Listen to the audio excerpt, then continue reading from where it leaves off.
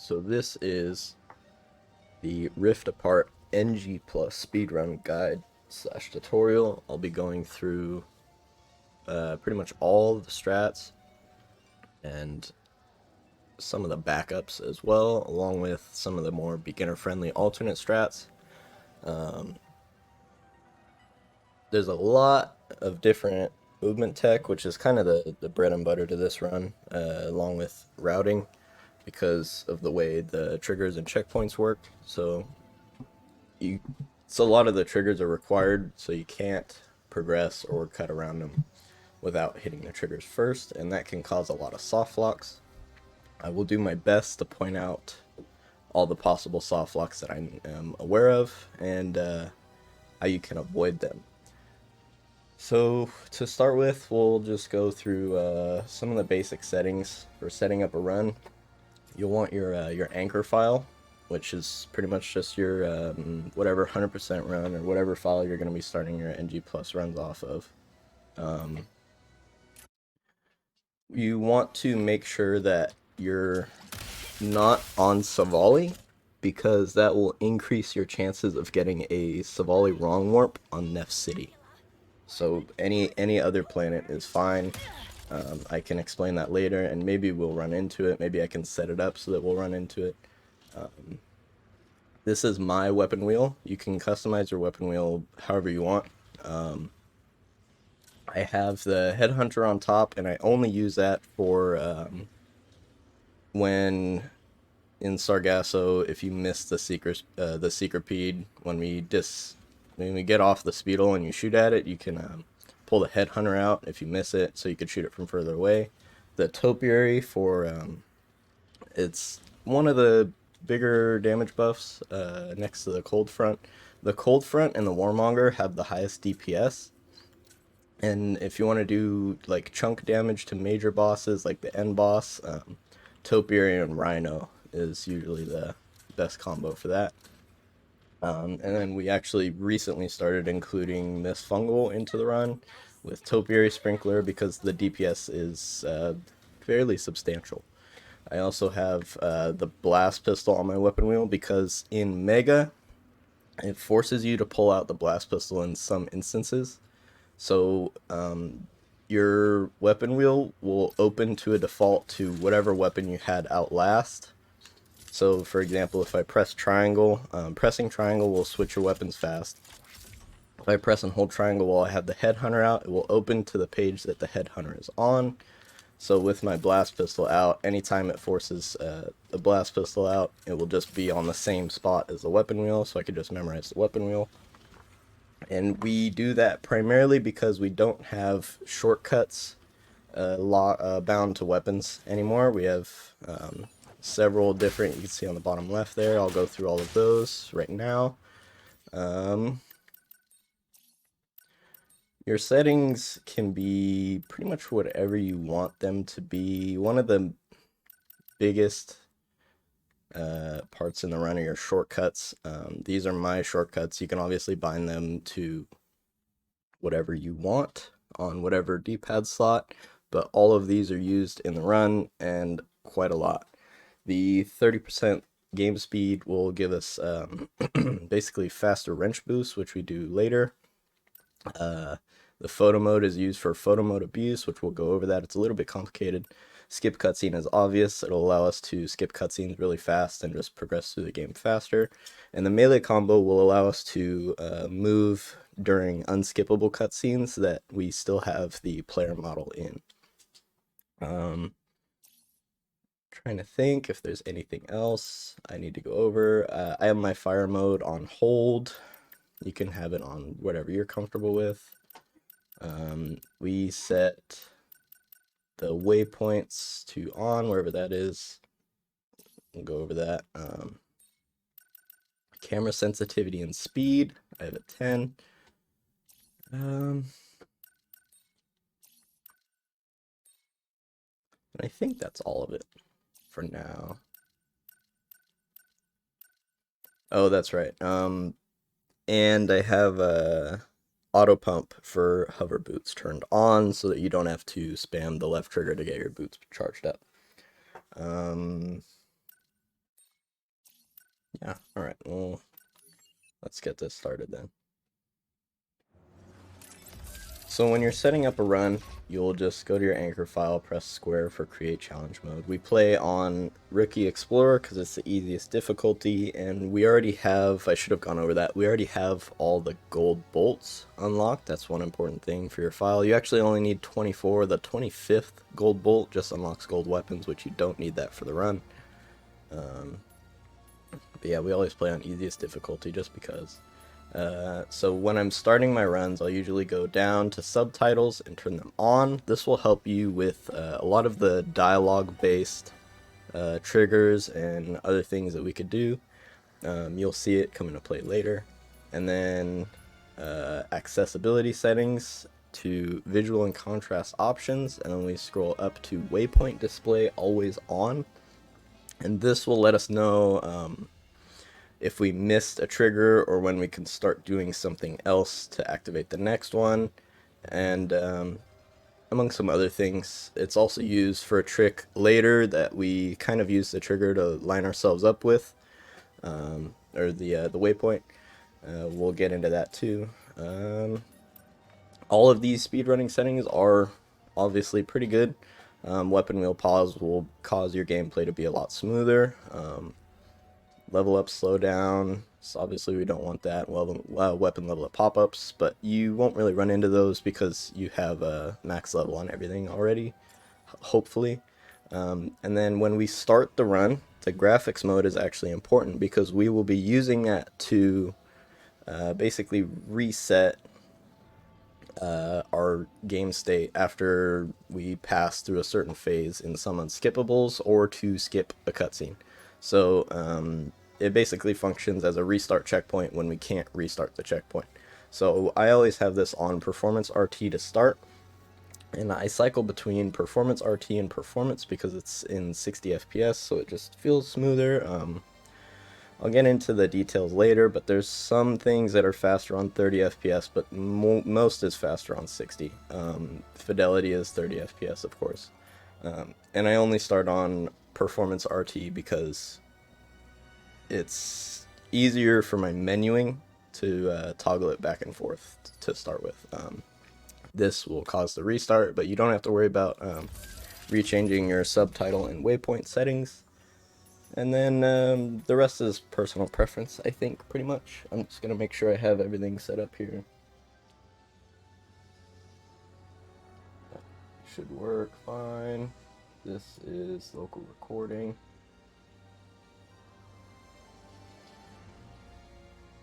Alright, and then as we go through this, I'll have, I have a save set up for backloading, so I can show something off if I need to, if anybody has any questions or concerns. And I have a overlay that lets me draw on the screen that I can hopefully use. It might be a little bit weird, but we should be all set to go here.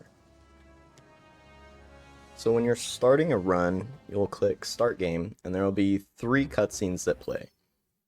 So what we're going to want to do is press the Skip Cutscene button once, twice, and then once we get to this cutscene with the back of Ratchet's head, to start a run, we're going to press on Skip Cinematic, and this cutscene will pop up, and then timer starts as soon as you hit Confirm. So time would start now. And one of the starting bits of movement that we're going to be doing a lot is sprinting. You could do that with pressing down the left stick or holding down RB. RB is used for the charge boots, but when you don't have the charge boots unlocked, you will default to sprinting. Jumping like I am here, as soon as your feet touch the ground, is very, very slightly faster than sprinting, but it's you have to get like 60 jumps in a row to save 1 second. So you just want to be doing it throughout the level, and you don't have to, if you find yourself jumping and then maybe accidentally double jumping or something, and it'll ultimately be slower, then don't worry about it. You could just sprint through the whole level, it's no big deal, and you'll still get under, the goal is to have a mega under 7 minutes. So what I like to do here is just start sprinting, and then just do chain these tiny hops together. And then you're going to come across these boxes. You can jump to the left or the right side of these boxes. It doesn't matter. We obviously don't break them because we have max bolts. We don't need any. And then you're going to do a short hyper strike. Now there's two different hyper strikes you can do. There's a short hyper strike where it's X and square as fast as you can. And then there's what's called an extended hyper strike. So while you're holding X and you press square, you just keep holding X and you'll stay in the air for longer and it will go a little bit higher. So for example, you can double jump hyper strike and drop to the ground, or you could do a double jump extended hyper strike and you'll stay in the air longer. And this transitions with momentum, so you can get a little bit of extra length and height out of extended hyper strike, and we'll use that in a few places in the run. And for this part, you can throw your wrench while sprinting, so you could throw it pretty early there as long as you just kind of know where you're aiming at. I think center dot is a function that will help a little bit if you struggle with that. And then for this part, you just grab the burst pistol, and I just hold the trigger here to automatically shoot. And then as soon as you shoot, you're going to switch to the warmonger on the weapon wheel, because it's the next trick is going to be a little bit complicated, so I'll go through it really slow. Hey, puppy dog. That's my dog. So what we're going to do here is we're going to get a skippable cutscene. We're going to, right after we switch to the warmonger, we're going to let this cutscene come up and skip it with the cutscene skip button. And then right after we do, we're going to open the map. Now we're going to do what's called photo mode abuse, which is basically tricking the game into allowing the world to move while the characters and NPCs don't. So we'll use this several times, and it's fairly easy to do. You just open the map and then hold your photo mode shortcut, and then while you're holding the photo mode shortcut, you're going to press circle, and your camera in the photo mode should teleport somewhere random. It happens very frequently. What's happening now is basically the world is playing without you actually playing, but what we want to do is be able to play while the world is cycling. So another thing that chains into photo mode abuse, but we only use it, I think, here and maybe one other place in the run. Actually, this might be the only place, but this one's a little bit harder for inputs. So you're going to go, basically, you could do it from any point too on this specific part. It doesn't matter if these guys are dead or alive, any point from this level. So if you mess it up, it's always safe to just try it again. But you can open the map, hold photo mode button, press circle, and that will instantly put you into this. See, the dialogue's still playing. So the game is still playing even though it's frozen. And then what I do, and there's a couple different ways to do this, but what I do personally is I hold LB, and then, hi dog, hello dog. I hold LB and then press the create menu button on the PS5. Now this is going to allow us to basically hold this game state of photo mode abuse, but be able to play inside of the game. So now that I'm able to, I can still basically move in the game because of that. So I'm going to hold this, or sorry, I'm going to press circle to bring up the exit photo mode menu. And then I'm going to hold LB, do create menu. And then when I press X, it's going to close out of photo mode and I'll be able to play the game. And you can see this island is still moving. I'm going to cancel it out just for the sake of demonstration, because back to this point right here, when you have your burst pistol out, I think I can restart checkpoint. I like to press triangle to get my warmonger out and then shoot, because if you don't do that, sometimes if you try and do the photo mode abuse without delay as fast as you can, it'll eat your inputs. So I like to just pull the warmonger out, shoot, and then do the all the photo mode inputs. And it also will clear the enemies so you won't bonk into them while you're running. So those guys are gone. You'll have the warmonger out, which is also important. You'll need the warmonger for the next section. You'll do photo mode abuse, same thing.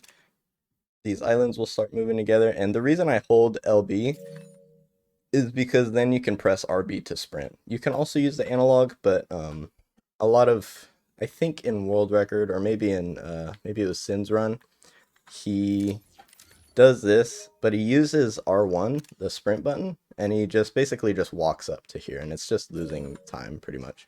If you don't do it fast enough, the parade will also stop here. That's kind of scripted. Restarting checkpoint will allow it to basically reset back to where it was. So we're just gonna carry on with this now. So now we can, it's kind of a trust fall, but you just jump into this and it's going to teleport you here. Now we don't want to ride the grind rail because the grind rail is slow, but you can, if you're a new runner, you won't lose that much time. Just make sure that when you get towards the end of the grind rail, you hold or spam the shoot button, depending on what your settings are, and jump, and that will get the warmonger shot out to kill the guy that spawns right there as fast as possible. That way, when the cutscene is over, you can skip and go to the next section as fast as you can. So there's two different ways to do this. Is a little more complicated part for probably intermediate and advanced runners, but it is the fastest way to do it. There's two different ways to get to this little, let me see if I can see it. Oh shoot, that's fine. If you grab the rail and you want to go for like a really fast mega, you can just reset this and then jump down, same thing. And then this left side right here is pretty much all walkable terrain. And in my opinion, this is the easiest side. Not a lot of people will go for this side because I just don't think that they know it exists. But all of this you can walk on, and then all you have to do is get to, you can see it on the left side of the screen right there, that little leg off of this building. You can jump and glide, double jump glide over to that, and then do an extended hyper strike, and you'll land on it. There's a lot of room up there, but not too much to work with. But from the left side, you have plenty of height. You could probably even do a normal hyper strike and still make it, but that would be a little riskier. And then the other way of doing it, you can jump and teleport back up 2 times, I think, over there before it will warp you back over there. So you get 1 attempt at it pretty much. The other way to do this is to double jump glide and then wall grab and then glide back down and hyper strike. This one's a little trickier, but if you're already well practiced at it and you know what you're doing, then you might as well just use this one. But if you're beginning or just starting out, I personally prefer the left side. It is just a lot easier, left side supremacy, as we say.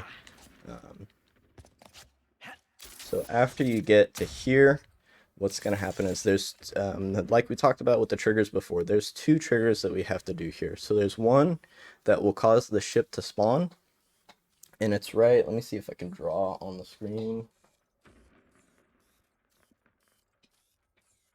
Where is this? There it is. Okay.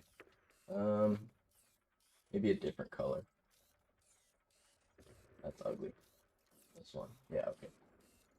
So there is a trigger, lost my mouse, there we go, that goes from right about here to this way, and you're just trying to jump into this rectangle pretty much. You don't want to go too far to the right because it won't spawn the ship that we're trying to spawn. And what you can do is you can actually land on this guy right here. You just have to get your warmonger shot out pretty fast before the ship gets away from you. But even if the ship does get away from you, you don't have to worry too much because you can still kill it at a different point. And what I do, which is the fastest way to go about this that was found fairly recently, is what you want to do is as you're coming into this and hyper striking, you can't obviously move during the hyper strike animation. So that's when I choose to turn my camera. I'll point my camera pretty much right at this structure, and I'll do a double jump, glide, and shoot. Now this kills that, there's the ship, it spawns right there, and it basically kills all the enemies inside of the dropship, and now that skips the next trigger, so no enemy will jump out, and it basically acts like we completed that trigger already. So now we can do the next part of this trick, which is jumping to, I should probably pull chat back up,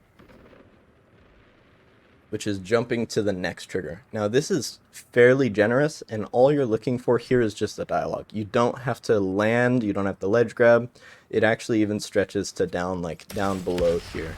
So you could just do a double jump, glide, and as long as you get the dialogue, it doesn't matter. and then you'll see the checkpoint pop up on the bottom right, and you can restart checkpoint. Don't restart checkpoint too soon because you will mess it up. And now we're going to do what's called, I might be going a little bit too fast on this, but hopefully everything is good. We're going to do what's called weapon staging, or what I call weapon staging. So in the next area, we're going to use the Rhino fairly early, and so I'm going to pull out the Rhino, but it's going to automatically switch us to the burst pistol because of one of the cutscenes. So we'll be able to press triangle once, and it'll pull out the Rhino. I'll show you when we get there. So we're just going to grab this and go to the next section. You can cross this next section kind of however you want. There's no really like fast way as a default. I like to glide down, and then sometimes you'll slide off of that, but it's whatever. You just go. The trigger for the next section is just his hand right here. So as long as you land on that hand, you'll start the next area. You don't have to do anything flashy or crazy. And then now we're going to land right here. So this is the start of the next section, and it pulls our burst pistol out. So we're going to press triangle once, and we'll have the Rhino in hand. We're just going to skip past these guys because they're not required. And once we get to this bridge right here, let me see if I can restart checkpoint enemies to clear. Yeah, so once we get to this bridge right here, we're going to have the Rhino out, and we're going to shoot pretty much anywhere over there, and you'll see it lands and kills those 3 goons down there. So what that does is, while we're still running over, it'll kill those 3 goons that are on that island, and this dropship will start to move into place. Now, to get down to that island as fast as we can, we're going to hyper strike. So all together it'll look like this. Rhino shot, the dropship will start moving, and we'll hyper strike, and it'll automatically teleport us here.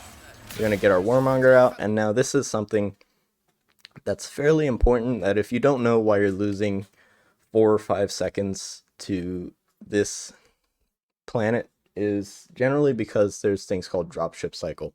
The enemy dropship will stop to drop enemies out, but you might feel inclined to shoot it a little bit sooner, or you might hit it with the Rhino, which kills the enemies inside. If you kill the enemies inside too early, it will take an extra few seconds, couple seconds, for the dropship to move, and this goes on 2 separate occasions. So let me try and see if I can get an example here. So we'll kill, just like normal, we'll kill these guys. The dropship will move into place, and if I shoot now to kill the enemies, it's gonna stick around here for however long it does. Oh yeah, until that guy has to be dead too, before it starts moving again for a fair amount of time. Yeah, and then it'll start going. So what you want to do ideally is have these guys all dead, and the dropship will come over. Oh wow, that took a weird pattern. Let me try this again. And then as soon as the dropship stops moving, so right there, then you shoot, and then it will go to the next phase fast like that. And then you're going to do the same thing here. As soon as it stops moving, then you'll shoot, and it'll start the next phase. There's a couple different ways you can do this next section, but this is your first official boss fight. You can use the Cold Front Warmonger or the Topiary Rhino. I think recently it was found that the Topiary Rhino is the fastest because you can actually kill the ship before the health bar shows up, but you don't want to kill the ship too early because it will soft lock the game. So after you kill those enemies, you can, if you want to be really optimal about it, you can press triangle to pull out the Rhino and then switch to the Topiary. You'll throw 1 Topiary, shoot 1 Rhino shot, and sometimes the Rhino is a little bit finicky. We'll see if I can get a better example. Yeah. See? There we go. Alright, so it does big chunk damage. Basically 100 to 0 that boss. There is something called, I think I can go over it here actually. There is something called Optimal Rhino, and basically if you're wondering why your Rhino's not doing a lot of damage to enemies or just in general, it's because it's the smaller portals are dropping before the large one, and once enemies get hit by the smaller portals, they're kind of what's the word, stun locked. So they will not take damage from the main Rhino shot, which does the most damage. So what optimal Rhino is basically there's an upgrade tree that I can show later, where you don't have any of the smaller portals upgraded, just the big one. So you're just dropping those. See how it dropped instantly? The big portal has a higher chance of hitting, and will basically it's not 100% consistent, but it will deliver the higher damage with more consistency. And so this is the next little auto scroller we have right here. That went really fast, I don't know why. And then we have another skippable cutscene. So we'll just skip this one, and then this one's unskippable. And now we're gonna get into optimal rails. So the way rails work is, if you know how bee hopping works, basically it's the same thing. Jumping as soon as you touch the rail will preserve all of your forward momentum on the rail, and you just keep doing small hops. This also works through rail transferring, which is what I'm going to do here. So you can just hold left or right on the analog stick and press X once, and just keep doing that between all of the rails, and you'll just keep jumping back and forth between them. So right here, we actually go for, it's kind of like a cheap trick. It saves like a half second, but you can actually, so what happened there was called a black screen, and black screens will happen pretty frequently if you keep restarting checkpoint. So if you encounter a really long black screen or something like that, and it's struggling to load, all you have to do is just press and hold your PlayStation button and then close the game, and that will basically reset I think the way it happens is it kind of overlaps the saves, and then that black screen will just keep dragging out longer and longer. So to avoid that problem, we'll just close the game every once in a while and resume. I don't see anything on the projector. Okay, there it goes.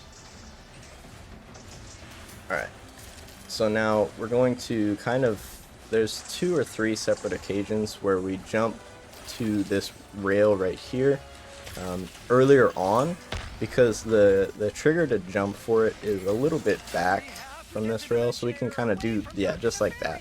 So you can do the rail transfer a little bit sooner than you think you can, and it'll be slightly faster. So just jumping back and forth between these rails will get us to the next section just a little bit faster, not by much. You don't have to kill these enemies here. You'll just run up and hit this button with a hyper strike. Now you'll want to do the fast hyper strike like this, and you can actually hit this button from really far away like that, pretty much from next set goon.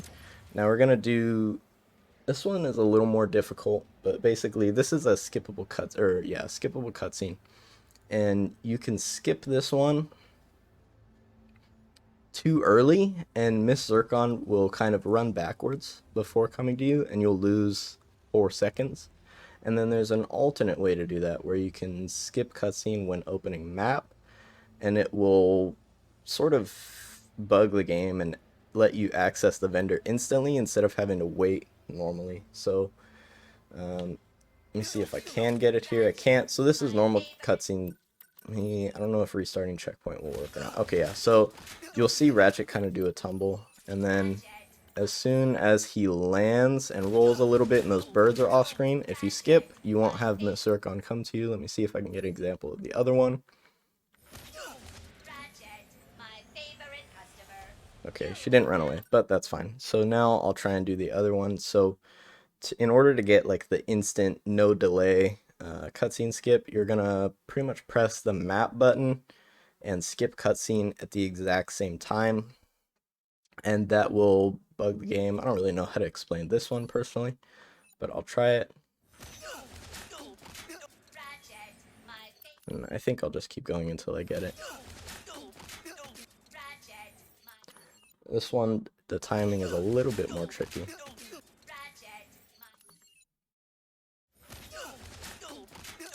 There we go. So you saw it kind of like flash right there. That means it worked. So if I press triangle, it'll go in really weird, and I can press triangle again to open the vendor instantly. It looks really weird, but it just works the way it works. This is my Rhino upgrade tree. I'm sure there's probably still some more improvement I could do to it, but it's what I use for right now, and it works. There is something called rhino clipping, which we will get into later.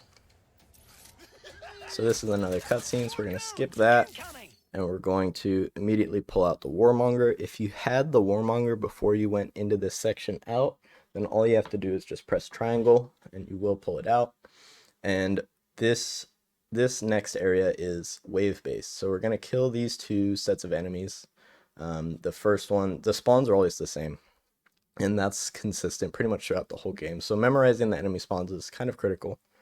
But this first one, we're just going to kill these guys in the dropship and that guy there, and then I like to pull the rhino out and shoot right here because that dropship comes in from the right, and then you're looking for that dialogue, the train's pulling away. So with this one, this is a little hard to explain, but it's called an IJ. An infinite jump is basically using photo mode to cancel out a hyper strike and reset your stated position. So all you have to do is double jump, extended hyper strike. You could do a normal hyper strike, but an extended hyper strike will get you a little more height and it'll be easier to pull off. And then what you're going to do is basically open the map like a normal photo mode right after you do the square input, and then you'll do photo mode abuse, so holding the photo mode button and then pressing circle, and then basically what happens is Ratchet will play out the hyperstrike animation, but he won't move his character model. So now the game thinks he's in a grounded state, and that's where it has him paused. So out of this menu, we can press circle to close, hold forward, and then just spam X, and we'll get another double jump in. So you can chain these together pretty easily, and then you can practice this in all kinds of places. You can actually just keep getting height, so that's pretty cool. And we use this in a few spots on the run, and it's always good to know as a backup too. In case you miss something, you can do an IJ to save yourself off of something, etc., etc. So I'm going to show you two ways to do this next area. I'll do the easy way first. The easy way, you just wait for this train to go. And then you could double jump a little bit earlier. Not that early. The platform will load before the platform actually shows, but I haven't done it this way in a long time. Like that, and then you'll just jump left and then into the cutscene here. So now if you want to practice this specific part, this next hard part that's coming up, when you get into this cutscene, you can go to settings, visuals, and performance. Just change it over. You can change it to whatever you want, it'll work, just not the same one that you're already on. Press circle and it will ask you to restart checkpoint, and that will bring you to just before that happens. So now you can, this is a little more difficult, but we're going to basically do an IJ underneath the train and glide into that same trigger portion. It'll look something like this.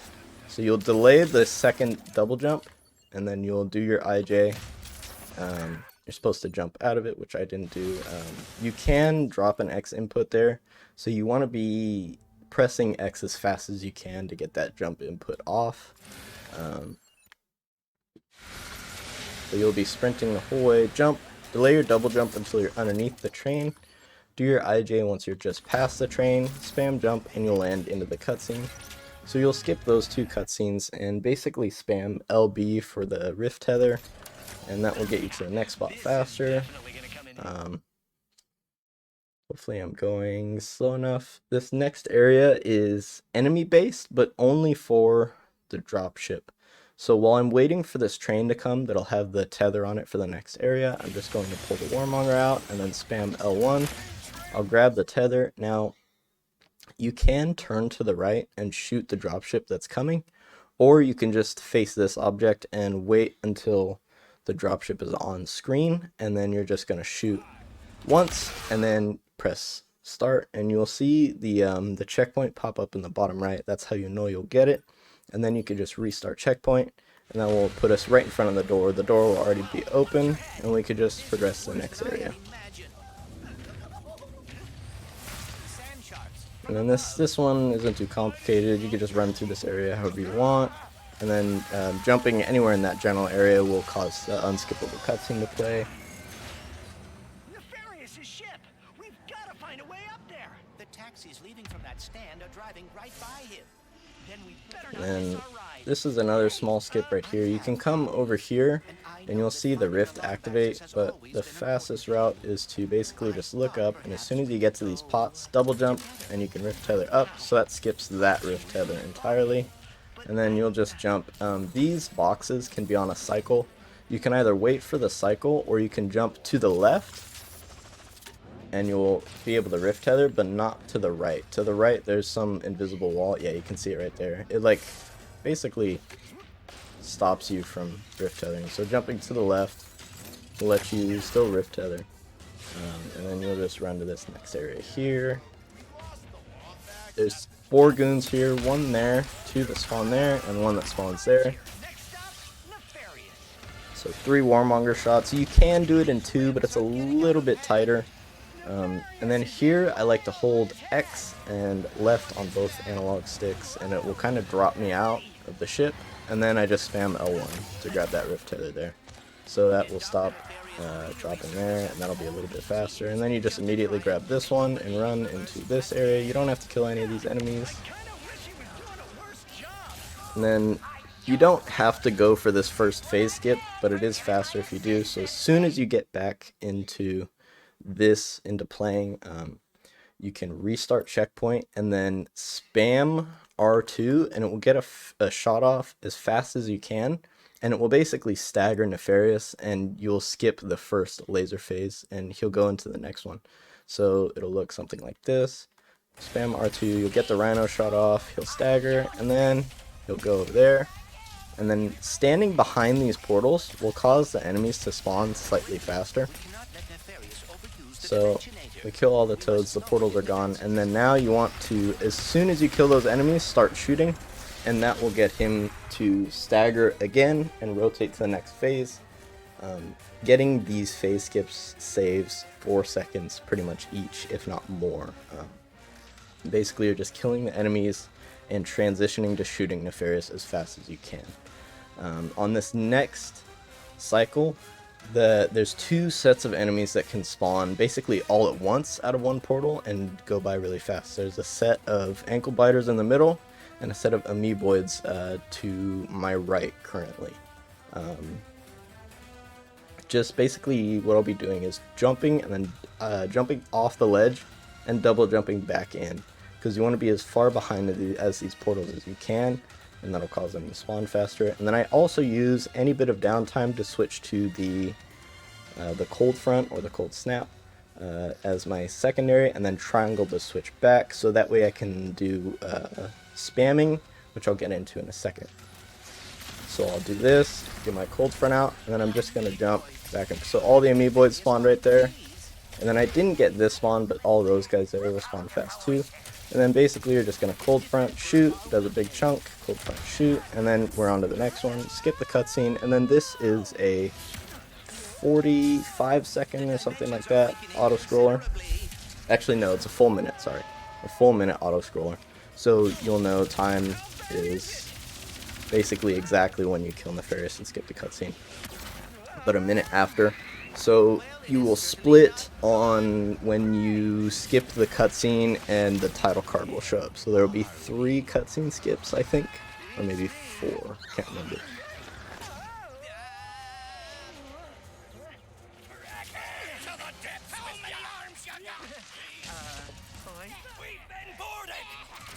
And just to show, I'm not touching the controller, I'm not doing anything. It's all just on autopilot. So you'll just spam the skip cutscene button here. You'll skip 1. This one's unskippable. Then you'll skip 2, and then split now. And that's when the title card shows up. Now this is another little unskippable, but you can skip it once it gets to a certain point, and then when it gets to that point, I'll be holding sprint and left, and that point is, I'm basically just spamming it until it does. And so now we're on to course on 5, or Nefarious City. The casual route for the start of this planet is going around that way. It's really slow, we're gonna not do that. So we're gonna jump onto this TV here and double jump and do an extended hyper strike. This one is a little bit tough to test the timing on, but you'll basically get on top of this. It's not too bad, and you could do it with different camera angles too, so whatever you're comfortable with. But all it is just a double jump into a wall bounce, and then hold X and square for the extended hyper strike. Now the only hard part about this is you can bonk on that little pillar guy right there. So just try and go either just short of it or just past it. It's usually easier to do just past it like that. This one will take a lot of practice to get consistent at. Ideally you can make it, you'll have like 5 tries, maybe 6 tries before you're even losing time to the casual route. So it's very generous, super easy. But just delay, if you're struggling with it, usually just delay your hyper strike until Ratchet's falling for like a second.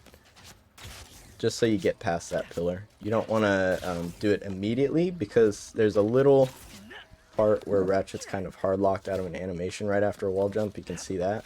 Like, he doesn't start turning until a little bit after. So as soon as he starts turning is when you want to do it, because that's when you'll have that momentum to go into that ledge. Just like that. So that one will take some practice. But you're just going to run straight here pretty much onto the elevator. And now we're going to get into the first part that we use the wrench swings for. So the wrench swing combo will do a full combo, and it will actually work even while Ratchet is stuck in an unskippable cutscene. So we're going to go to this bolt crank right here, and we're going to go to this forward right green dot. This is actually really important. All bolt cranks will put you out at a different location depending on where you started from. So we're going to start on this green dot, and it will point us facing straight for the door. And then all we're going to do is just hold the wrench combo button until we see the icon pop up in the bottom right. So now that we have that save icon in the bottom right, that means we've progressed to the next area, and we're going to skip this 15-second unskippable cutscene by changing the visuals again. And you'll be able to do this pretty fast. The inputs for the visual changes are all going to be the same. So as long as you remember your menuing, which is going to be, which one were we on? Performance. There we go.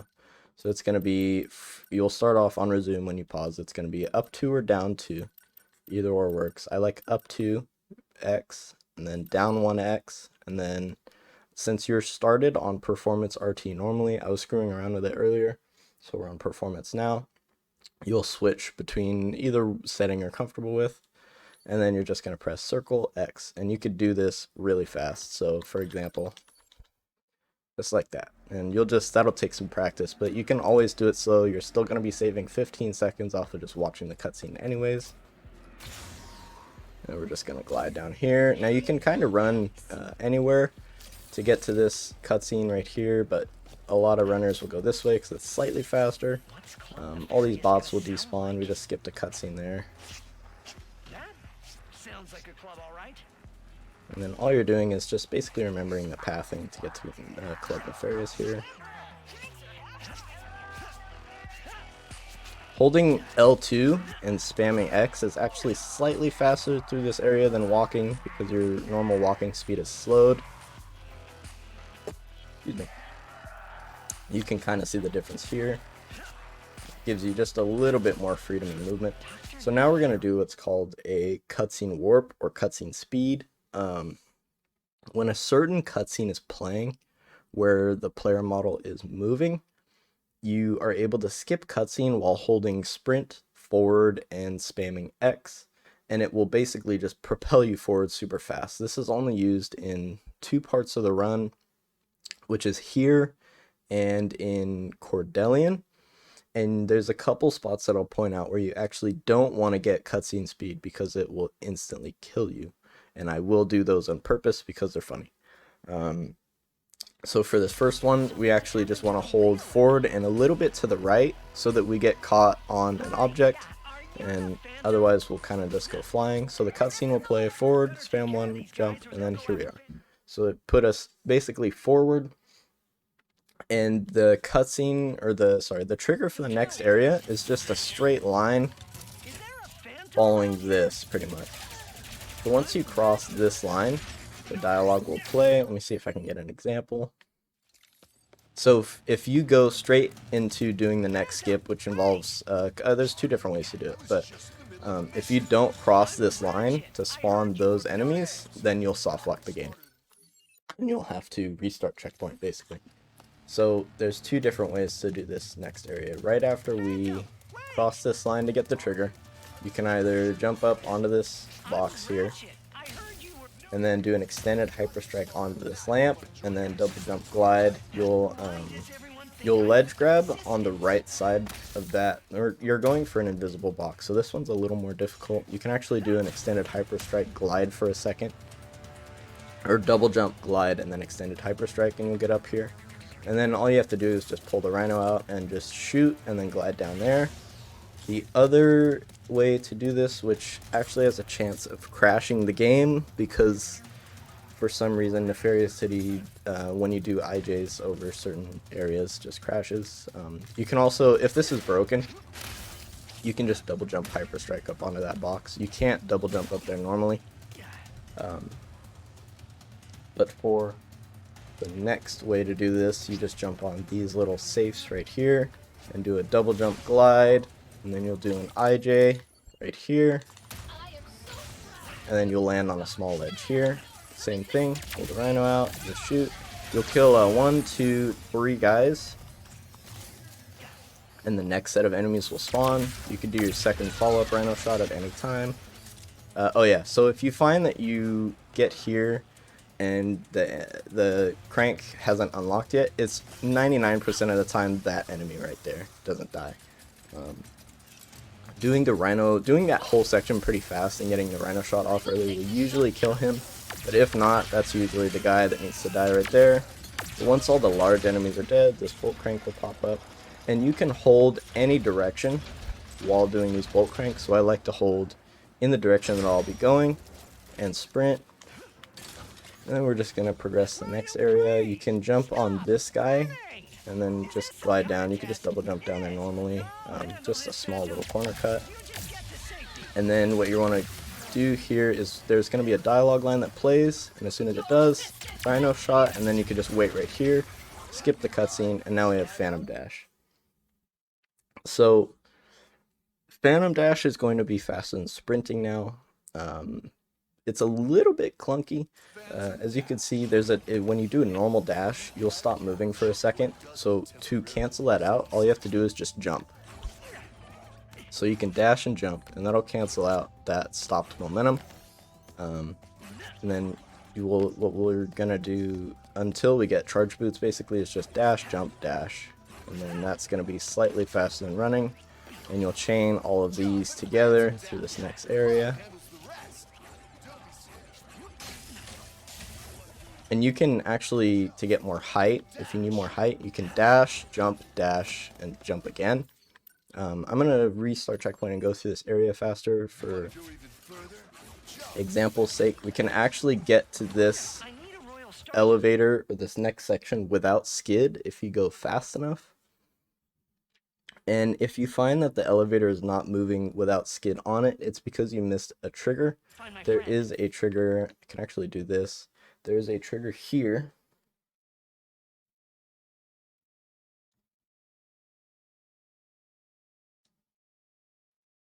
There we go. I outlined it with a box. So basically you want to pass through that box area before you get to the jump pad, and that will allow you not to soft lock when you go into the next area.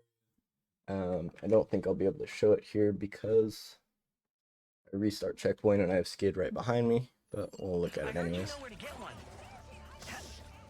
So I pass through that box, and then I get up here. And then I think I screwed it because I had restart checkpoint. Now it's gonna act kind of weird. I need a royal starship to find my friend. I heard you know where to get one. You can cancel out your vertical height out of jump pads with the dash too. Alright, so yeah, for demonstration's sake, I'm gonna backload here. You can backload in this game, which is pretty neat and good for example. I think If this one doesn't work, I'll just progress normally, but that lift will move. Okay, yeah, here we go. So we can get through here basically faster than Phantom does.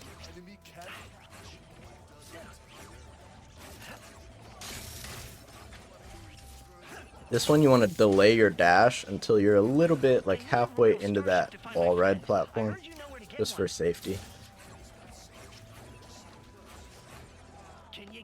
Alright, so now the lift is moving without skids, so just as long as you pass through that area, you'll be able to get into the next one. So now there's a big pipe on the right side here that will, as soon as the top of that pipe, sort of where it's at the top of the screen right now, if you double jump hyper strike while sprinting into the wall, you will activate the next cutscene sooner. It'll look like this. As soon as it comes on a screen, you'll be able to skip cutscene. You can just double jump into it with a better time jump. Doesn't really matter. You won't lose too much. And then now you're just gonna progress through this area. You can hyper strike to get to the ground there sooner. And this is all just chain to jump, pretty much. Oh yeah, so for example, like on this jump pad, normally you jump like really high before falling down, but you can just dash and you'll cancel out your vertical height. This is useful in a few cases and just very slightly faster. So now here, normally you have to wait for this guy to jump up, but what we do is immediately go for this and do a dash jump dash and grab the grapple hook. You could do the same thing here, but it's a little bit riskier and sometimes it'll eat your second dash input, and this thing comes in pretty quick anyways, so you could just wait for it. Dash, same thing, and then this next area won't work or won't activate until you talk to Miss Zircon. And then I like to stage my weapons, so I have Rhino and the Warmonger, and then you'll just jump onto this guy. Now there's another unskippable cutscene that plays as soon as this lift reaches the top of the elevator. So what we're going to want to do is jump on this little guy here. And as soon as we see the top of the level at the top of the screen, we're going to double jump hyper strike, and then you'll see the icon pop up in the bottom right, and we'll just restart checkpoint, and that will skip that cutscene. So you can actually, it's pretty generous. It'll only play when the lift reaches the top. So if you just double jump out of it normally, and as long as you're double jumping above the lift and getting into the next checkpoint, you can restart checkpoint, and you'll be right into the next area. And that skips another unskippable cutscene.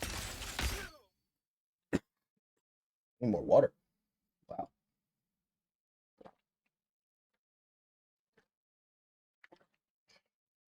So now we're going to get into dialogue muting. Muting a dialogue for a character is pretty easy. You just wait until they're talking, and then you'll press start, and you'll do what's similar to a photo mode abuse, but with the start menu. You could do muting just out of a start menu. There's one different version of this that will mute another character's dialogue consistently but allow others to play. This one sort of mutes all dialogue and is fairly generous. So once Phantom says his voice line here, we're going to press start. I like to, again, press and hold LB, open the create menu, and then just press circle. And now the game is pretty much muted. You have to be careful because if you press and hold triangle and open the weapon wheel, it will cancel this effect. And I think if you open the map as well. So that's why you want to make sure you have your Rhino and your Warmonger out, so that way you don't have to wind up opening the weapon wheel at all. So the voice lines are playing without actually playing, and I might have screwed it up because I paused, but it's fine. All these enemy spawns are the same. They'll all be on that side, and then they'll be on this side. And after these ones, they're all down the middle. And I like to pull my Warmonger out after they're all dead. Then a cutscene will play. Yep, so that cutscene will, with the dialogue mute, that cutscene will show up a lot faster than normal. And if you do mess it up and you do press triangle, you can just restart the mute, and usually it will work. You have to be careful though, because there are some instances where dialogue muting will soft lock. So pretty much the only ones we do currently are the ones we know that work and are faster. So now you don't have to do this bolt, but you can if you're not comfortable with IJs, but we're basically just going to double jump, dash, hyper strike, and IJ. When you IJ, it will actually reset your phantom dash state too. So you'll be able to keep dashing out of phantom dashing out of IJs consistently. And you'll also, when we get to it with charge boots, you'll be able to do charge boot double jumps out of IJs as well. So this next area is pretty straightforward. We're going to, now that we have the Warmonger selected, that'll be our second on our triangle. We'll skip this cutscene, and then we'll be able to pull the cold print out. And then I just hold trigger and spam triangle, and it will DPS this guy down really fast. And if you don't kill him there, it's fine. You could just kill him here. It doesn't make a big deal at the time. The portal will open. And then right here, you're just going to beeline for the glitch panel here. Skip that cutscene. Skip the puzzle, of course. We skip puzzles in speedruns. It's faster. There are some glitch puzzles where moving to a certain location will actually be faster than just waiting for the dialogue to play, because it cancels the dialogue out. I'll point those out when we get to them. This one is just a timer base. And then you're going to have 3 more cutscenes. And then your time for this planet will be as soon as you fade to black here. So, time, and now you're on to Sargasso.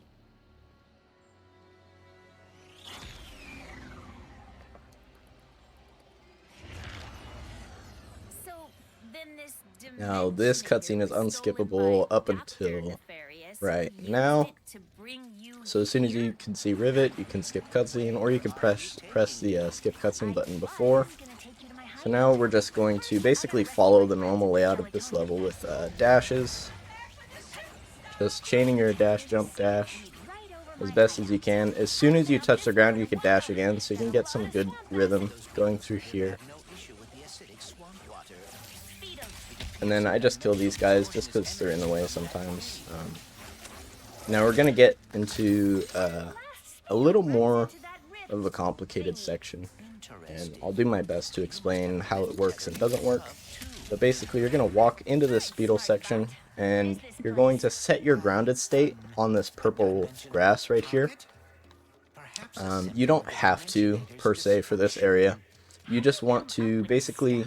The game registers where you were standing within 1 second of where you're standing on. So if I were to be jumping right now, the game wouldn't register me as standing on this surface. Kind of like Tiptoes, if you played the other Ratchet and Clank games. Or I think there's a similar mechanic in Sly.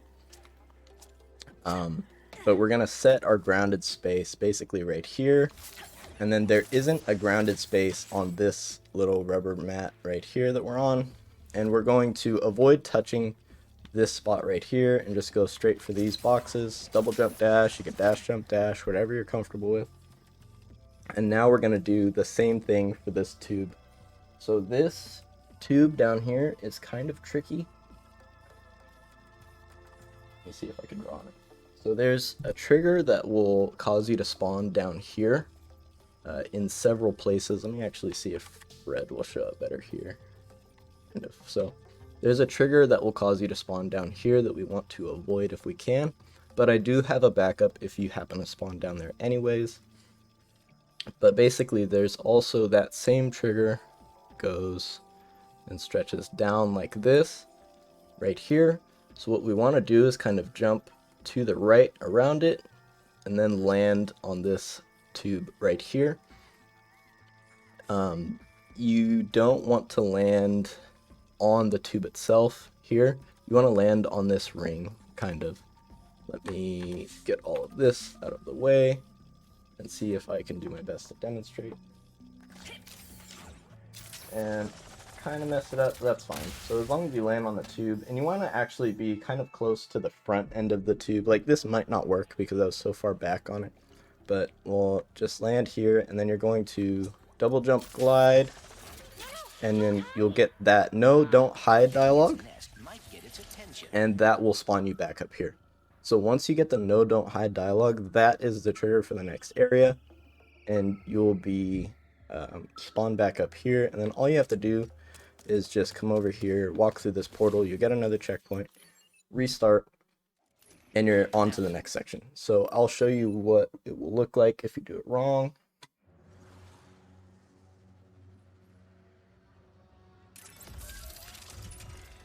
All I have to do, this is pretty handy, is just backload here.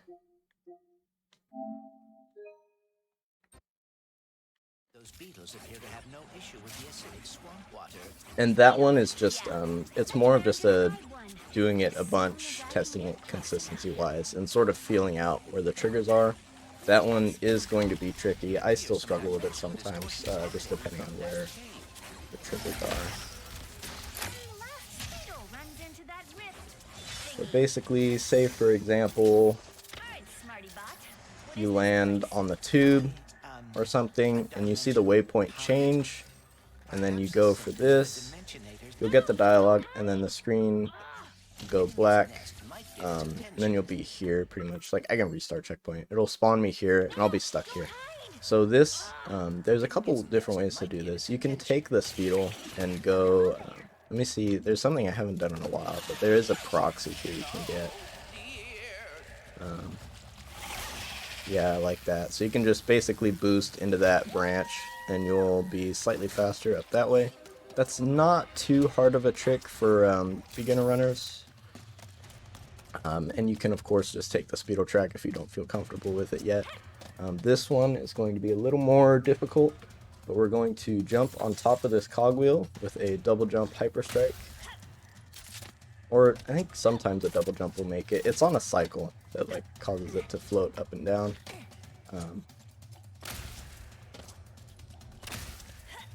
Yeah, just jump on this box, jump up onto this thing. I don't know why I'm struggling with it. It happens sometimes. And you don't actually have to jump on this either. It just makes it so you don't have to IJ. So it's just slightly faster. There we go. So you'll land on this, and then you'll just double jump, dash, glide, and you can ledge grab or hyper strike. Sometimes extended hyper strike will cause you to just land on the ledge without ledge grabbing, but it's more dangerous that way. And then you'll do a double jump, dash, extended hyper strike to get up here. And then I suppose I can also show what that looks like with a IJ just from the top of this box. You can just double jump, dash. Oh, whoops. I messed it up. Sometimes you can accidentally bump slow-mo or your other D-pad buttons, so just be careful with your layout on that. But yeah, that's what that will look like with an IJ. This is the same part. And then same thing, you'll just come back to this portal and restart checkpoint. Now, if we could get away from this, And then this, you can just follow. If you want to be really swag, there is actually a faster way, but it's sort of inconsistent. And if you bonk, you'll lose a lot of time. It'll look like this. Yeah, like that's gonna bonk. I'm gonna go for this anyways, so I think I can. But basically, you're gonna hit this really specific spot right here, and you'll go up and over that whole section. It only saves like a second, so it's not really that critical if you hit or miss it. I'm just not gonna go for it anymore, but you get the idea.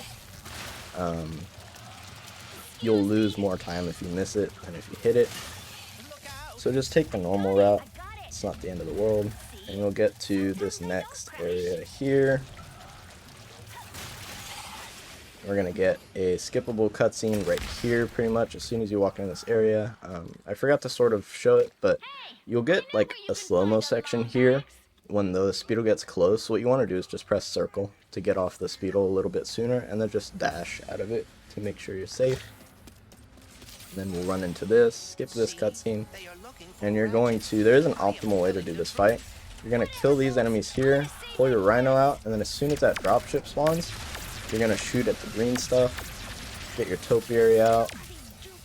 Sometimes that dropship will die in one shot if you hit the gelatonium that's stored there. But basically just topiary and Rhino these dropships, it'll kill them really fast. Then 2 enemies will spawn on either side. And as soon as you kill them, all those enemies will spawn over there, and you'll know that you have the trigger for the next checkpoint. So what you do is you walk out of that area and then walk back in, and you'll get it'll progress slightly faster. And then with the Rhino and Topiary out, you can do this with the Warmonger Cold Snap. You can Rhino while you're running over, and then there's several efficient ways to kill bosses. I personally like Rhino Topiary. It's done, easy. You're going to hit these checkpoints to bring the platform down, and then the enemies are going to spawn in the next area, and there will also be rift tethers. So what you want to do is shoot once to get those guys dead, double jump, dash, and rift tether to here. Shoot there, and then after those enemies are dead, you can drop 2 Topiaries. You can kind of do it at any time, so just keep shooting over there until those guys are dead, and then a dropship spawns here. This is just the most optimal way to do this fight. You obviously don't have to do it this way. If you're just starting, you could just spam the Rhino and it'll usually work out fine. But all the enemy spawns are going to be the same. It's going to be the enemies closest to you before you grab the rift. 2 sets of enemies on the furthest side of that area. The dropship will spawn on the right, and basically topiarying just causes the dropship to stay in place so you can shoot it easier. And then a dropship will spawn on the left, and then once you kill the left dropship, you don't actually have to blow up the left dropship, you only have to blow up the one on the right. And then the enemies will start spawning ahead of you. And then there will be a couple sets of enemies that spawn. You can use the Warmonger or the Rhino. And once they're all dead, then this will open. And then again, you can hold whatever direction you want while you're doing those. There's 2 different ways to do this next spot too. You can double jump and glide to there, which is a little more risky. There's like a little bit of a ledge. Or you can double jump and glide to there. There's more ledges to land on, which I'll do that for example. It's pretty safe. You could just land anywhere over here. You'll get the checkpoint. You could jump around here, jump up and over, whatever. And you're just going to kill this front door. And there will be some frog enemies, but they'll die in the Rhino shots. So they'll work out. And then these pressure plates will come on. Now you'll just get on this Speedle, and this Speedle every time is in the best lineup spot for hitting this next kind of weird trick. We're basically going to hit all these buttons, and then hit a small proxy off the last button that will get us into the next area. You don't have to hit it, it just saves a little bit of time if you do. If the game goes into slow-mo when you get on the Speedle, all you have to do is just open map or pause or whatever, and then close map or unpause, and it will get rid of that slow motion effect. Or you can jump off the Speedle, but that loses a little more time. So we're just going to hit button 1, 2, jump off of 3, and sometimes it won't work like that. You can just restart checkpoint, and you'll be right here. And you could grab this swing shot from really far away too. But for the sake of example, I will go for this again. The way the terrain's shaped, it's a little bit difficult to land this consistently. So yeah, it'll look like this. You'll just glide up the left side and you'll just jump off with circle and land right here. If you don't get that, then the pathing to get up here is pretty easy. You'll just grab the swing shot, jump on this box, jump up here, and then dash into this. So now, as soon as you grab this one, this is going to be a skippable cutscene, and we're going to use the wrench combo, which is going to basically allow us to not get onto the Speedle, and then we're going to dash out of that combo, and it will let us shoot the Secret boss early, and we'll be able to start the next phase. So we're going to do this, skip cutscene, restart checkpoint, and hold right, or it's kind of like down right, sort of right, and then wrench combo button, and then spam circle for dash. So it'll look like this, and then we'll be able to move around. That's the only way we know how to do it now, except for like spamming dash, but it's a little bit inconsistent. This way is 100% consistent and will work almost every time. If you find yourself jumping back onto the Speedle it means you didn't wrench swing far enough out of the Speedle hitbox, sort of, and it'll just auto put you back onto it. So from here, we can shoot it with the Rhino to start the next section, or if it gets too far away, like I said earlier in the video, you can use the Headhunter and basically just shoot it right there. There's also a hitbox below it, and that will work too. I will also, while I'm here, show a couple different ways to do the Speedle strat normally. So you can actually hit a couple different proxies. This will be sort of like the intermediate one. You will hug the wall here and just follow this same line and then just kind of curve back into them and you'll be on top. That one takes some practice. It's still kind of difficult to do. It's a very small line, but there is, if you do miss it, you can kind of go around the wall. Let me see if I can show that too. Hey, that's my annoying robot. There's a little bit of wall you can go around right here. I kind of flew over it, but that'll take you up pretty much the same amount. I think I could read it. There's a lot of places to bonk on this, so that's why this one's sort of a little bit difficult. Yeah, like right here, you can just go straight up that wall and go over here. And then for beginner runners, this is super easy to do. Just go right out here. Oh, maybe there isn't. I'm thinking of the next area. Yeah. I'm thinking of the next area. But anyways, this one's still fairly generous. You can just kind of go around this wall, and this, pretty much most of this will give you all the vertical height you need, but the fastest method will be doing the wrench combo, dashing, and then I like to use the Rhino. Sometimes the Rhino shot will miss if you're not fast enough, but that's fine. Just shoot it with the Headhunter, and you can just hit it with any weapon, and it'll start the next phase. So in order to shred this boss down, there's two different ways to do it. I'm still kind of experimenting with both. The boss has phases where he kind of like goes away from you in the level. So using the Cold Front and Warmonger can be a little bit difficult because the Warmonger will hit, but the Cold Front won't. So you'll wind up with a bunch of short damages. But what will hit consistently is the Topiary Rhino. But it's just a little bit slower is all. So Topiary and Rhino shots here down to, what is it, 50%? Yeah, 50% will start the next area. So the fastest will be Cold Front Warmonger or Topiary Rhino if you're struggling with that. Either or, you could probably even do Topiary Warmonger. You can mix it up, it doesn't really matter. So now for this one, we're going to do another PMA, and you have to wait until you see the Seekerpede sort of in the top right there, or when you see the Speedle. It kind of works. If you just go off when the Speedle is, it'll work every time. And then when the screen goes up like this, that means we're good, so we can close out of it. And then I like to just hold right trigger. I don't know if I can actually save this, so... Let me just show, there's two different ways to do the Speedle section too in case you miss it. You can hit that rock there, and then just hold left trigger. You actually have to not boost into that rock though, I think. You have to give it a second, and then boost. To get them like in front of you. Yeah, whatever. If you wait and then hit it, he'll get ahead of you, and then you can hit this proxy, I think. Yeah, there we go, like this. I haven't done that in a while. I think this will work. Nope, okay, we'll just backload. There's two other ways to do this.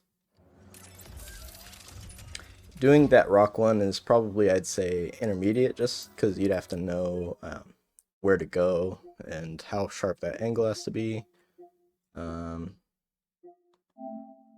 Hopefully this backload goes far enough. Okay, yeah, cool.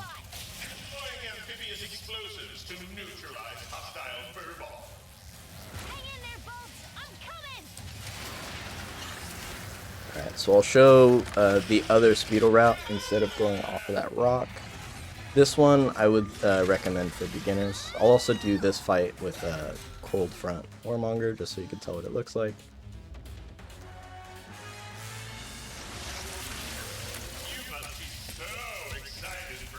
So yeah, usually it's a little bit faster if you get a good cycle and you can chain it. And then we'll just take the Speedle here. I don't actually have to do this. I guess this is an example of a... So yeah, the hitbox underneath it will activate that one. You can actually hold trigger and just start spamming triangle if you have the... It works for whatever gun. You just have that, and then hold trigger, you'll shoot it, and then just aim for the underside of it towards the front, and usually it'll work. And then finally, I'll show the easiest way to do it real quick here.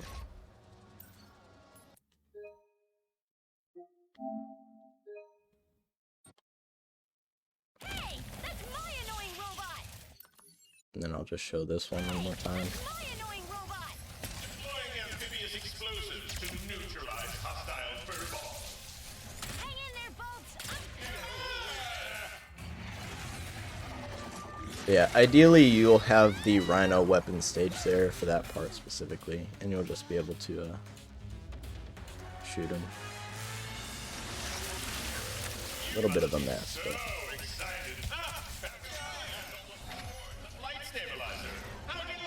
So for this will be the easiest way to do it. As soon as you jump on the Speedle, just go hard right here. And you'll go, there's a ramp right here. Just go up the ramp, and you'll land on them. Super easy. You don't lose too much time. It's a great way to start doing it until you sort of learn photo mode abuse, PMA, all that. And then same thing, this fight you could do whatever way you feel comfortable with.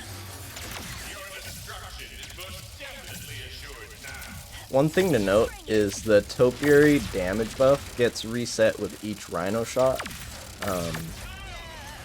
This is a skippable cutscene. But usually you want to do one topiary for each Rhino shot you plan on shooting. So you can actually throw 2 topiaries down and then shoot the Rhino twice, but it's better to just cycle them. When you're dashing off of ledges, you can actually do 2 dashes instantly like that. It doesn't have as much distance, and I don't know that it's all that much faster, I just know that you can do it. We're just going to dash, jump, dash over this rift, take that one, and this one. And then just jump, triangle, 2 cutscene skips, a puzzle skip, and another cutscene skip. And then we're going to wrench combo here to move us closer to the ship, so that as soon as the unskippable is over, we jump right in, and we're on to the next one.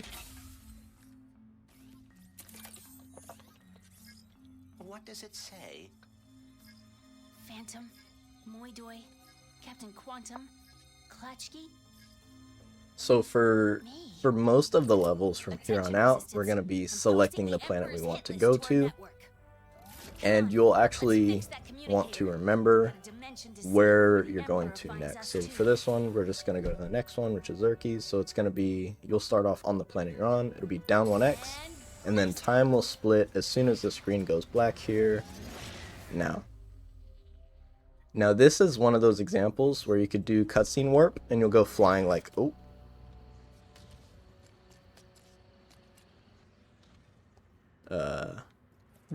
I'm gonna clip that.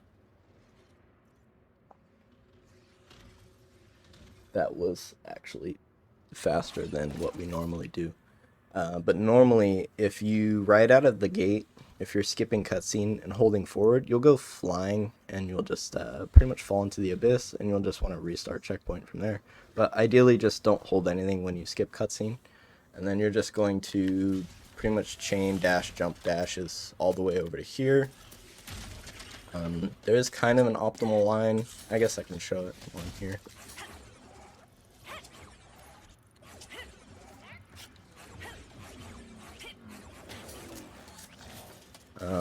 So right out of ship, you'll come and dash, jump, dash. And then I like to jump on here, and then just chain it. As clean of a line as you can.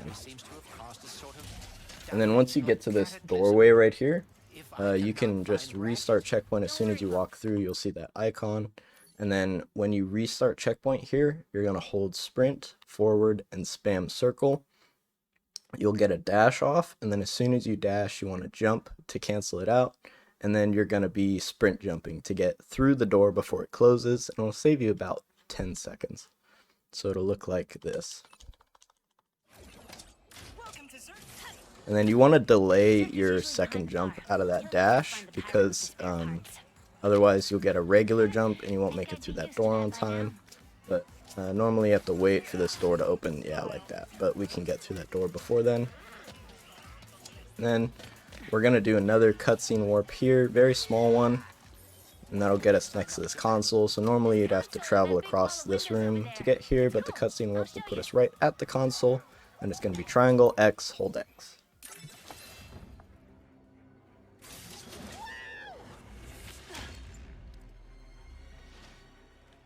And there's a cutscene skip here. And then you're just going to want to basically kill these enemies as fast as you can, cycling between the Warmonger and the Rhino. The Rhino will kill all the enemies that the Warmonger won't really reach fast enough, because there is travel time on it.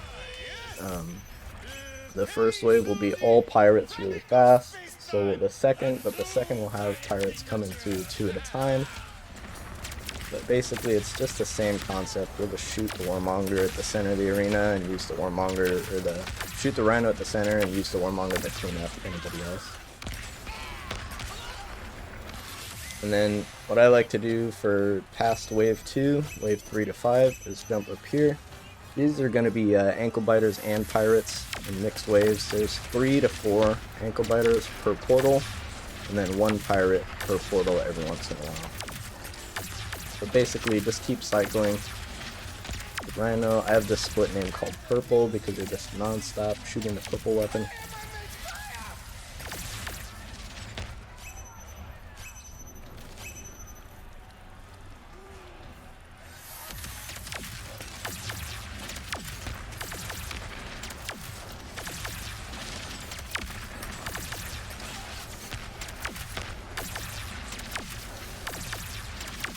And then we're going to get into charge boots on the next planet, and then we get into wrench boots, which is going to be sort of the bread and butter throughout the rest of the run.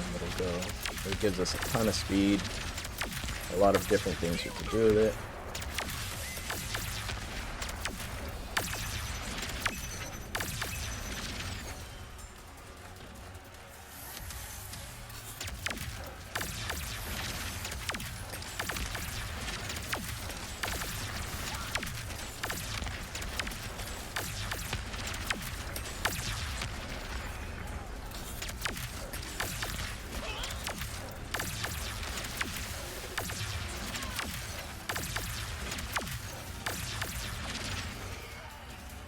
And then, yeah, the reason that I'm standing on this pillar on the corner is just because I can see the portals opening, and it gives me like a wider FOV on either side. Having the Rhino out actually also gives you a wider FOV by default, so that's why I'm also just idling over there. You can kind of see it change between the two. Alright, so now I weapon stage for the next boss fight. I have the Topiary and the Rhino selected on my 2 weapon wheels. There's going to be an unskippable, and then a small boss fight. Goes by super easy. You can Warmonger cold front him just fine. I like to Topiary Rhino. I switch it up throughout all the game. And with this one, you don't have to wrench swing. But I do like to do it once just to get a little bit closer, because you can't move during this little part right here. So I'll do 1 wrench swing, and then I'll Topiary the ground, Rhino, Topiary the ground, Rhino. And then I weapon stage for Savali by getting my Warmonger out with my Rhino. There's going to be 2 skippable cutscenes here. Nice work back there. We could win the Bronze Cup before. And then you can't dash in this area until you pass this blue barrier, so as soon as we do that, we're able to dash. I mean, sure. We all knew it wasn't going to be easy. Yes, but phase quartz is one of the rarest minerals in the universe. And then basically just route yourself to the ship, whatever you're comfortable with. There's going to be a skippable cutscene right here. I'll skip this guy, and then it's just going to be down 1x to Savali. Friend. Probably has nothing to do with saving the dimension, but Mort wouldn't ask if it wasn't important. And we're going to Savali instead of Torn here because we could get charge boots. So this is a skippable cutscene right here, and then this one's unskippable. In this first area, we're just gonna skip all the enemies, but we do have to clear all the enemies in the next area. We're gonna skip that cutscene.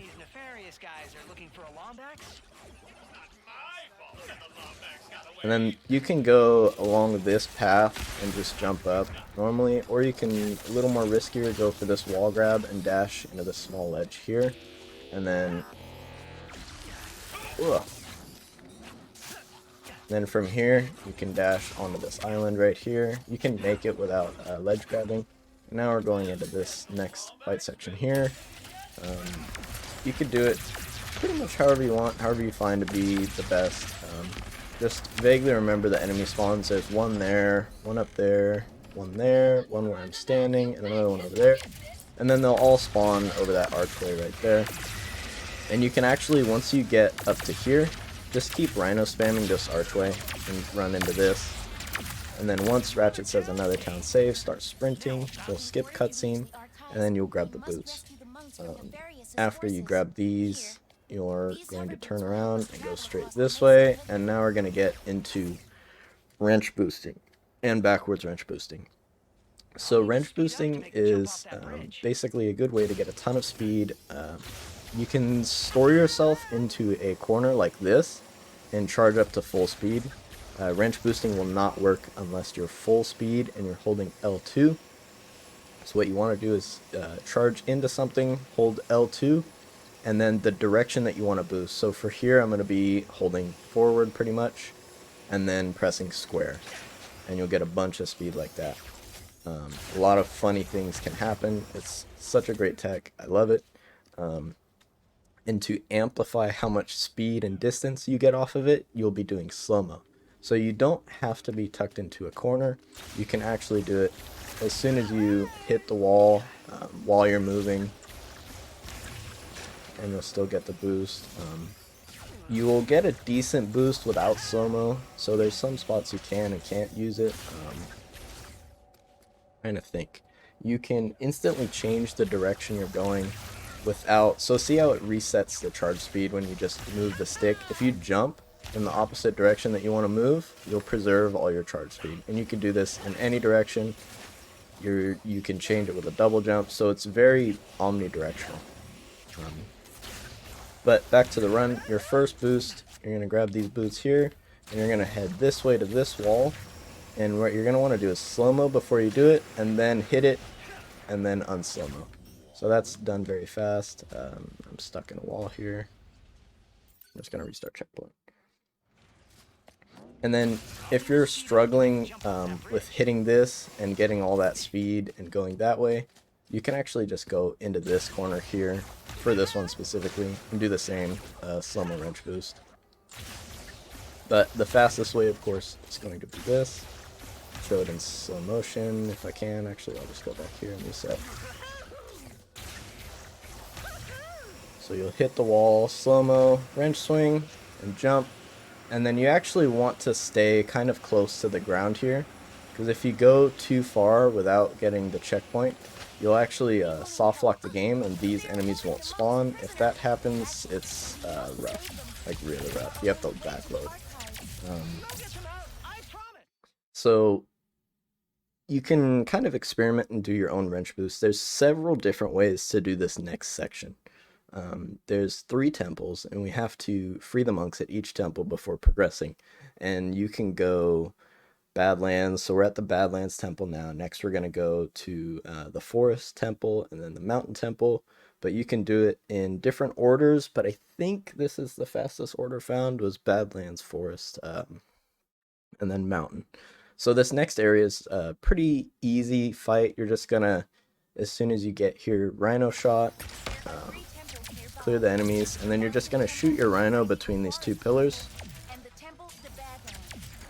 And then once you start seeing the sniper bots, then you know you're close to finishing this section. So that sniper bot right there will be the last one, and then the panel will turn green and you can activate it. As far as wrench boosts go, there is varying speed you can get to each one, and it will just take some time to practice with all of them. And then you're gonna just walk forward a little bit or backwards anywhere. Just wait a bit until you get a checkpoint. Restart checkpoint, and you'll spawn. No, this wasn't where I wanted to spawn. Normally you'll spawn right here, I think. So you'll spawn here, and then there's several different ways to do this one, and I strongly recommend finding your own way that's easiest for you, because hitting these wrench boosts consistently will be the biggest time save there is. So I'll show the one that most runners are currently using, and one that's fairly easy to do and pretty forgiving. You'll charge into this corner right here. This is just a spot. There's the console down there. Pretty easy to find. If you are down here, like I was trying to show earlier, and you just walk, if you charge boot backwards a little bit until you're standing like right over here and restart checkpoint, it'll put you right in front of it right here. So once you get into position here, just tuck yourself in the corner, hold L2, slow-mo, and then kind of point yourself. You're aiming for, let me see if I can see it.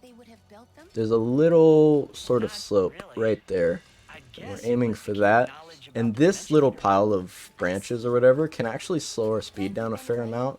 So we want to try and aim to the right of those and get our first jump off.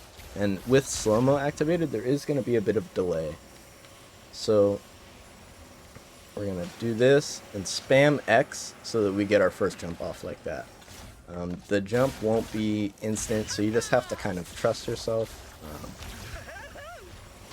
So same thing, spam X a little bit to the right, and then just double jump when you get close, and you'll hit this slope, and you'll be able to go flying all the way to the next area. But for example's sake, we're going to head back here. And that one is going to take some practice. All these wrench boosts will take a lot of practice.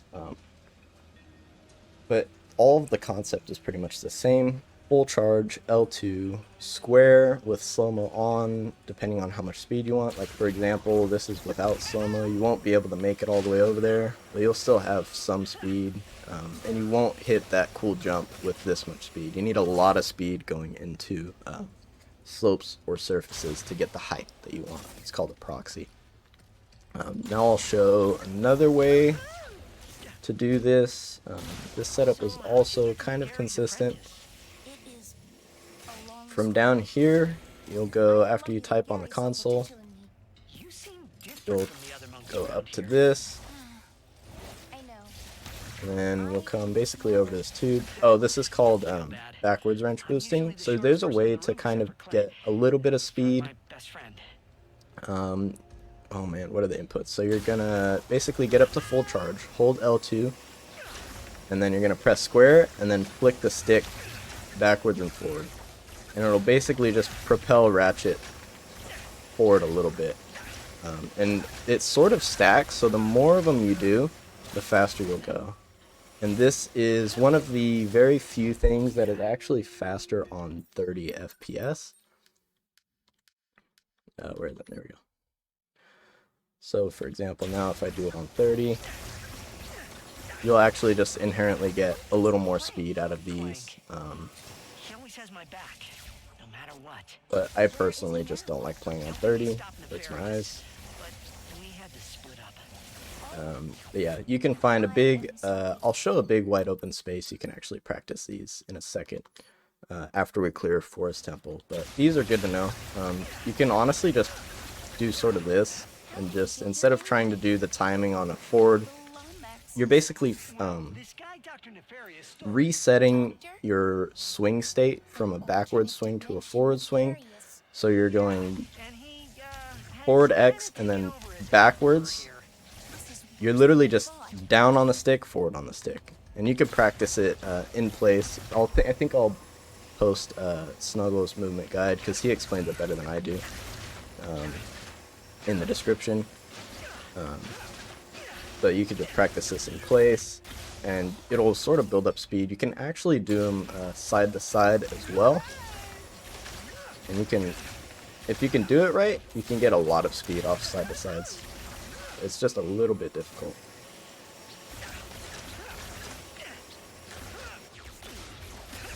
But this is a good thing to practice because you can sort of use it anywhere there's a long open gap that you're not able to get a wrench boost. You can sort of just chain these together. But basically, I'm not to like overstate it, but I'm spamming square and just flicking a stick back and forth while holding L2. It's not too difficult. You'll get it down eventually. But here's the next. This is another wrench boost spot. So after you come up over here, you're gonna want to aim for like right at that groove right there. Charge into it, slow-mo, and then when you bump into it, you can wrench swing. And then this is your other surface right here, and then pretty much the exact same boost. You can land here if you're too short. That big slope right there is actually a huge help. And then let me see. You have to, going into the forest temple, you have to pass through the arches.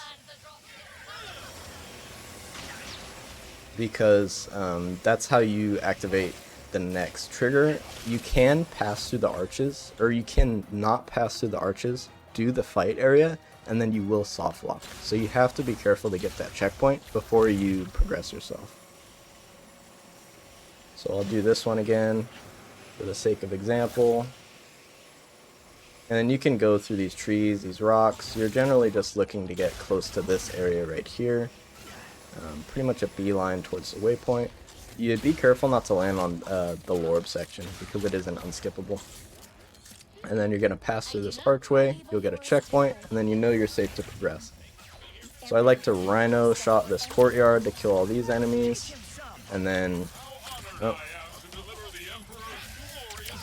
just, you can cold front warmonger that guy, of course, too, probably faster than rhino shotting. Once all these enemies are dead, we'll type on his console. And this next area is pretty much just going to be all fight sequences, but there are some little optimizations I'll try to explain. All the spawns, of course, will be the same. So just rhino shot here, get your peacemaker out, your warmonger, and then shoot. These guys will spawn off in the distance there. And once they're dead, this dropship will spawn. And the sooner you can get damage off on that dropship, the sooner you can start the next cycle. Excuse me. And then the next one will spawn. You could do the same thing, base him a little bit, and then warmonger shot. And then with this is technically a boss, even though it doesn't have a health bar. And I find the most efficient way to kill him is 2 topiaries and 3 rhino shots. Sometimes 2. We'll do the check. Yeah, 2 did it. This guy will just stay around. You don't have to kill him. I don't know why. He's just bugged that way. Once that guy's dead, Kit's dialogue will go, and then you'll get this. The reason I use the rhino over the warmonger to clear out enemies more is because it will not break these walls, and these walls are what we're going to use for our next wrench boost. So look, this is the rhino versus the warmonger. So when you break these walls, and say the walls are broken when you get to this next area and you're setting yourself up, this is going to be our next wrench boost. If the walls are broken, just restart checkpoint after the unskippable plays of Kit doing the thing. So now our next, you'll spawn over here, or wherever you spawn, and then our next wrench boost is going to be from this wall all the way down to the next temple. So it's kind of a big one, and you'll get a lot of different speeds, but you can work with all those speeds. I'll show you all the different ones here in a second. The ideal angle of approach will be from the bottom of these stairs. You'll kind of land in front of it, and then you'll just do the wrench boost. So this is a fair amount of speed through here, and then you'll land pretty much over here. I let go of the charge too early, but you get the idea. You'll get over to this area, and this is your next spot. Say you don't get enough speed on the charge, and you land in this general field here. This is the field I use for practicing BWBs, backwards wrench boost. What do you mean?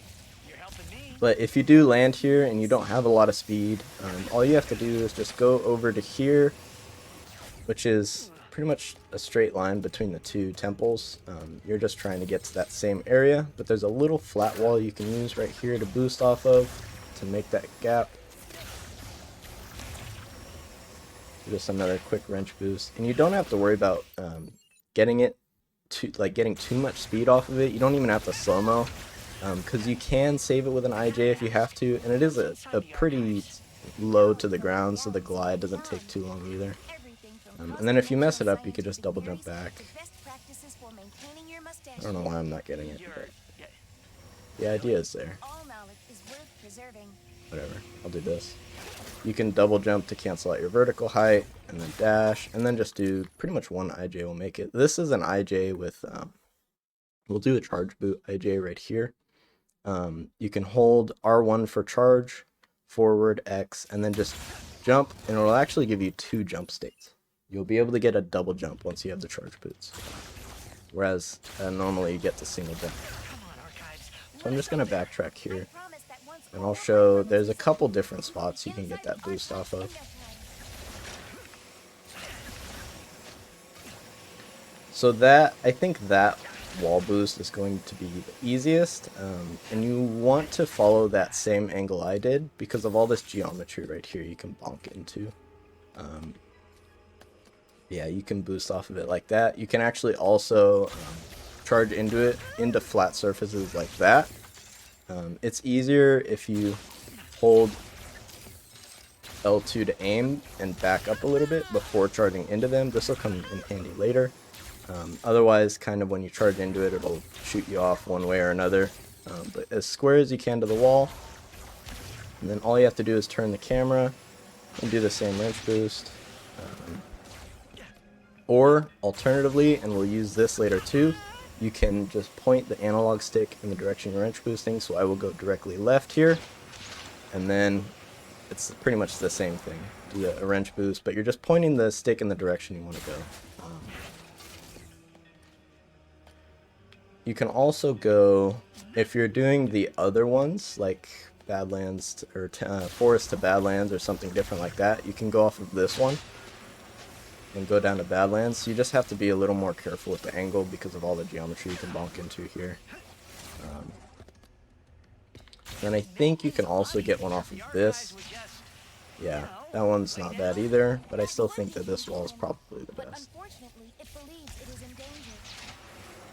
So yeah, for example, like if you land down here, all you have to do, you can backwards wrench. You can even backwards wrench boost and get enough speed built up and just jump across that gap. But if you're not comfortable with that, you could just do a wrench boost right there. I actually got it.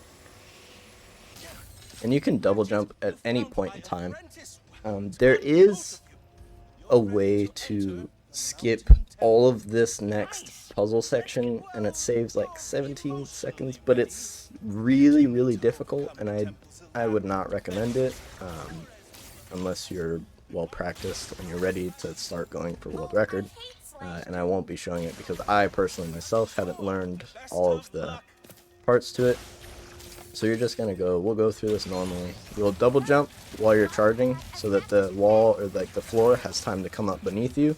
And then through this area, if you have control over your backwards wrench boost, you can backwards wrench boost through that area.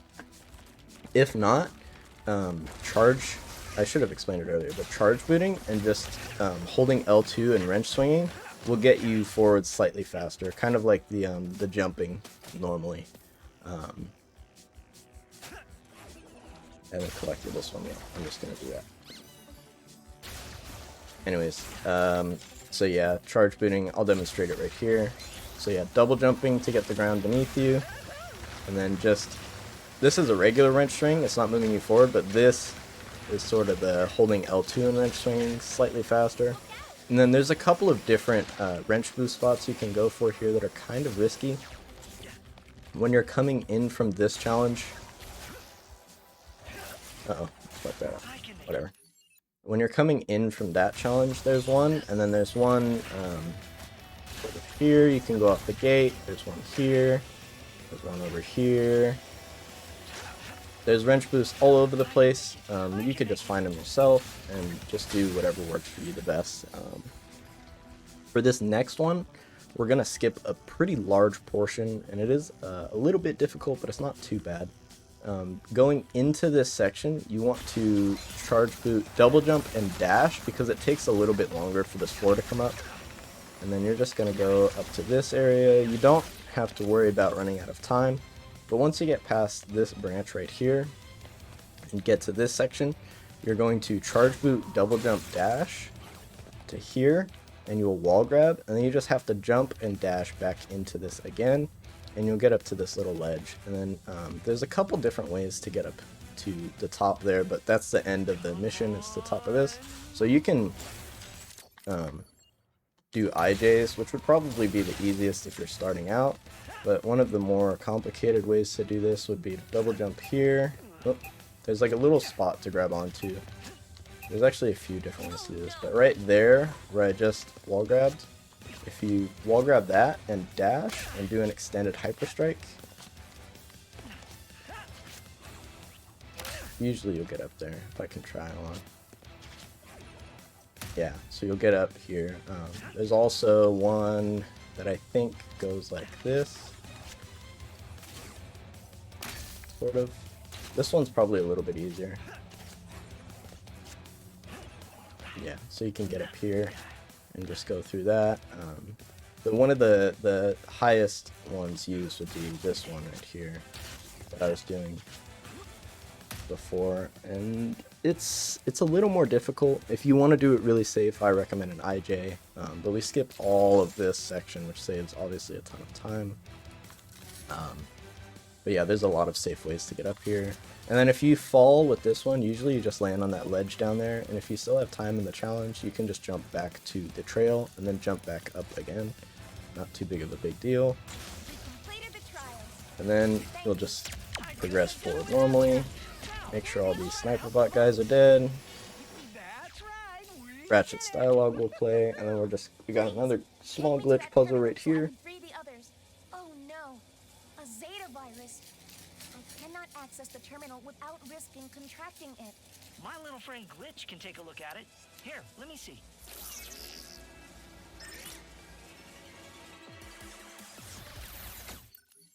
Just skip this puzzle, and then this is same thing. There's not really any way to make this progress faster.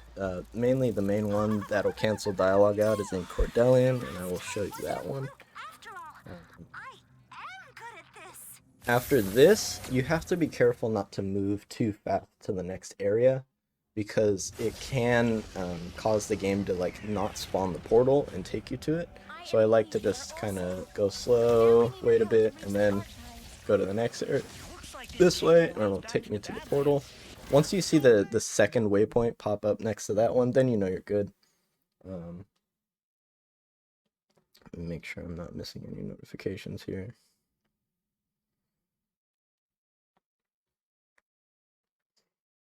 Yeah, okay. And then once we go through this portal, we're gonna land right here. Normally you go through this long sort of trail thing to get to the archives, and then you get slow mode into the archives and you tether. But what we're gonna do is we're gonna tether up to this one on the left, and there's a couple different spots to do this, but we're gonna do another wrench boost. You can go from here over to that way. We're gonna be landing in the same spot on all of them. It's generally over there, so you can wrench boost off of this and go that way. Or what I still think is the best is you can go for this one, which is the one we did right at the beginning. Same exact wrench boost, but a different location that we're gonna aim it at, basically. So we're gonna go. You can ledge grab there too, something to look out for. So just stick to the right or left of it, and then we're gonna wrench boost, and we're gonna aim for this green pad right here. And what happens is, oh wow, that was a lot of height. What happens is when you hit these green pads and you hold the opposite direction of where you want to go, it'll sort of like push you off the other way. You can't do it on these flat ground pads. It has to be sort of when the proxy hits.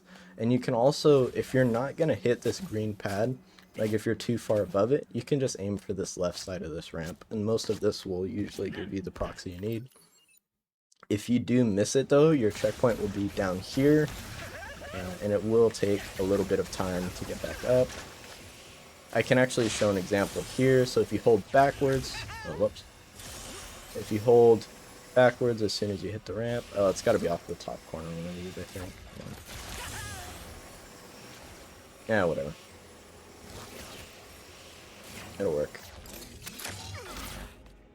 Yeah, we're just gonna, I'll do this whole thing in slow motion this time. So we're just gonna do wrench boost. I hold right when I do the jump input to channel the direction that way. You can kind of double jump whenever here. Aim for that pad and then hold the other direction and it will bounce you this way. And then I think for the sake of demo, I'll go this way. And then I'll show the other one.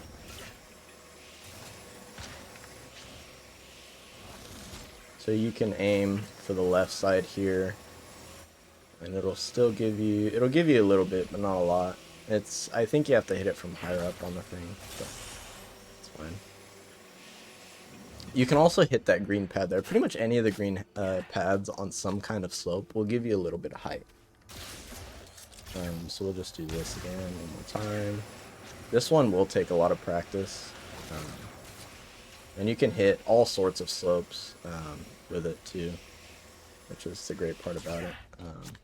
Oh, there's an invisible ceiling right here.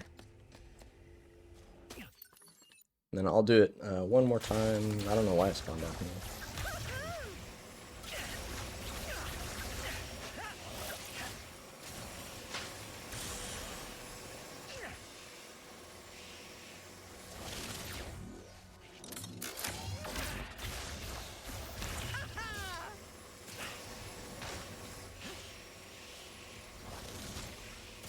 So there's a couple different ways you could do this.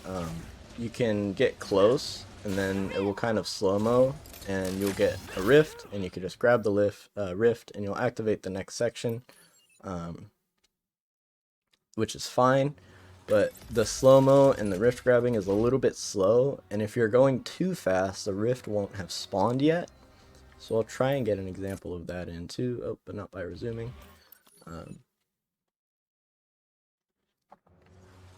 I'm also going to close the game here real quick too, just to make sure we're safe.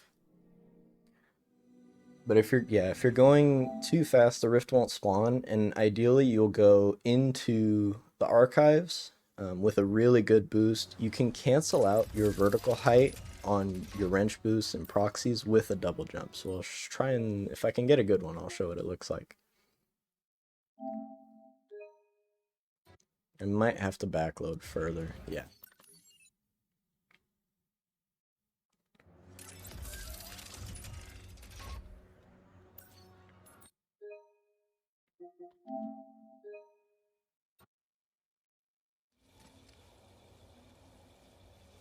That's right, we did it! Woo-hoo-hoo-hoo! Please, take me to that terminal so I can free the others. Oh no, a Zeta virus. I cannot access the terminal without risking contracting it. My little friend Glitch can take a look at it. Here, let me see.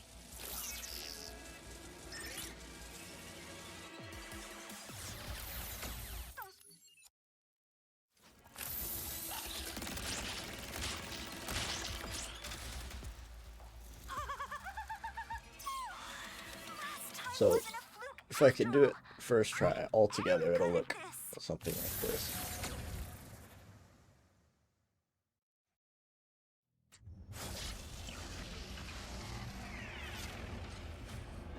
I am relieved you are all safe, but now we need your help to reach the archives. Looks like this cable runs back to the Badlands. You made it!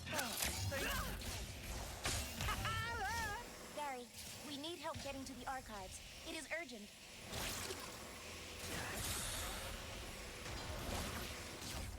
Yep, and that's going to be the fastest way to do it possible.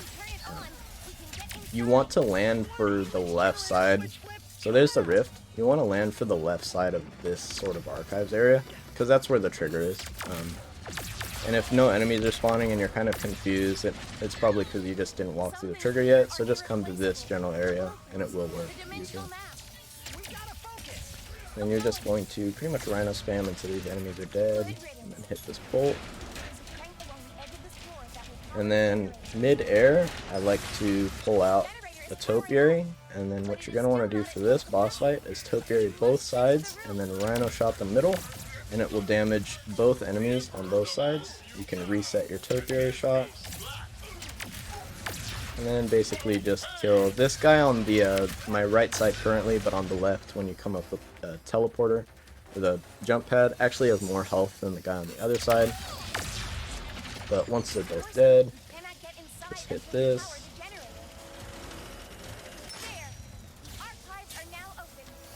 And then there's going to be 2 skippable cutscenes, and we'll be right back to our ship. And then down 1x for Bleezo.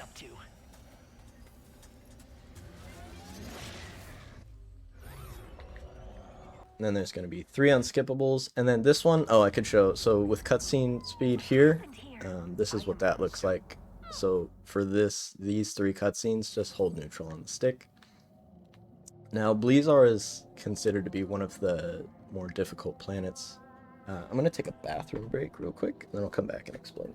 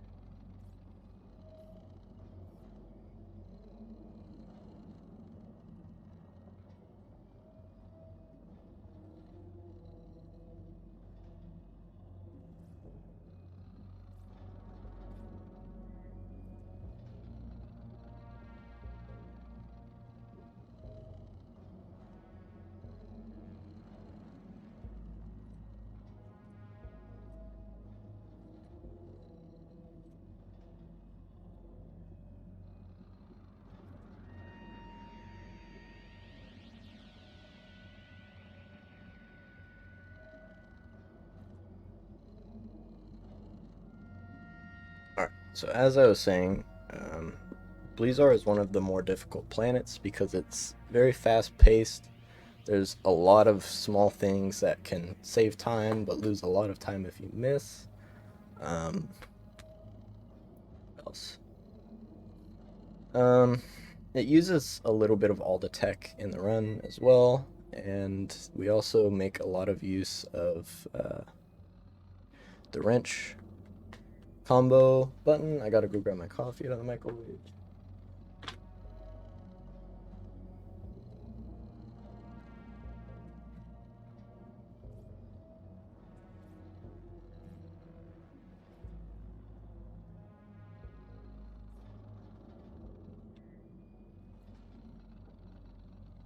And all in all, the next 3 planets, Bleezar, Tauren, oh, and I guess Savali. So Savali, Bleezar, and Tauren are some of like the make it or break it levels that are fairly difficult. So let's start with one of this. Hi, dog. So when we walk up to this crystal and hit it, it activates an unskippable cutscene. So what we want to do is hit it once, wrench combo to hit it again, and then we'll be back into this. The unskippable will be playing, and you'll want to not have the topiary out. Let me see if I can try this again. Okay. So yeah, you want ideally the Rhino or the Warmonger out. I'll just backload here. And there's a set of enemies that'll spawn, like some crab guys, that will be the trigger for the next phase.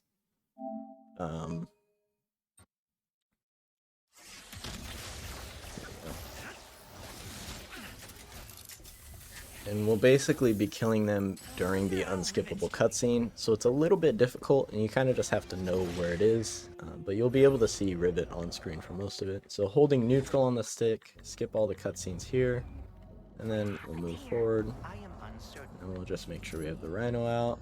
The same thing, hit the crystal, wrench combo, it'll be in real time, but moving off the left, and you'll see the enemy, one to spawn there, we killed him.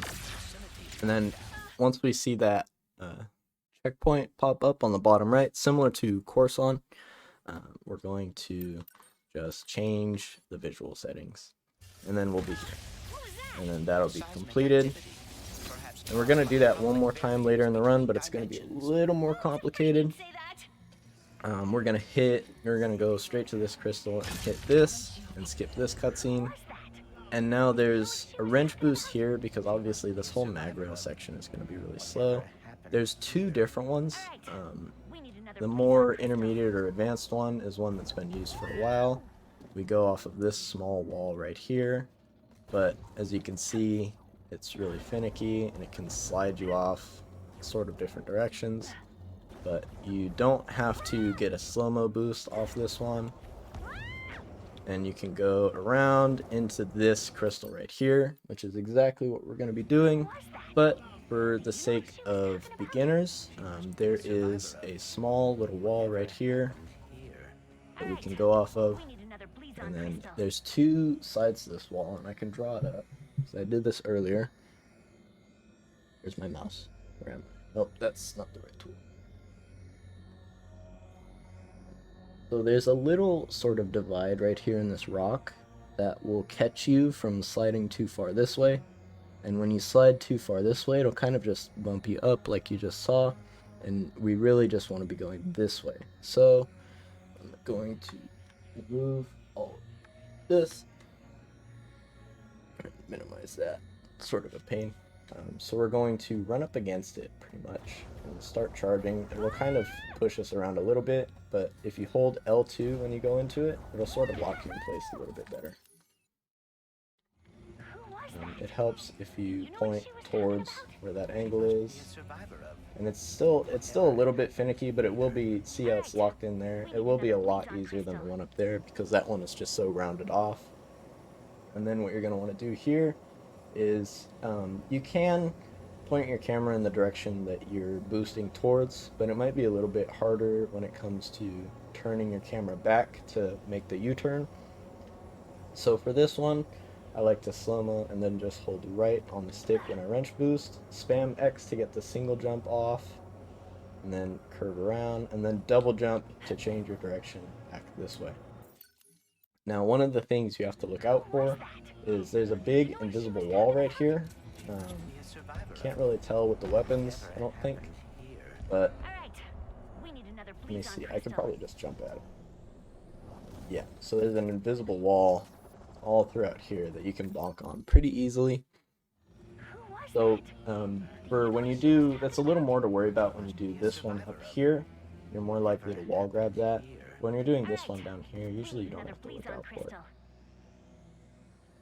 This game does have a very generous amount of coyote time, which, if you don't know what it is, it's basically time to put an X input in while you're off of a ledge. So a single jump as opposed to a double jump. And I think I can show what that looks like here. So in slow motion, I'm off the ledge and I could still do a single jump and then a double jump. And we see that a lot with the wrench boost. Getting that single jump in is pretty important as far as height goes, and being able to have the second double jump for the directional change. Whereas if you're off the ledge for too long, it'll just be a double jump like that.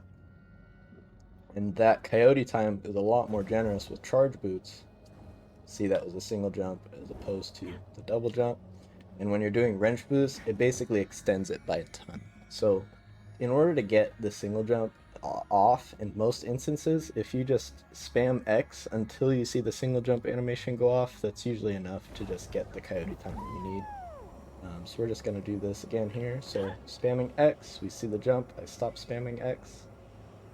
We're just going to curve around here, double jump to change direction. And then we're going to hyper strike here to hit the crystal. You can also dash to cancel out your forward momentum if you're going too fast, but it kills all of your momentum. I don't recommend dashing to cancel out your charge boot speed unless it's absolutely necessary. Extended hyper strikes will carry your distance a little bit further and drop your speed down to the ground. And normal hyper strikes will kill your forward momentum and drop you straight down to the ground. So it'll look, maybe I could get an example of that too. So Who was that? see how You it know what looks she here. was talking about?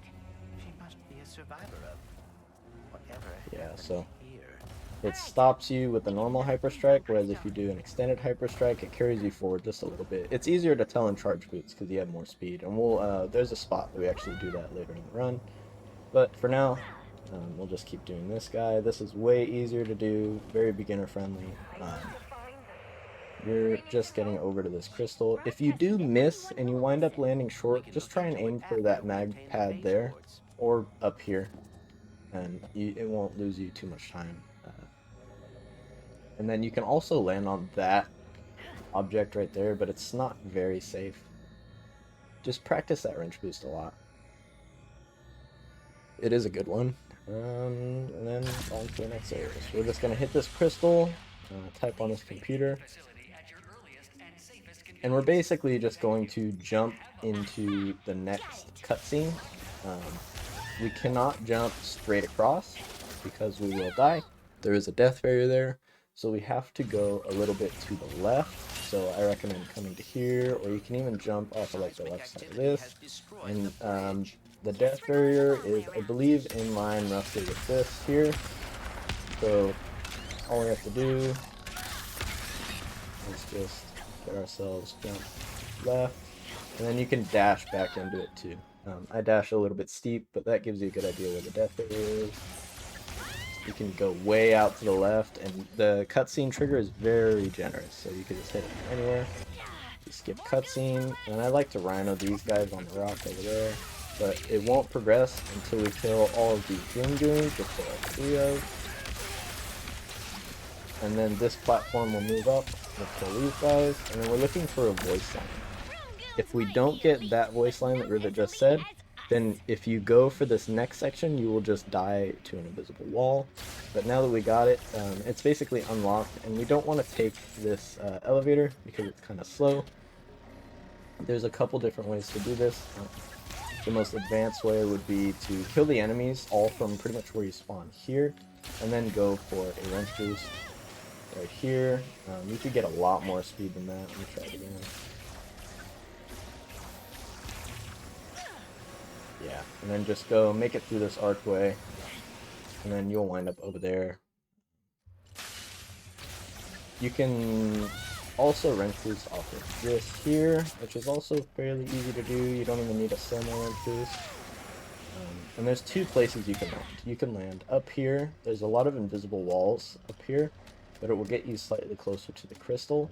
And you just kind of have to learn your way around these invisible walls because they are pretty much everywhere. But we'll, for the sake of practice, we'll go down here and do this one. This one is fairly easy.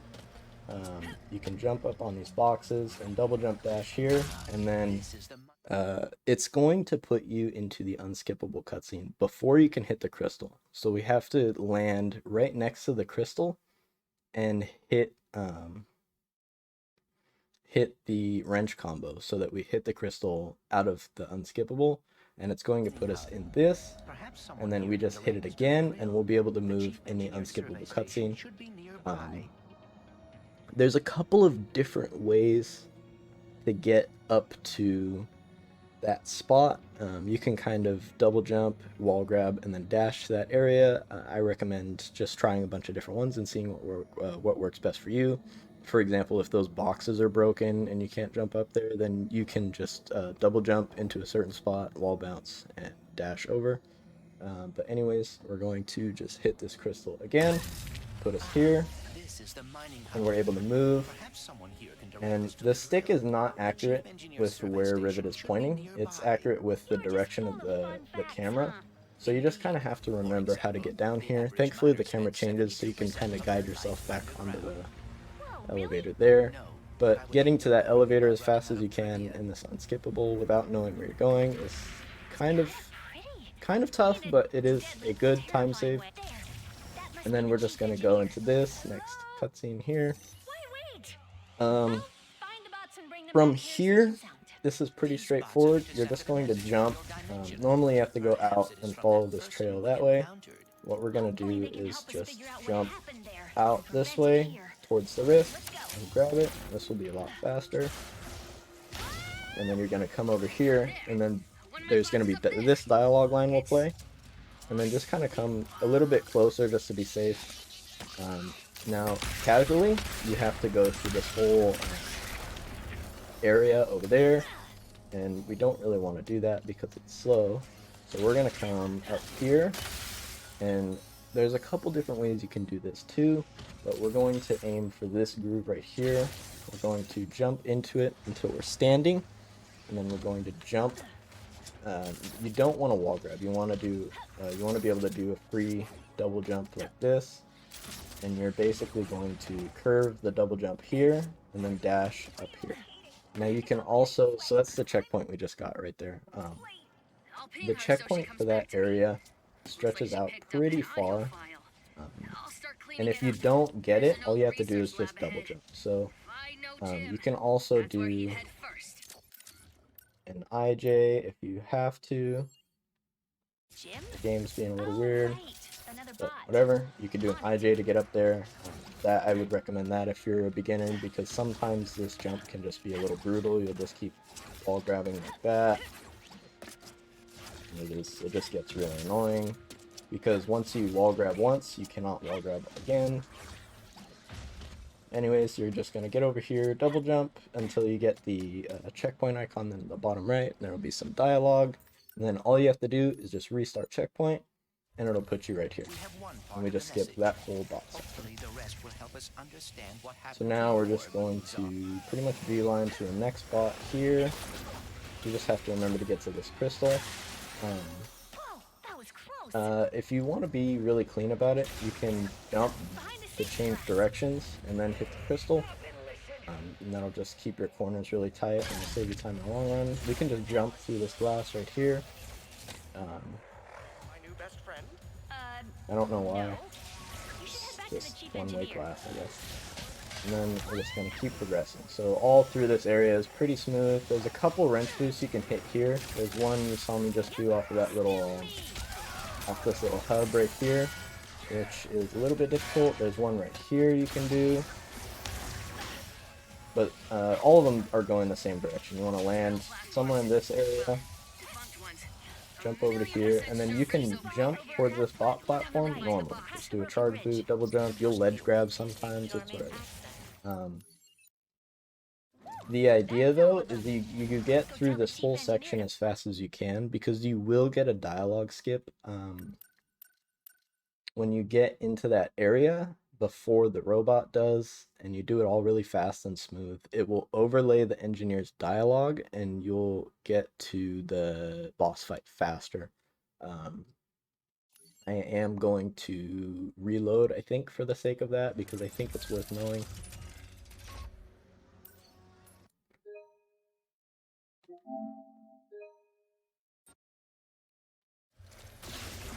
Oh yeah, and if you fail the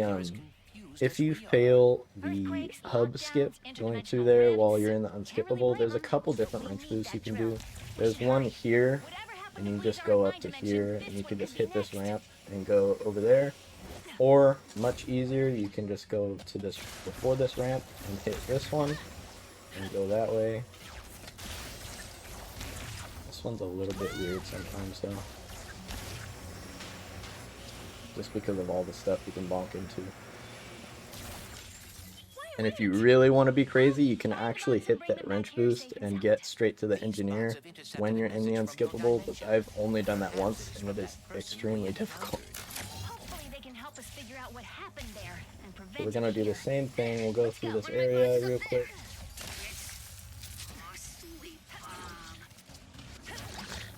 Oh, I can show, there's actually a way easier way to do this too. If you don't like jumping and doing the double jumps and everything up to there, you can actually just rift feather back here, and then come over to here, and double jump dash, and then you just go straight to here, the bot will spawn, and you're good. That one's way easier if you're struggling with the other way. Looks like she picked up an audio file. I'll start cleaning it up. There's Just an make old it through research this real lab quick. ahead. I know Jim. That's where he'd head first.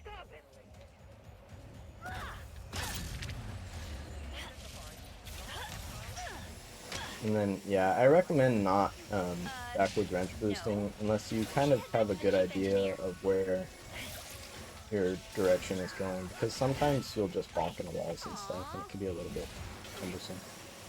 Drill platforms. You don't need to slow-mo wrench boost this, actually, at all. I just did, just for the sake of it.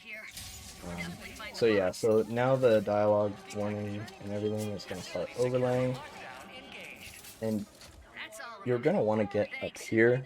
This will be the fastest way, but it is also one of the more difficult. So after O-Da-Mi, the ceiling, the bot will spawn, and we're going to PMA to despawn him. So as soon as you see him jump out like that, as soon as he opens his arms to get out of the portal, we're going to open map, do PMA, the screen will look kind of like this, and then you'll wait about 4 seconds, and then you'll exit, and he will be despawned and dead. If it doesn't work, you can obviously just kill him normally, it's no big deal. Just a little bit of time loss. And then this one is a little more difficult, but you're going to want to IJ up through this hole and get on top of here, and then you can drop down and get on the lift, and then you're basically progressing forward.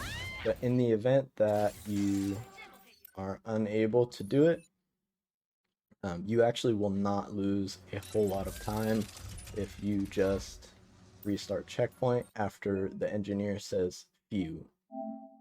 So we'll go through this area one more time because I obviously can't backload that far, which is kind of dumb. Individuals But appear whatever. as confused as we are. Earthquakes, lockdowns, interdimensional rifts. Can't really blame them, but we need that drill. We should hurry. Whatever happened to Bleezar in my dimension, this one could be next. There. One of my bots is up there. It's a sleep bomb.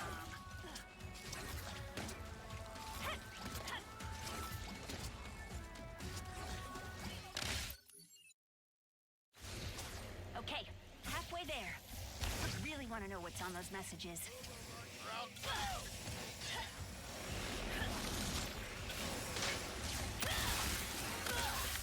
That was Stop and listen.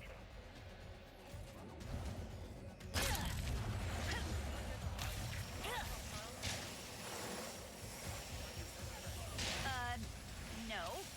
So yeah, you can also make this jump without any of the wrench boost speed either. You don't need the wrench boost to get through that thing. And then I'll do this boost without Soma, just for the sake of demonstration. I'm 1,000,000% sure rifts opened over here. You'll definitely find the bots. And then you'll eventually, when you do wrench boost, you'll eventually slow down as well if you're staying on the ground. So just kind of be hopping or jumping as soon as you touch the ground will preserve a lot of your speed. Motion trackers are staying there inside the house. So yeah, this is what it looks like if you don't get the dialogue skip. It's a little bit slower. We'll do the same despawn.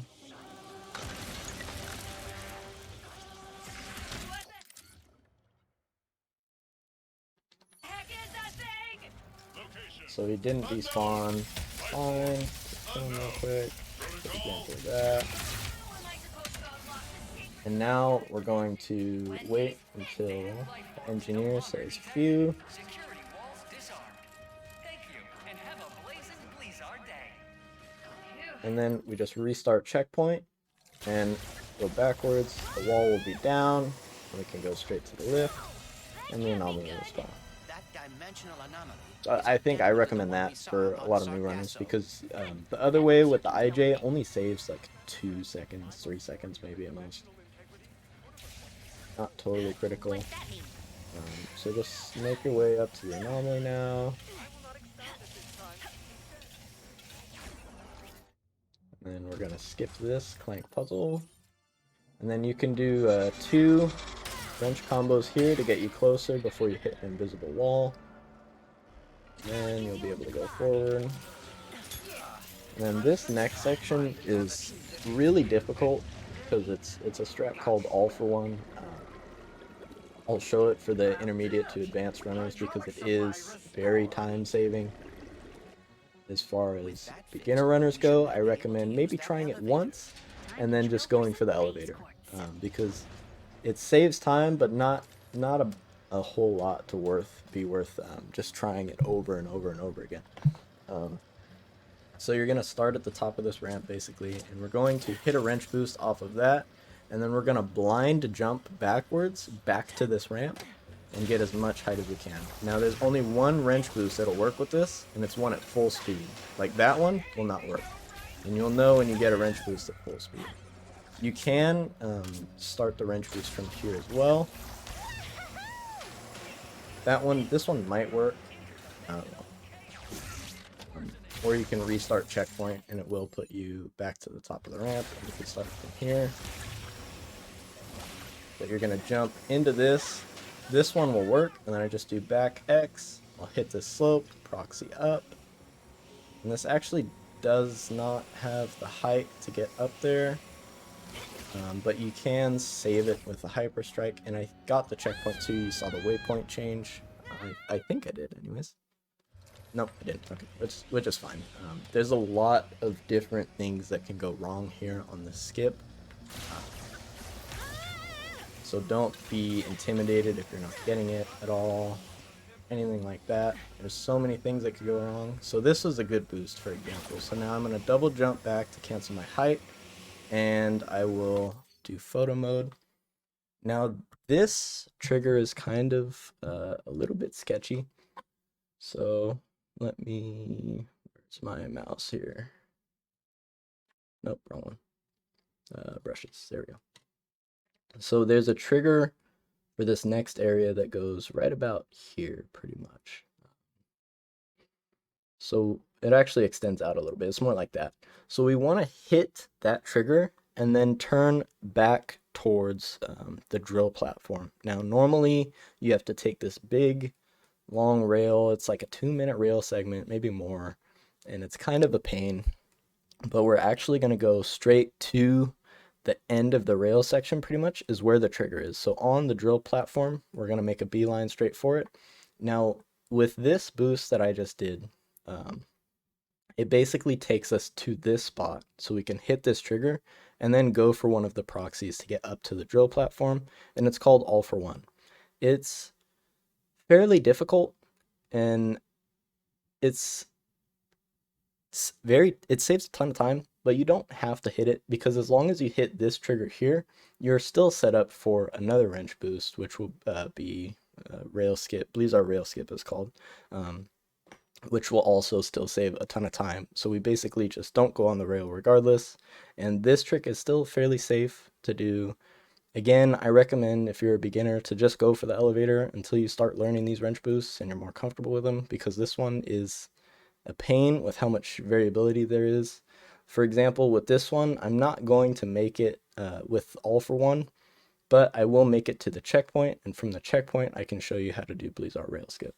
So we'll carry out with that, and then I'll make maybe I'll make a couple All for One attempts just for the sake of it. I'll get this out of here, minimize that.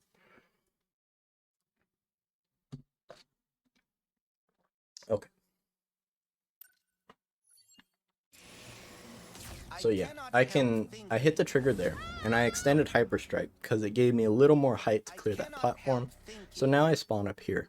So this is a lot closer than where the elevator will take you. With the elevator, you just want to come to the top and then go over to that same spot until you get the checkpoint. Because if you do this next part without having the checkpoint, which I guess I can show an example, you will soft lock the game when you get to the drill platform, and you will lose a ton of time because you will think that it works, but it will not.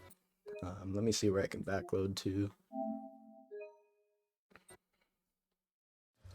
Alright, yeah, so we'll take this elevator here, and you'll get an idea of where the trigger is too. Get our base courts, repair the Dimensionator. In case I do not get another chance to say it, thank you. Don't get mushy on me now, Bull. Hey, look. So you can come the over relic here, back. and there's this trigger. You'll see that the waypoint move, and some dialogue will play from Clank. And then we'll just come over here, and I'll show you. Please our rail skip now. There's a couple different ways to do it, and everybody will find their own perfect way. You can start it off right here and do the slow-mo sort of thing, but you have to get a lot of speed going into it, and it's fine if you don't have a lot of speed because you can actually jump off of a few different places. What I like to do personally that has worked near 100% consistently for me is I hit this checkpoint and I come back, I swoop close to the angle, and then I come back in a straight or diagonal line, jump back towards it, and then wrench swing. And then with this one, you can pretty much straight shot it over to it and do a hyper strike if you don't hit it, and then you get that checkpoint. I think I have to quit out here. I know there's a lot of information all at once, but the hyper strike will get you, if it looks like you're not going to make it, just do an extended hyper strike and you'll pretty much go up and over and into it. You can get more speed than I had there and actually just go even further and straight for it, but you're going to want to try and do your best to get the best wrench boost you can and go straight for it. And then I will give an example of what it looks like if you don't have the speed for it. Which one is it? I think it's this one. Yeah, so we'll go for the awful one here. Oh yeah, sometimes the camera is not friendly. There's some tricks and tips I can give for the camera when it comes to some of the levels, but not all the levels. So yeah, like that one, I didn't have enough height. So that's, yeah, this one can be very unforgiving as far as your speed and everything that goes into it goes. The angle at which you hit the wrench boost too can make a difference. Like that one will make it.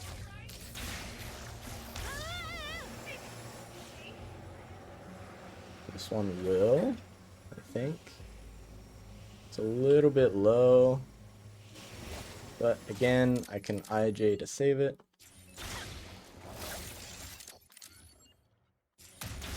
And that's why I recommend just taking the elevator. If you miss it first try, you can always attempt it and then just maybe take the elevator or whatever. Usually fine. So let me give an example of what it looks like if you don't have enough speed. So say this one wouldn't make it. I'm going to photo mode here and bring up my little outliner again. So depending on your speed, you can hit all of the, maybe I shouldn't use red on Blizzard. That would be pretty smart. Let's go for a blue. How does blue look? Yeah. You can go for all these slope surfaces right here. This one right here is my favorite and usually the most consistent. You can even bounce off of this disc right here if you're a little bit too low. Just remember you can restore a little bit of your vertical height and momentum with a double jump. But yeah, pretty much all of these slope surfaces here, even these ones right here, but these ones are a little bit harder to hit, will get you to bounce up. And you basically just want to go for this whole area right here. You have to stay to the left of this drill platform because there's a death barrier here and a death barrier, I think, right here. And then there's another one really low down here. So it's kind of like a big field goal that you're aiming for is just the left side of the drill platform. You can also, if you have a lot of speed like I have here, you can actually go around and bounce off of one of these ones over here and go backwards into it and land there.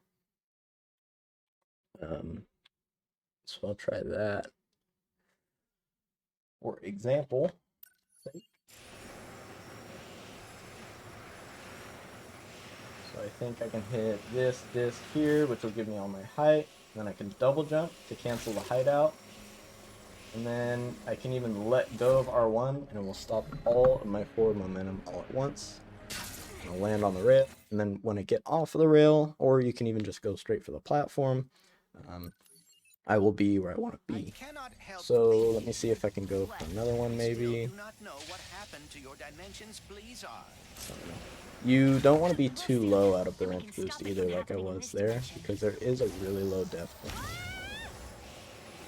Okay, this one is probably the most common amount of speed you'll get. You can just point yourself at this ramp here, and then double jump when you're really close. And then I like to hold right on the stick, and it will take you pretty much straight here. But yeah, like I said, there is a really low death barrier there, so you just need a little more height to clear that. Hitting the ramp from lower down will usually do the trick. But I can also show if I get... Yeah, let me try this one again. So yeah, so say you don't have a lot of speed, you can always go down to this one and go straight up. And there we go. So that time we had the height to clear it. It's just pointing yourself at any of the slopes, and a lot of practice and knowing where you're going to hit them and all that will pretty much save your life here. But to begin with, I definitely recommend the way I do it. Just jump back this way. Once you land, wrench swing, you'll get a lot of speed. And then I'll show what it looks like. If you're too far to the right, you'll hit this death barrier here. So yeah, so when you're going for the straight shot, just aim for the left side of the platform, and you'll hit it more consistently. I think I'll go for all for one, maybe one or two more times, just to see if I can get it. Now, obviously I have the trigger already, so I won't be able to tell if I would have gotten it on a normal run, but that's fine. I'm just doing it for demo's sake. So I can double jump. I would have gotten the trigger there. Another thing to note is you can sometimes hard change the direction you're going just by holding the stick without having to double jump, but it's kind of finicky. Sometimes you will get it, sometimes you won't.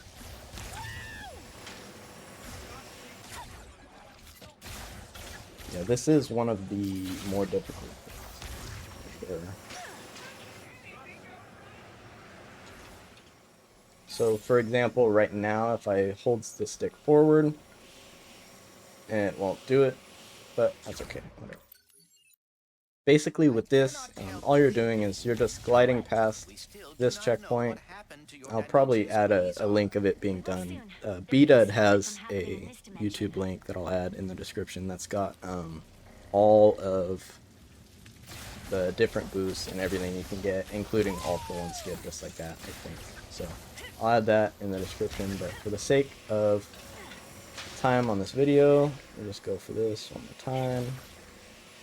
Again, if you're not going to make it, you can always IJ, and then you'll get in this unskippable right here. And if you're not anywhere close to the bolt crank, you can just restart checkpoint. So see, I'm all the way back there, but I want to be closer. So as soon as the checkpoint pops up, I can restart, and I'll be right in front of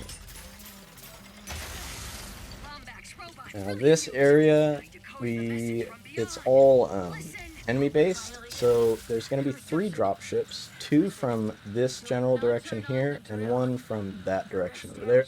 Once we kill all the drop ships and the Vroom Goons, we can instantly hit the purple crystal that spawns in the middle.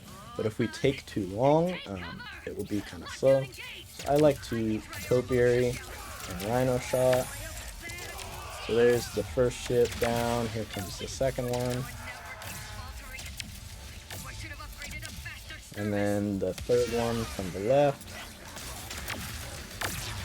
And once that ship dies, the Vroom Goons died to the rhino shots too. We hit this, and then we're gonna be in another unskippable. We can skip this one again by going settings, visual, and changing the graphic settings. That saves about 4 seconds maybe. We're just going to hit this crystal, and we're going to kill these guys right here. And make sure this Room Goon dies. That's how you start the next section. There we go. So now we have the health bar for the Goon dropship. So the way that the cold front works is frozen enemies will also explode with spikes if you have it fully upgraded.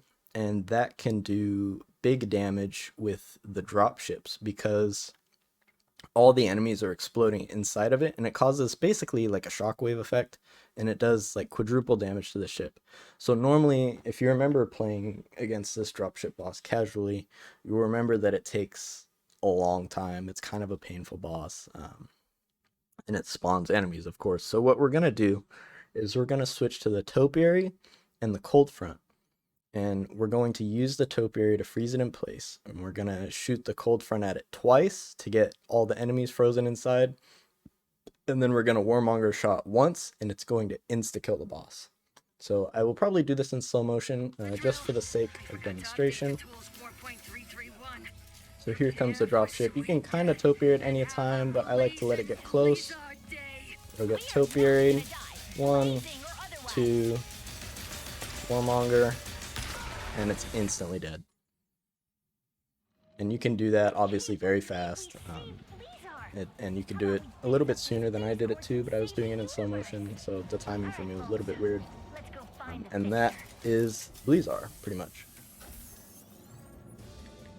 If you don't kill him in one shot perfectly, you can obviously just use the usual DPS combos to kill him really fast. So that's Blizzar. Now we're going to go into Tauren.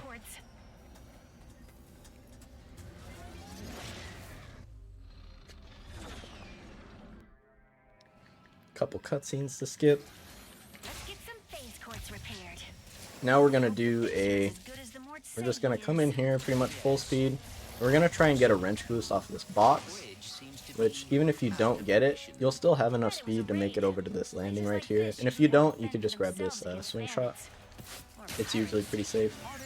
And sometimes you'll find that you just like drop straight down, which is kind of a weird bug. It just happens from time to time. It's not a perfect way to avoid it. So now we're just going to progress into this cutscene right here. And then after this cutscene is when it gets a little bit crazy. Tauren is very fast and very difficult, but there are a couple of safe backups and decent ways to do things. And we skip just about almost all rail sections, which is very neat. So we're going to get set up for a first wrench boost, which is right here. We're just going to charge into this ledge right here and then point ourselves. We're going to go, let me see if I can show it on the map. We're going to follow this trail pretty much to where the first rail section is, but we're not going to touch the rail. We're going to try and jump right past it, but it's a little tricky, and I'll do my best to try and outline the death barriers too when I get there. We don't need slow-mo for this one. We just hit it and then try and avoid these enemies and then jump, and then I'm gonna do photo mode right here. So that was a perfect example of it being done. You just want to follow that rough line, and I will show a backup too if you miss it. Super simple. The backup is definitely very easy, but you have to be careful when you do this skip because there are death barriers to either side of this rail. I guess I could switch back to red now. There's a death barrier on this side of the rail and one on this side of the rail, and it will follow the rail pretty much all the way down to this spot when it kind of opens out. So you have to basically hover yourself over the rail and try to stay in line with the rail until you get to this cross section, and I'll use yellow for this one just to differentiate, until you get to this cross section here. The checkpoint you're looking for is a little bit further up the rail. It's right about here, and you'll know you'll get it if you see the waypoint pop up, and if rivet says, look, there's a rift, and then you'll be good to progress to the next area. If you don't, you will soft lock like all the way over here, but we're going to do our best to avoid that. Now there's two different sections of rail skip here. I'm gonna go for one of the newer, swaggier ways that was found, and then I think I'll restart checkpoint here and show the backup, because the backup is pretty good to know. So I'm gonna delete all this, minimize that, and then, anyways, we're gonna. Actually, yeah. So I'll just run into one of the death barriers for demonstration's sake. Or you can hit the rail too, and then you lose time. But say you hit the rail, you restart a checkpoint, it puts you here. This is the backup. Let's kill these enemies, get them out of the way. You're gonna jump onto this box right here, this little roof bit, and then you're just gonna charge into this. Try and not get drifted off to the left side. Just be stuck on the right, and then you're just without slow-mo, you're just gonna go do a normal wrench boost right on the left stick and jump input forward as fast as you can. So it looks kind of like that, but without touching the rail. I got screwed over because I ate my jump input, which is fine. It happens.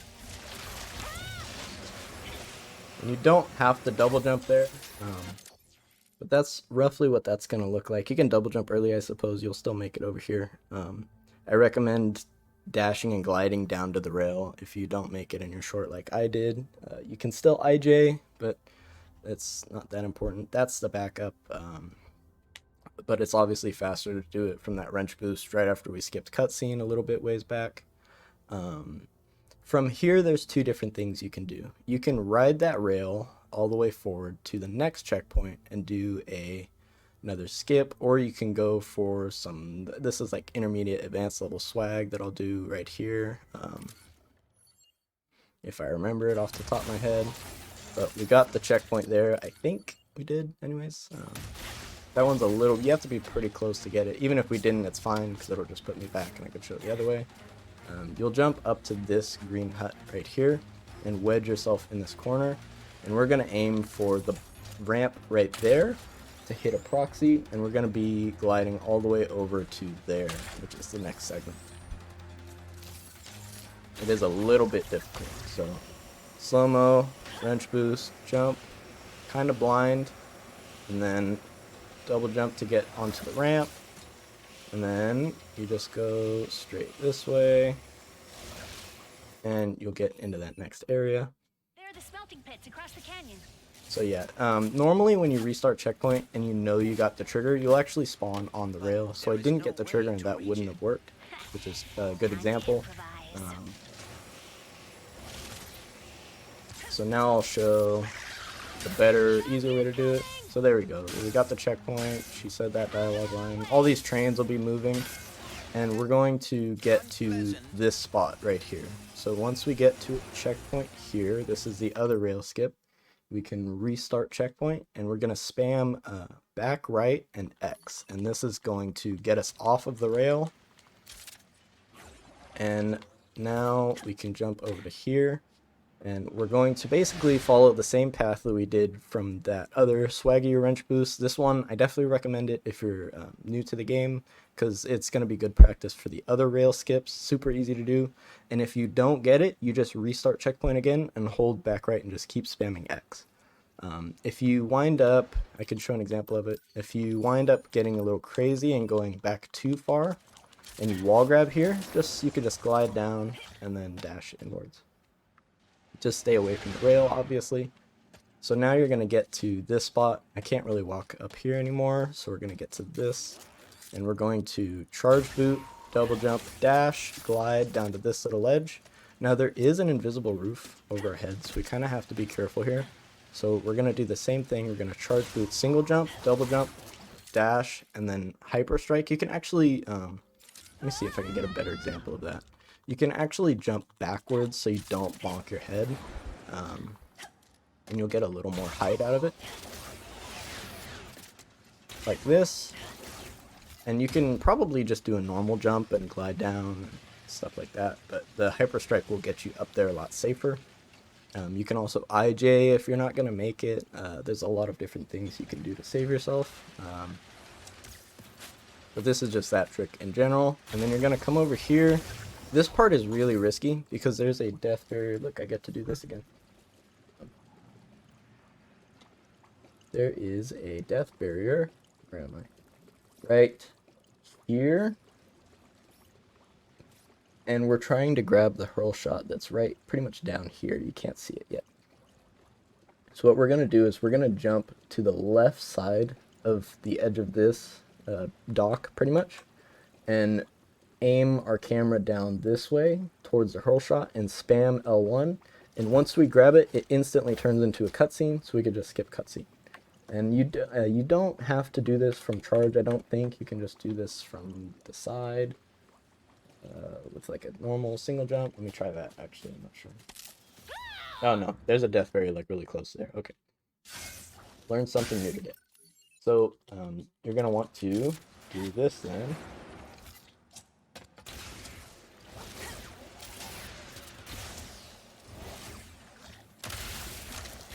And basically double jump from pretty far back. You'll clear that death barrier and you'll just grab the full shot. Let me restart checkpoint here. So the enemy cycles here are all going to be the same again. There's going to be one drop ship that spawns directly above you.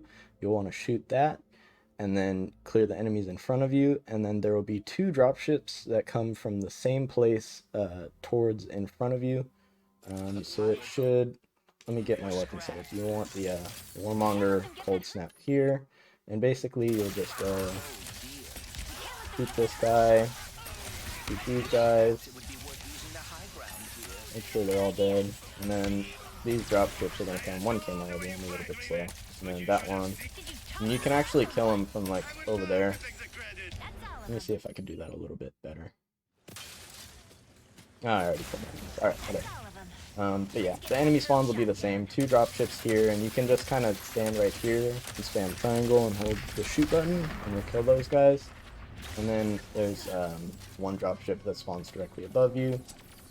You don't have to kill them crazy fast. You can set your weapons up and still kill them at a moderate speed. This bolt crank is kind of slow. So I'm holding left on the stick, and it's still turning right. And, as soon as you are able to, you can hold R1 this whole time too, and you'll charge boot into this unskippable cutscene.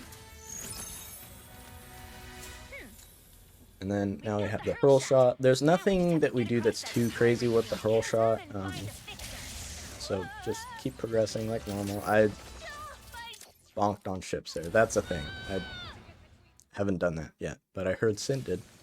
So.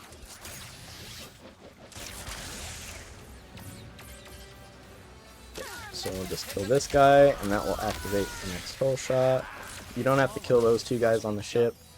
And then you just have to kill these guys here in front of me, and then there will be one ship spawn to the right here and two ship spawns to the left. So what we'll do is we'll get some shots off on these guys and these guys, and then we'll switch to the Rhino and just shoot basically right there, and that'll kill most of these guys. And then we just go to the next area. Once those guys are dead, the hurl shot will spawn. There's a couple ships that spawn off to the right here, along with these enemies on the left. You just want to kill all of them as fast as you can. And then, here's dialogue will play. Or it won't. There'll be... Yeah, okay, so Pierre's dialogue will play. He'll ask if you're getting tired. And then now we're going to do another boss despawn. So there will be an unskippable cutscene. You have to kind of be ready for this one because it's pretty fast. It's easy to miss. As soon as the boss pops up in the unskippable cutscene, which takes a second here, there's a little bit of a delay. We're going to open map and then do PMA, and then we'll see his head, and then it'll zoom out, and that's how you know it'll work. And then he won't spawn, and then he spawns down there below the ship and he falls to his death. You don't have to do anything. There will be two more cutscenes just like that, and we're back here. So now you don't have to take this hurl shot, and it's actually way slower if you do. Yo, what's up, Kale? We can now use the hurl shot to reach the fixture. Lost my train of thought. Where are we? Okay, yeah. So basically, we're going to use the same spot that we wrench boosted off of before. Again, we don't want to do a slow-mo wrench boost because it will send us into a death plane. I can show that here. Okay, didn't. That's new. Normally it does. Maybe it's a little bit smaller than I remember it. But just a normal wrench boost here will work. It will get you down here. Obviously I can show, I got the checkpoint, so I can't really show how much slower it is, but you'll be able to get all the way over here. And then we're going to do another PMA. Once we grab this hurl shot, you'll see the checkpoint pop up. You only have to tap it, and we'll get the checkpoint. And we'll do PMA. Same thing, photo mode, hold, or map, hold photo mode, and then close. Super easy. Then this will spawn, and it'll put us right here. So now, we also just despawned another boss, and we want to be careful not to die here, because if we die, then the boss will respawn. And there's only one way to get across this gap, and it's kind of a pain, it's kind of tight. You'll just have to get familiar with it, and you can, of course, save it with an IJ, so it's not too bad. So you'll just make your way up here. You don't have to kill any of these enemies. You'll come up here, and you want to be at full charge once you get to the top of this ledge. So you'll spawn down here. It'll look something like this. And then you'll get right up to this little ledge right here is what you're looking for, because you want to pretty much your coyote timing a jump as much as you can to get all the way across this gap. I'll show it one more time.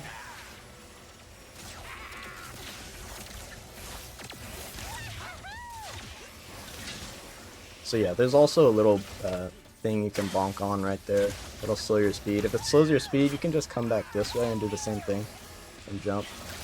And then you can do an extended hyper strike out of that dash there. That'll get you up on the ledge, or usually you'll ledge grab that too. It's pretty generous. Let me see if I can. Yeah, you can ledge grab that whole spot. And then, yeah, you're over in this area. Not much to it. Now there's two parts to go about this next area.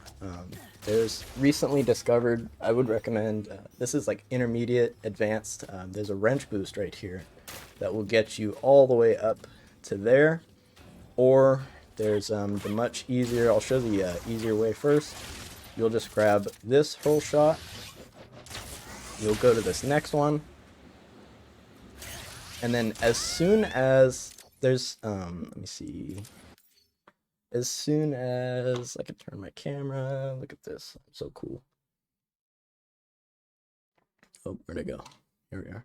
As soon as this sort of face of the rocks, like you can see how this sort of rock outcropping comes out like that and then dives back in. As soon as that face of the rocks clears the right side of your screen, you do a PMA, and then you wait for, there's three different things. There's screen shake, there's an audio cue, and there's vibration on the controller. Any three of those, and all you have to do is just close out a PMA and spam dash to the right, and then jump and glide. So it should look like this. Get it all set up here. So there it was. I just lined it up on the right side of my screen. I'm closing this. I didn't get anything, but sometimes you won't, but you can wait a safe amount and it'll still work. And then you just get up here, and then you have to, before you can turn this this bolt crank, you have to cross this line until you get a checkpoint, and there'll be clank dialogue. I'm not going to, so that I can restart checkpoint and end up back here, but I'll show it when I go back with this trick. So with this trick, there's a wrench boost, and you have to hit it from this angle right here. You can hit it pretty much anywhere right here, but as long as you wrench boost before like this, where it steps in that rock, you'll get it. So if you don't, you can kind of see it sort of slopes up here. You'll lose all your speed. So I usually step back around here, start my charge up. I can do it on slow motion too, and then just as long as it's right about there, you'll get a ton of speed. And then there's a couple different spots you can proxy off of here, but this is probably one of the better ones. You can lose some of your speed depending on how you hit it, but it's basically the one area with like the highest surface area that you can do proxies off of. There's another one right there, and then I think there's one more right there. But as far as I'm aware, I think honestly it's the easiest just to go around the back side of it. So again, you're jumping, you can stay kind of close to all this, and then just double jump, hit anywhere on this, and sometimes you just won't get the height. It's a little bit easier almost to do it in full speed, but it's also a little rougher sometimes. But yeah, you'll just have to take, this one takes a lot of practice too, as with most of the run throughs, but it does save a ton of time compared to doing it the other ways. But there's no point in worrying about it now. But you'll bounce off of any of this stuff. I think the two best spots, oh, there's also a death plane there. The two best spots to bounce off of are like some weird plating on the right. We're in deep trouble. Should be able to get There's no this. point in worrying about it now. There we go. And then you can lose, usually you'll have enough momentum going into it, but you might lose your forward momentum, which is fine. You can actually cancel out your forward momentum and do an IJ, and then it'll reset. If you lose your forward momentum, you can do an IJ and it'll reset it from that height that you do it from. So we just got the dialogue from Clank. He says we have to fix the fixer, and then you just hit this, and we're gonna get a cutscene. We can skip. Sin, you have so much to learn. Unfortunately, you missed Mega. So this is, I guess, similar to the rail skip we already did earlier. How are you, Sin? How are things? I'm losing my voice because I've been talking nonstop for the past 3 hours. It's getting kind of crazy.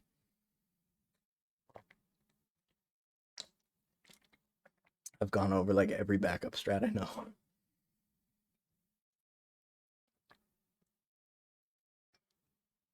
So you don't have to do this rail skip, but you can. It's kind of difficult. This is the first out of 3, I think, that are left. It's similar to the first rail skip we did. We're just going to restart checkpoint and hold left and a little bit back and just spam X, and we'll end up coming off. And I actually haven't done this one, so I'm not too familiar with where all the death barriers are, but I'm pretty sure I can figure this out. Let's go forward a little bit. And I think you go to the right of that pipe.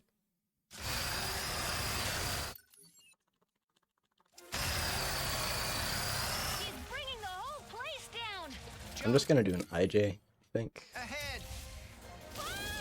Wow, I know nothing about this rail skip apparently. I think that maybe the death barrier is a lot lower. I'm still gonna try it now out of spite.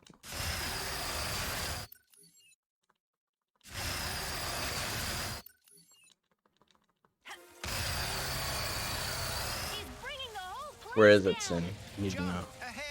I see people jump off of this thing all the time. Okay, cool. Wow, I'm a genius. And then I think you can wrench boost right here, but not important. Anyways, you jump down onto that second rail that goes to the next area, but I will show you some things about not doing that rail skip. You don't technically have to do it, but there is a little bit of tech to this called fast rails. You want to preserve all your speed here, just like this. Jump over that train. One important thing to note actually is, for some reason, 100% of the time, this second wall grab, let's see if I can show it in slow motion. This second wall grab will almost always just send you flying. It didn't that time. I don't know why. Let me do it in full speed. Just never go for the wall grab there. That's so weird. Normally it just like always does that. Maybe it's if you skip the first one.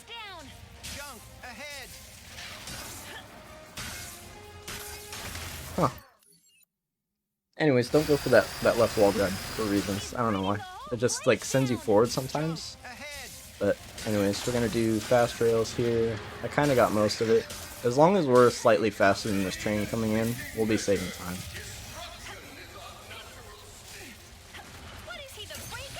And then the fixer will teleport in. Yep, and that's how you know you're saving time. Is he talking about me?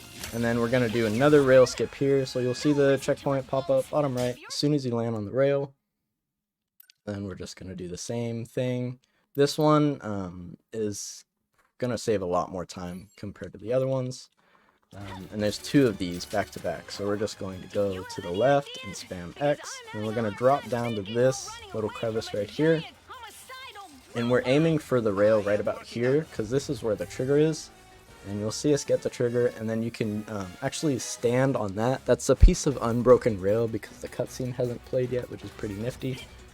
So we'll land on this rail, get the trigger there, and then we can stand on this, and then there's a rift up there, so we're just going to double jump dash backwards and grab the rift, and now we got another checkpoint, so we're going to do it one more time.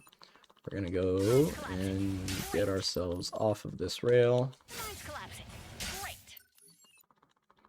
Mine's collapsing. Great. And then we're going to drop down to this ledge, and we're going to aim for this rail. Now this next part is kind of tight because we have to grab this whole shot from a blind angle, and there's a pretty big death barrier around it, so you have to grab it and dash behind it, but not too far behind it, and you still have to be able to grab it. So this one takes a lot of time to practice, and even I still struggle with this one. But basically, once it's on the right side of the screen, you can't hold on to it for too long like I did. It's gonna take time to practice. If you do it right, you'll grab it, dash just before you reach it, and then grab it again, and then you'll go and just do the normal hurl shot. If you miss it like I did, it's not a huge deal because you just wind up right here anyways, and then you can grab it from pretty far away anyway. Okay, I don't even know at this point. Game is moving.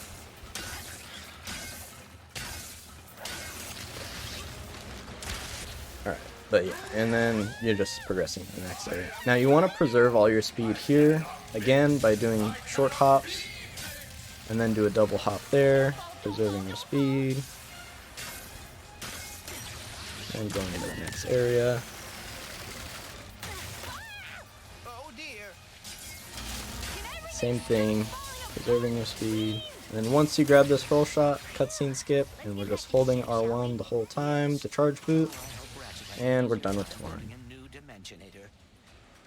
So, are we gonna talk about you rescuing me back there? Alright, so now we're going to get into Cordelian, which has another cutscene speed / cutscene warp that is a little bit difficult.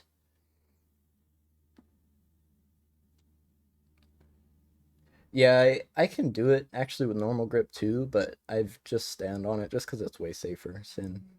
But yeah, you definitely don't have to stand on that unloaded part of the rail. You can just go straight forward if you're comfortable with that.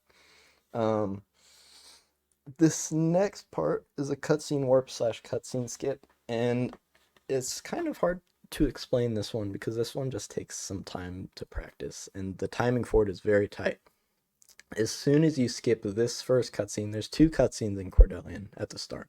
There's this one, which you can just skip, and then the next one, I tend to wait for the ship to come just onto screen, and then I hold forward and right, hold R1, and start spamming X, and you'll get an insane speed boost, and you just kind of have to learn what to do with that speed boost. You'll either go flying, and you'll just have to restart checkpoint and try it again. You'll get caught onto the platform that you're aiming for, which would be perfect, and then you can just go straight to the top. Or you will start flying, and then if you come up short, you could just IJ to it. If you go past it, you can save it by jumping backwards or dashing to cancel out your momentum, but you do need some pretty quick reaction time for that. I haven't gotten this in like 2 runs, so let me just go for it real quick. So I'll wait, ship will come on the screen. So yeah, I didn't get it. I am going to backload just to try it again anyways. because it does look pretty cool. And then I'll also show how to cross that gap if you don't get it. I don't think this load will actually work. Will it? Oh, it does. Cool. I hope Ratchet's staying out of trouble.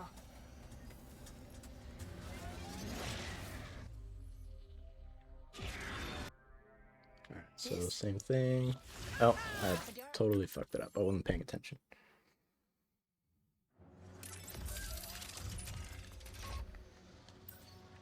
As many tries as it takes.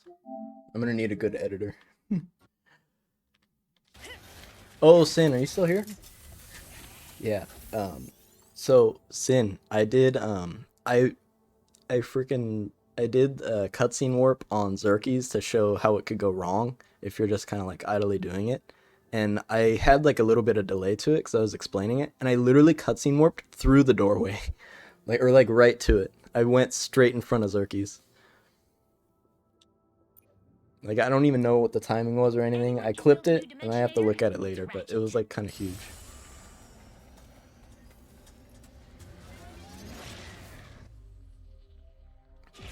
Alright, let me try this again.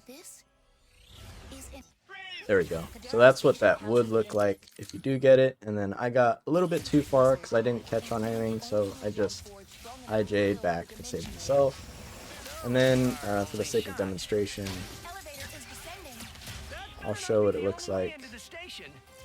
I guess I could wrench. You can wrench boost back over there, which should be a lot faster. But I'll show what it looks like if you don't get it. Can I restart checkpoint to put me back over there? I can. Okay. So normally, you'll start here, and then there's a couple different things you can wrench boost off of here, but the best one is this. But this rail will break as soon as you wrench swing it, so you kind of have to try and get it first try, and if you don't, you can just reload checkpoint. It's not a big deal. But basically, you'll charge boot backwards, not like that. You have to watch out for the end of the bridge right there. You'll charge boot backwards, jump forwards, you'll get the boost, slow-mo, and then just wrench boost, and you'll cross the gap. So it's our only shot. No? Then you'll come up here. Extended hyper strike will get you up here so you don't have to go around. And then you just hit this crystal. And then you can still move while the camera hasn't moved yet, so you'll just take some time to get to know that movement. And now we have a little bit of break here because of this lift. I've hit a few bad guys, sure, but they invented so many brilliant things. You sell yourself short. Maybe, but I have a good life in my dimension, Kit, and I don't want to risk it.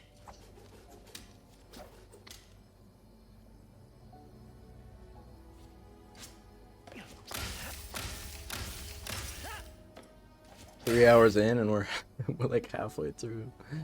I feel like I'm taking way too long to explain everything. Or at least with showing all the backups and stuff. Speaking of risk, Alright, so this one is pretty much just straight through the hallway. You can hit that wrench boost there.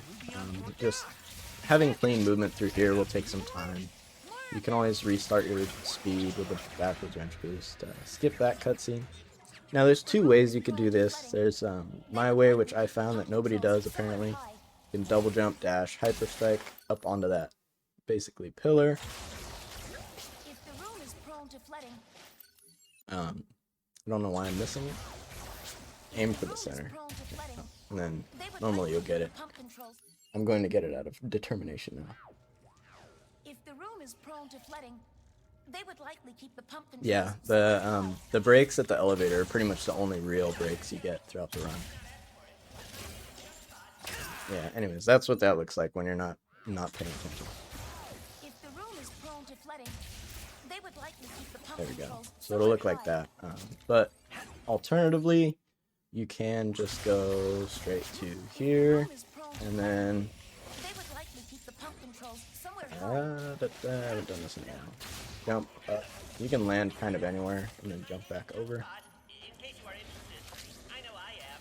Pleasure to meet Which you can also, if you miss the strat I go for, you can just obviously glide down to the other one and do it without too much time loss. No big deal. And then most of Cordelian is pretty much an auto scroller. some kind of key. So you'll just kind of cruise through here. This is the cutscene. This is another one. And then we're going to do another dialogue mute here as soon as he says C, elevator, bam. We're going to mute. And that's going to save us a little bit of dialogue time. Get up here. There's a couple different ways to get up to this platform. You could just kind of jump around the area and see what you're comfortable with. As soon as you type on that computer, you can come down here. I also just held down triangle, like forehead, which it doesn't look like you lost too much, which is just sad.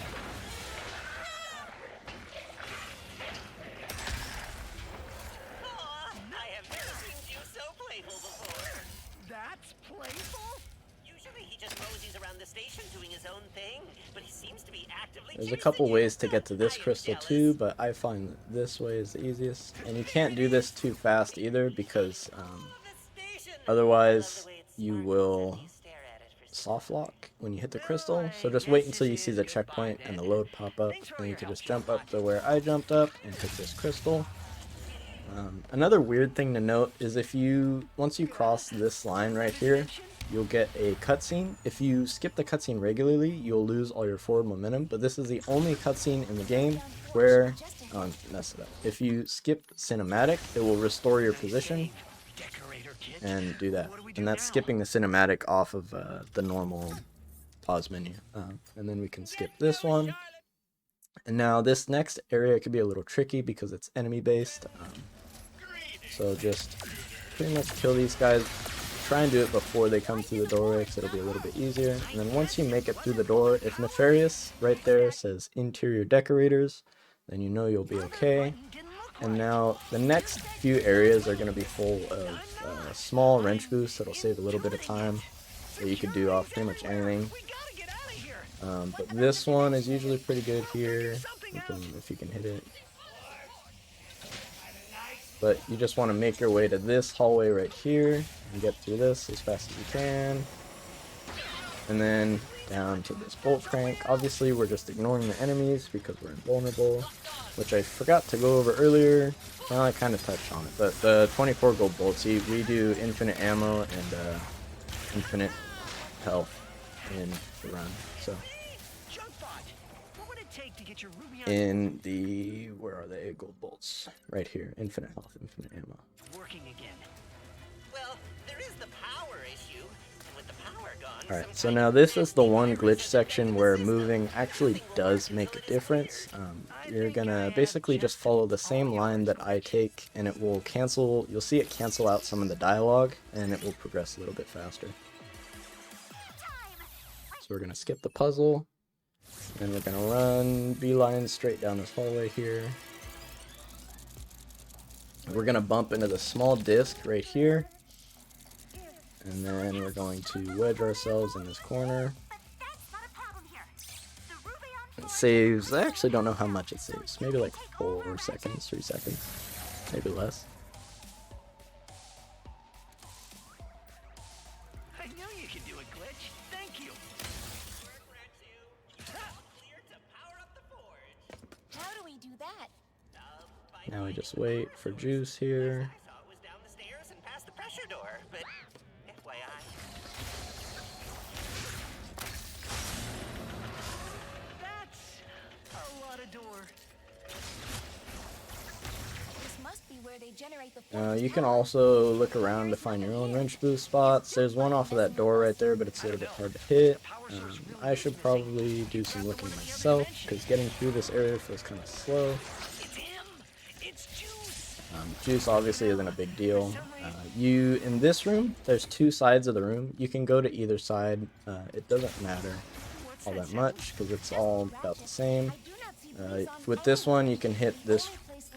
Okay, and it will pull your camera too. Definitely. You can hit a wrench boost off of that wall to get down this hallway a little bit faster. And if you find your camera getting grabbed when you go through these doors, you can just kind of point it downwards. I tried to do it as an example there, so I'll show it on the next one. We're just gonna do this bolt crank and then restart right after we do it. And we're good.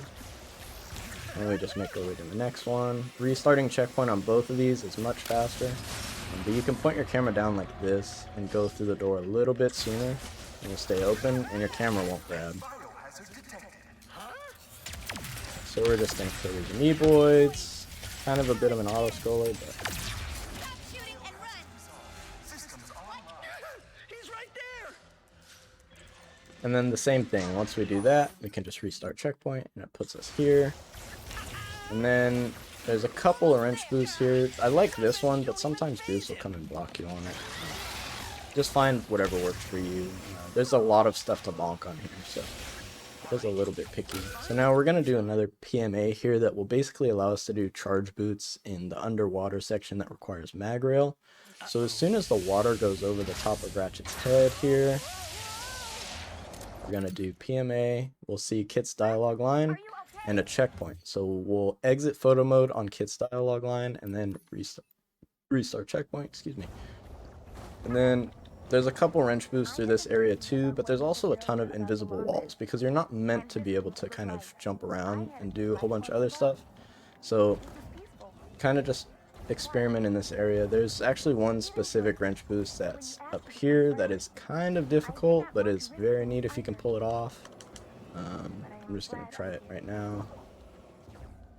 Didn't get it mostly, but it is one spot you can wrench boost off of, but just make your way through this area with charge boots. It's obviously going to be way faster in the casual way. And then we're just going to jump around boost right here, hit the crystal. Now we're not going to kill any of these enemies yet, because we're going to use them to sort of manipulate the doorway. So we're going to get over to this bolt crank, pull the rhino out, and we're going to shoot this spot right here, and then immediately do a follow-up shot there. And to see how the door stays open like that, that's what we want. If it closes, it's no big deal. You could just play through the level normally and just kill the enemies really fast. All these enemy spawns are obviously the same. They're going to come out of those holes. You could just rhino spam this, and then you can grab this bolt crank as soon as the camera starts moving. We should free him. And basically, Come in peace, big guy. one thing to note is as soon as that door opens and the juggernauts come through, you can just pass the juggernauts and walk through the door. And the only thing you're trying to hit is this checkpoint right here, and then you can restart. And then you're in here. You can hyper strike that crystal early. So you don't have to fight the juggernauts. You just have to wait till the doors open if you miss it, which you get by killing the enemies in the room. Just make sure you're standing on the center platform where Juice is, otherwise the trigger won't go off. That's just about it. Just make your way into that hallway like halfway through, and then restart checkpoint once the thing shows up, and then just beeline to the top of this, The Ruby on Forge is upstairs. and then skip that cutscene. So one of the things that I have to explain here is when you're looking at times under an hour and 40 minutes and under an hour 30 minutes especially, you'll start to see a lot of black screens, and the game will just take really long to load, and you might even get some extra crashes here and there. We're not really getting it on this run because of how slow it is and how casual it is. But when you are doing speedrunning, you will have problems with that unless you have a corrupted file, which currently is unknown as far as we're aware on how to get. And basically the corrupted file doesn't allow saves to save over each other. So you basically have a limited amount of saves for the first 2 levels, and then the rest of the game plays without saving. So you can't backload, but it won't have any problems with black screens or anything like that. So to counteract that, what I and most runners do will close the game right after. I usually do it right here, right after that checkpoint on Cordelian. I'll just quit out. Actually, I don't think you even need to quit out. You can just close the game. And then reopen it, reload it, and just keep progressing like normal. If you find yourself getting a lot of black screens on Tauren, then close your game on Tauren, and also close your game before each run, ideally, because then that'll reduce the chances of earlier black screens a lot. Don't know why it works, it just does. Just need to get back to our ship And now. if you have a corrupt game file, it's set to like 36% or 50%, and you're still able to start an NG Plus file off of it. And that's sort of the most optimal way. You can do it. And as yeah, well. that's pretty much it. You won't have to close your game if you have the corrupt file. So we're just gonna take this elevator up and hit this crystal, and then jump over here. Talking about. And then we're gonna do another wrench boost right here. This one's kind of sick. You don't have to do slow-mo for this one, but I do. And then just right into the ship. True. So this one is I don't you have to don't get too carried away with doing down 1x for when you're changing your planets here, because this one is down 3 because we're returning to Xerxes for the boss fight. Yeah, there's no consistent way to set up Xerxes, or sorry, to set up a corrupted file that's located on Xerxes. That's usually where the corrupted file happens at. It can also happen on Cordelian, from our knowledge, so it's kind of weird. So there's a couple ways to go through this area. You can just go through it normally, walk up the ramp, and go that way. Obviously charge booting the whole way because it is fast. One of the faster ways is to hit this right here, and it's a little bit tricky, but you can get a wrench boost off of it and go... Oh, I cannot hit this for the life of me. I'm bonking that too. Let me try it off the one at the bottom of this. Nope. Wow. Okay. Well, it kind of has to do with the angle, I guess. Okay. There we go. And then just, yeah, just jump up these rocks, and then you just get here, point A to point B, a little bit faster. Skippable cutscene, and then we're into the nefarious fight, so obviously this one's just gonna go by like the rest of the fight. Let's turn up the heat!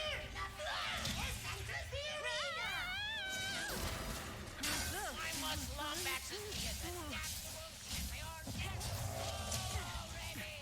let me enjoy my... This is not looking good. I've got it covered. I'm totally fine. What did you do with the Emperor? I recommend not using the Rhino on this fight because it has a chance of clipping him through the floor, and then you will softlock the game. So just Warmonger, Cold Front through this. Right here, we just got a checkpoint. We're going to restart checkpoint because it's going to set us on the ground sooner, and it's going to bring Nefarious forward sooner. But we have to make sure to kill him before he goes back. Otherwise, he'll have a permanent shield, and it will softlock the game also. So we kind of have to be careful with this one.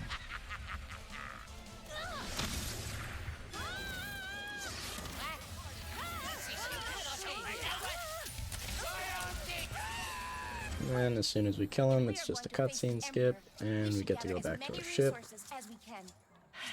You're right. Maybe a good idea. Of course, the Emperor would come back just because he was. And there's a couple of hard wrench boosts to hit through here, but really you can just double jump to your ship. We must get the Dimensionator away from him before we have no You tried to add extra water? And then up 1x now, we're going to Sargasso. This is going to be Sarg 2, which is required in the run, of course. There's 5 cutscenes to skip here. It's a bit hefty, but as soon as you skip this one, pull the Rhino out and shoot, and it will start spawning the enemies in the portal over there faster. So make sure you killed all these guys on the left side, and then just share these guys. And then once you kill the last guy, you'll see him. It's kind of one of these UFO rider guys right after the shooty guy. There he is. Once you kill him, you can restart checkpoint, and it will give you the cutscene faster. And then we're just going to do a little wrench boost off of this. And then you can just go through this normally if you struggle with it, but the exact path that I took there has all the required triggers, and if you miss any of them, you will softlock at the top of this hill. And up here, we're going to use the Rhino as not to destroy that short wall right there, so we're going to use that for a boost. And there's going to be 2 sets of enemies right here, and then 2 of those guys, and then the wall's going to drop. And now we're going to do another wrench boost off of that Let's keep following Maynard toward that to the next secret area. So many ships. The Emperor's And you don't have to worry about killing any of these guys or any of the guys in the area before this. You just jump straight to this area and kill these guys. There is a way to despawn this boss, but it's honestly easier just to shred him because the despawn window is kind of thin. And then just make your way to the side of this portal, shoot a couple rhino shots until you see the triangle pop up, and then we have a little unskippable It is just thingamajigger. with a puzzle. I am examining that. I am. I'm just gonna skip the puzzle and skip the cutscene, and now we're gonna do another pretty nifty wrench boost. There's a few different ways to go through this area. We can do one going just straight and get a coyote time jump going and cross this gap. We don't want to grab the hurl shot and be stuck on this rail right here. We want to cross that gap over here, and then we can just run this way. And once we get to here, we can full charge, charge boot, double jump, and just anywhere near that drop ship, no matter how high or low you are, as long as you see the checkpoint pop up, it's right about, where is it? It's right about like there, halfway to the ship from here. As soon as that checkpoint pops up, you can just restart checkpoint and you'll be in that perfect area. You'll spawn up there. And then this is for, this one's a little tricky, but you can run into this and do a wrench boost sideways and jump, and you'll get over to this area faster. There's the checkpoint. We restart, and now we're up here.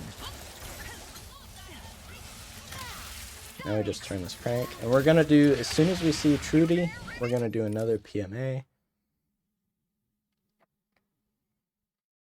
And that's basically just gonna make it so we don't have to chase Trudy up the stairs.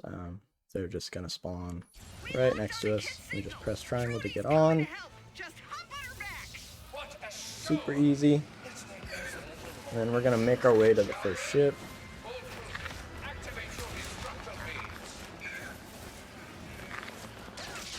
Gonna shoot it down, and right after we blow it up, we're gonna restart checkpoint. This is gonna skip some dialogue, restart our position, and then you can kind of figure out your own pathing between the bombs and blowing the ships up here. Whatever works for you. I personally go to this one right here, and then as soon as Kit says her dialogue, the morts will show up right after, and then the bombs will spawn. So you can just kind of line yourself up.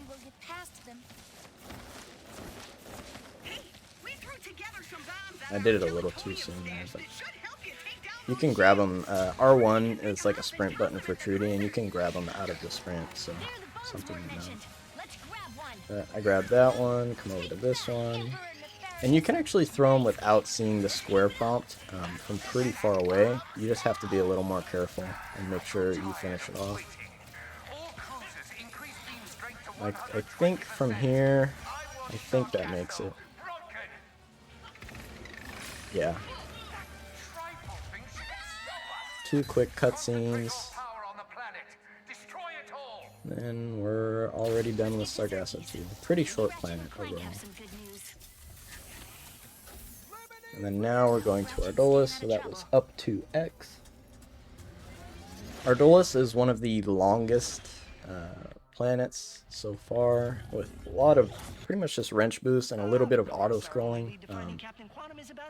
You can make your way through this area pretty normally, or there's a little wrench boost you can do off of this tree, but it's kind of hard to hit, so I'll just show you this way. Just come through here. You can actually jump on these boxes, or alternatively, if those boxes aren't there, you can jump up onto here, and you'll get another jump input right there somewhere. So you're basically just trying to keep a clean line if you can, all the way through this way, and then follow this line, and then you can dash right here, and then we're gonna kill these guys. And then this next spot, we're actually going to avoid walking too far into this next area because the door will close and we'll be stuck to do that fight sequence. We're actually going to be going for a wrench boost that is pretty safe. And then there's also an alternative way to do this. So I'll show the alternative way first. You can Where is it? It's been a while since I've done this one. You can, where is it? Right here. You can jump up here, and then if you can, it's somewhere. Hold on. I think you just jump from back here, maybe. Nope, that wasn't it. I haven't done this since it was found, so. What is it? That's the way up there. Maybe it was just an IJ from back here.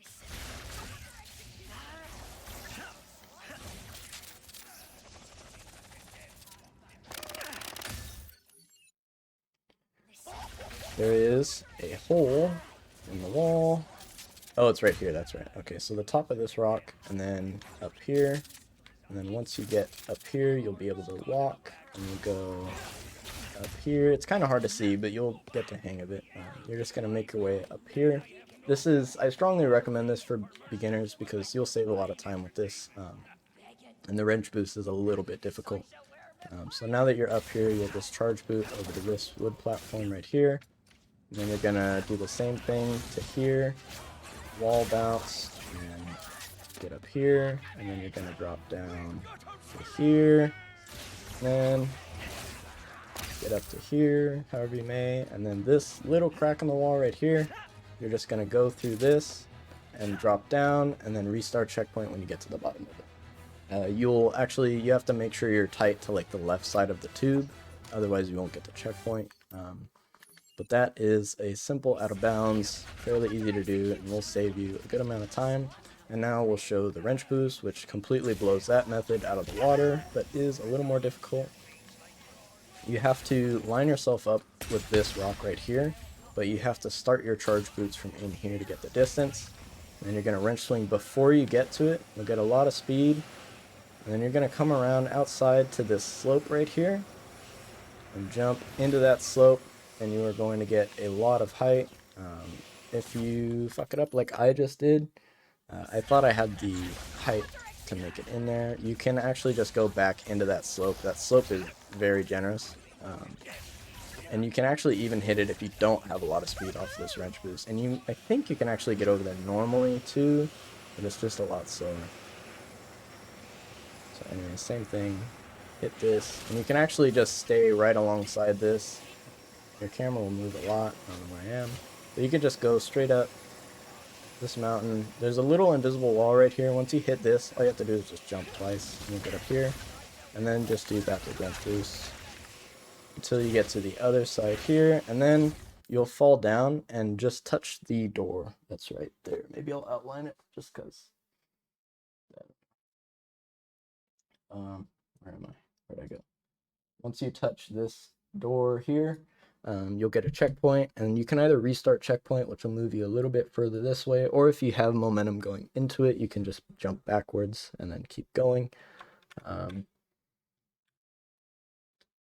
I'm going to, I think I can progress. I think I did that satisfactory enough. Hopefully I'm not missing anything so far. But you'll just go down here. There's the checkpoint. You'll restart. And then we have another small wrench boost. You can hit a wrench boost here or there. Both work. You have to be careful of the ship though, because the ship will kill you. Let me see if I can get an example of that. Yeah. So the ship has a huge death box. So we're just gonna go around the ship pretty wide and then jump back in and then skip cutscene. You can also just wait for the ship. It won't lose you too much time. We're gonna mute Pierre here as soon as we get here. I might not have gotten it. I think I was too slow. I wasn't really paying attention. But we're just gonna mute Pierre and then go through this area.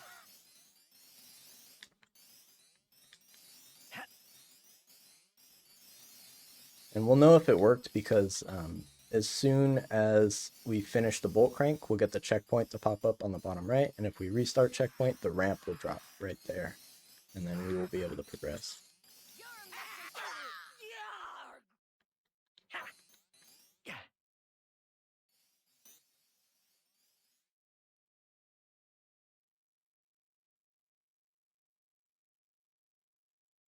Yep, so we got it. So we can restart checkpoint and the ramp drops and we're good. If you do miss this or you're not comfortable with doing the mutes or you're not able to, you can wait until Pierre says the dialogue, a tradition as old as grog, and as soon as he says a tradition, you can restart checkpoint and the ramp will drop just the same. It's just like 5 seconds, 6 seconds slower. Now, this wrench boost is pretty easy. All you have to do is you can just wedge yourself into this right here. Point yourself in that general direction towards that barrel. You don't have to worry about bonking on it because it will break as soon as you do. And what we're going to do is we're going to wrench boost holding the stick straight that way towards the barrel. And it's going to bounce us off of this guy right here. And we're going to be in the perfect direction that we need to be going. What about you? Sometimes it won't bounce you, but that's fine. Now you can... The next checkpoint is right here, so you can just land here, and that's actually a trigger that you have to hit before you get to the next area, so you have to pass really low to hit this area. And then if you do and you say you mess it up and you need to restart checkpoint, you can just hit another wrench boost off of these boxes right here. We don't want to get the Speedle because the Speedle is slow. I got my double jump input eaten. For example, I'll just... Grog made out of... But you want to go for these ramps right here, because once you hit those ramps, you'll have the height, and then you just go for that hurl shot there. You have to pass pretty close to the island and to where the Speedle is to hit all the required triggers. Can I head back to that area? I think this Speedle might appreciate getting out of here. Don't know.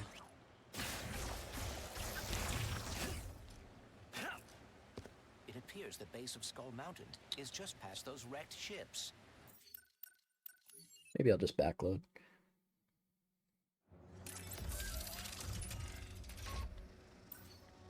And then I'll show what it looks like if I can get the all for one. Yep, cool. Okay. So now, same thing. We're gonna put ourselves in here, hit this wrench boost, head over here. I swing kind of wide, and then, nope, I double jump too early. But yeah, the trigger for that is fairly generous. I'm gonna try it again.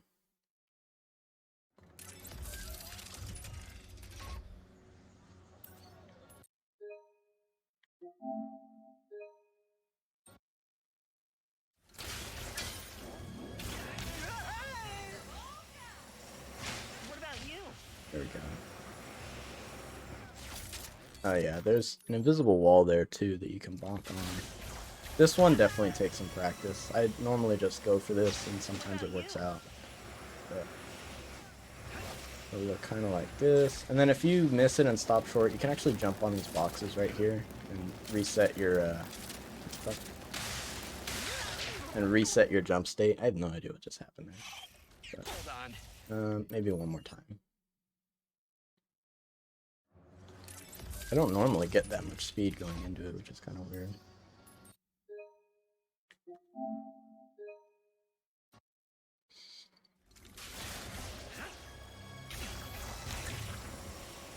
What about you? There we go.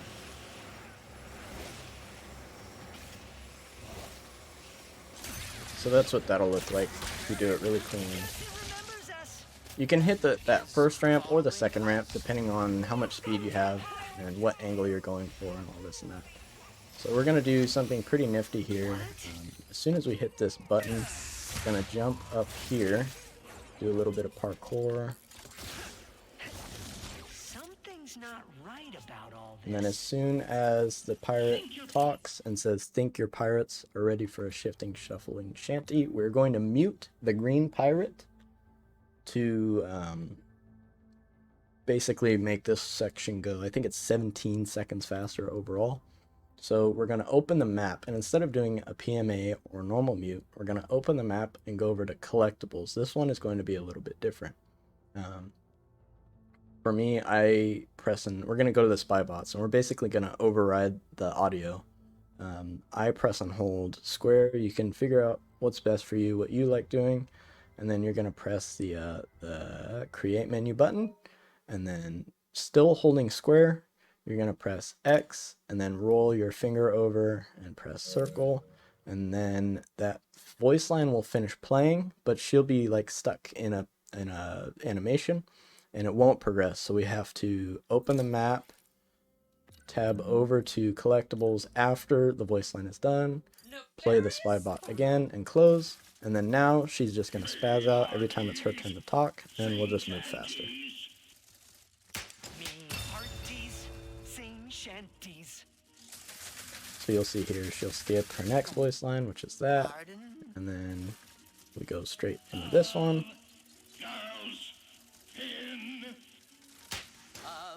Girls in respectable positions of power. Now you can technically mute all these pirates, but it's slower to do that than to just mute the green, because of how long the process takes in the game.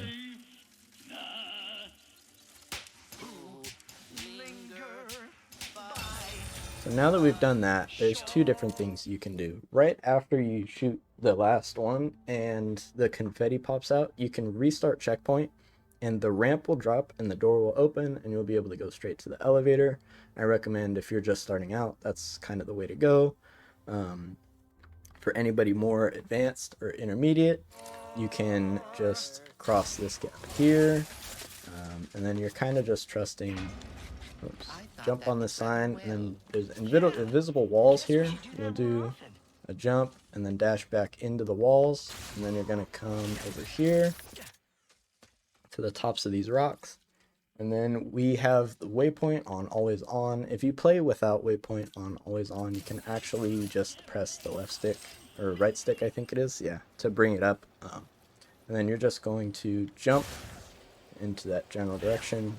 You don't want to go too high because you'll actually get upwarped into the dirt there. I don't know why, it just happens. And as soon as that waypoint disappears, you can restart checkpoint, and then you'll be further ahead into the tunnel. This will be faster than taking the lift. And then we are just into this section.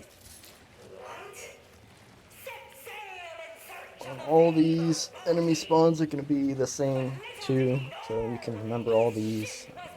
These guys will spawn behind you.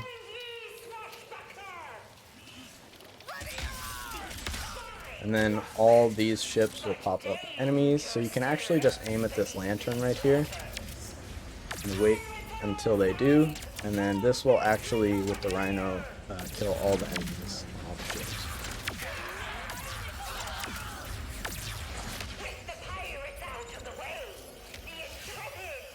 And then you can kill this boss kind of however you want.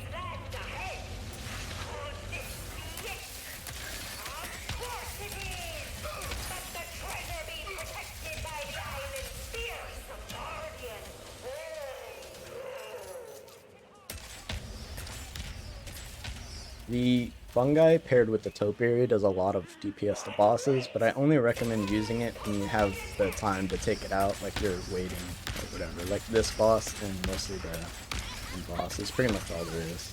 You'll kill these guys, and then what you're going to want to do here is restart checkpoint as soon as you're off this, and then spam dash, because that will basically progress us forward to the next checkpoint faster. So it'll start that dialogue, "He survived," while we pick up this mandatory collectible. And then the door will be open by the time we get there, as opposed to the door just opening. When we're there, saves a little bit of time.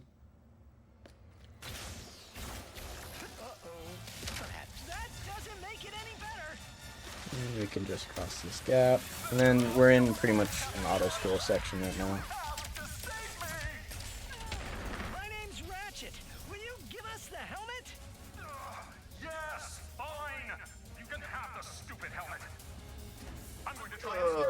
Good time to stretch. You don't have to kill these enemies here up until you get to the last segment. The last segment is actually going to be a little bit important because it will save you about 20 seconds of dialogue if you do it right.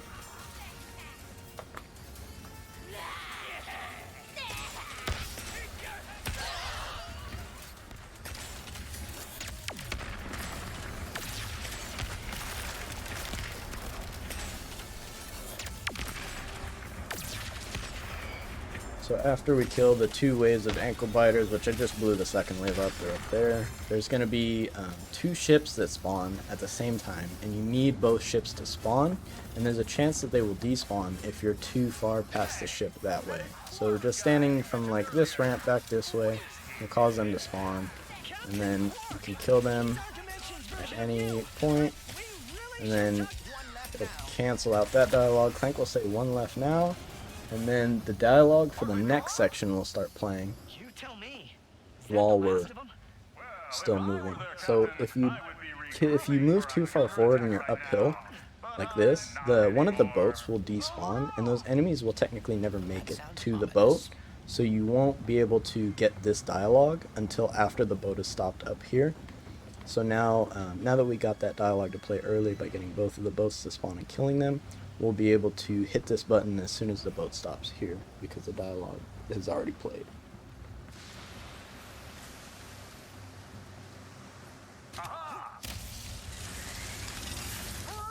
So now we're going to do one more restart checkpoint up ahead here, once we see it pop up in the bottom right. And then we're going to make sure we have the Rhino and the Warmonger equipped. We're going to do another pretty risky wrench boost. It saves a fair amount of time over the casual way, but if you're new to running, I definitely wouldn't be afraid to try this. It's not too difficult. There's 2 spots we can do it off of. There's the restart checkpoint right there. We cannot do the wrench boost up until we kill all the enemies here and the objective changes. So you look on the right side of the screen, the objective will change to disable the Plunder Beam. So now we can do it. So casually now, that ship will pull up and you can grab the hurl shot off of it. But right now, we're going to do, there's 2 different spots to do this wrench boost from. There's this one at the back of the ship. This one's typically easier to line up. And you'll hit this and you'll go flying over there. The height kind of varies with this one just because of the conditions of the wrench boost. Sometimes it doesn't work and it's not the best, but it's the easiest to line up with compared to the other one, which I will show in a second after I get this one. You don't want to do slow-mo on this one. Well, actually you can, but sometimes it will eat your height or it'll like drop you down here. But yeah, this one is a little bit inconsistent. There you go. And then you'll just fly towards the ship over there. You want to aim for, you can do it off the stairs, but you want to aim for these side rails, which is a little more difficult. If you do this wrench boost from basically right next to the stairs, and then you do a blind jump backwards into it, you can hit the stairs and you'll still have enough height. And then this checkpoint is actually very wide. You can bump into the side of the ship there or even directly below it, and if you miss it, you can just restart checkpoint and you'll be, I lied. Oh, you have to, that's right, you have to die. When you die or fall, it'll warp you up to it, if I remember right. You don't want to restart checkpoint. Have that backwards.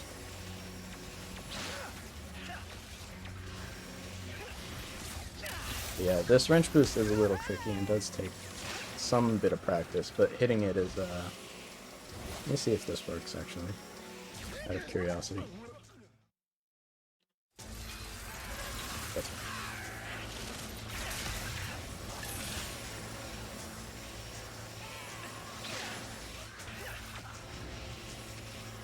You want to aim for the right side of the ship too. You want to land here because that's where the trigger is. If you land to the left and turn the bolt crank, you will soft lock them. But kill the enemies, land on the right side, kill the enemies, rapture the save voice line, turn the bolt crank, and then this will progress.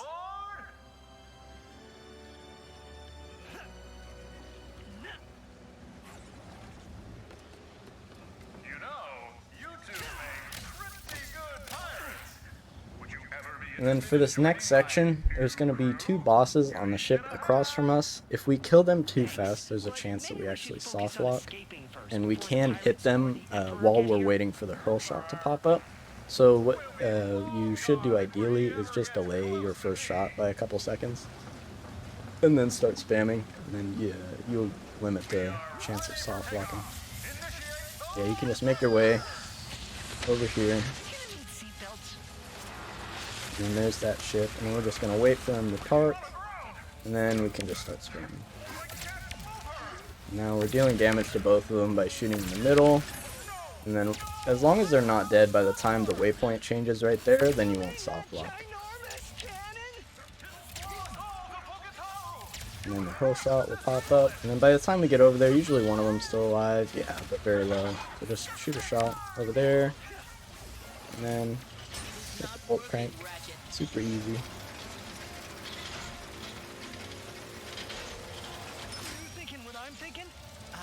I'm just gonna hit this bell, then there'll be a cutscene, and we just go straight forward, right into the ship, and down 3x for Xerkes, but it's not actually Xerkes, this is going to be Sabali 2.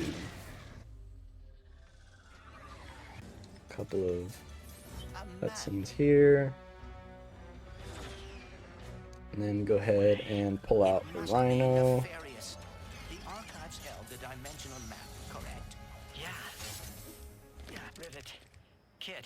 And I'm going to take a quick bathroom break, real quick.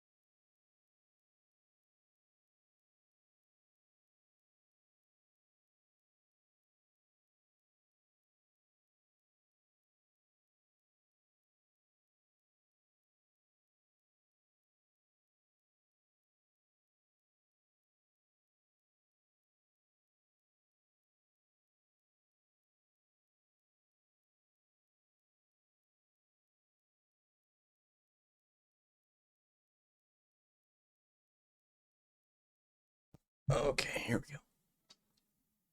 So now, there's just a couple sets of enemies we gotta kill in the starting area. Couple rhino shots in there. Make sure they're all dead, otherwise you'll have to backtrack. And then shoot ahead before you get the cutscene here, so that way you can shoot right off the gate, things will go smoother. And then there's a set of enemies that spawn up there that they usually die from the rhino shot, but if the barrier hasn't dropped here yet, then killing them usually fixes that problem. Now just stand here, we got some cutscenes, and we're moving right out of the gate. So there is a little bit of tech to these elevators here. You don't want to kill these enemies right here too fast or you will soft lock, because one of them emits dialogue, and killing him will cancel the dialogue and it won't progress the game. So you don't even have to kill these enemies, you could just wait or whatever, but just wait until the dialogue is progressing.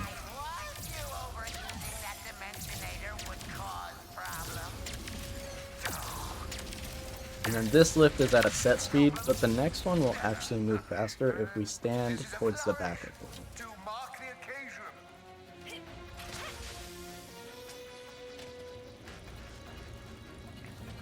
We're here for the flagship tour. We don't need a ticket, right? We must scour the remaining archives. Think of the treasures within. Weapons of unimaginable power. It's only very slightly faster, but it does move a little bit faster. Those tools are useless. The map is all we need. The rest can burn. Wait, does that mean he has the map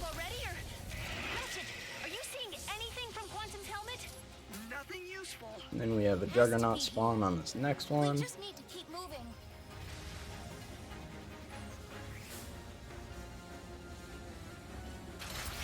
We'll throw topiaries, rhino shots. I was just gonna take it for a quick joyride.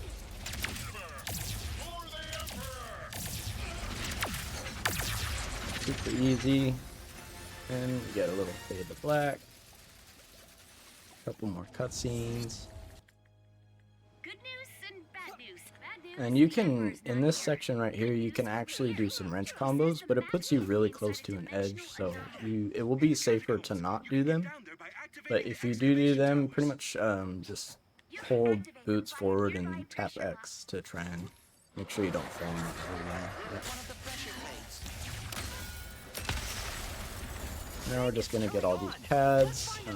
There's a couple wrench boosts here and there you can do. You can do some backwards wrench boosts. This pipe is a good one. We'll grab this rip. And then once we get this one, we can actually wrench boost off of this rail in front of us. And go towards the next one. And we'll actually get there before it even pops up. Only one remaining. Thought you said this was the way out. It appears to be the lower engine room. The layout of this. And just try and get down into that hole with your double jump, because your momentum will carry in the unskippable cutscene here. Do no violence, Val. Did you And hear just me? drop down, do this. That is all right. And now I'm going to show a pretty difficult trick, and then a really easier version to get through this next area a little bit faster. The first one saves about 20 seconds, maybe a little less, maybe 17. I will be able to get inside. But we're going to basically just right off the gate jump up to here, and then dash over to here, and then cram ourselves as high up as we can on this route right here. And then we're going to, there's a bunch of invisible walls right here, as you can tell. We're going to jump outwards and dash up onto this ledge. This will take a lot of practice, and you can do an IJ. Doing an IJ, I recommend, would be way easier to get up here, way more consistent. But just getting up onto this ledge, and then there's a little crevice right here that you can jam yourself into. And now we're going to do another wrench boost. This is called Catacomb Skip. It was found fairly recently by Mark. I actually lost a lot of speed there, so I'm just going to retry it. There's a lot of checkpoints throughout here, so I recommend just trying it anyways, because if you do miss it, you will still have a checkpoint that you can recover from down the road.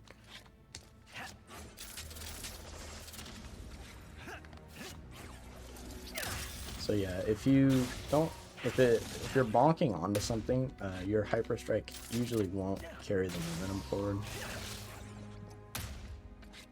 and you'll just wind up stopping like that. But there you go. There's a few different ways to get up here too. But basically, I point my camera that way. For some reason, it like dragged my camera back, but it's okay. And then we'll just head over here. Double jump pretty early and aim for the bottom of that. If you don't make it, you can actually still recover this fairly easily. You can basically just making it to this general area is good enough, and then you can actually wrench boost from here, and then make it over to here. But I'll try and get it one more time with the full thing, depending on where the load is.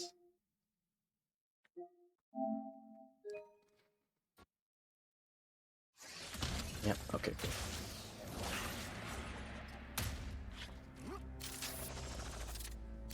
And yeah, this one is also a little bit tricky. It's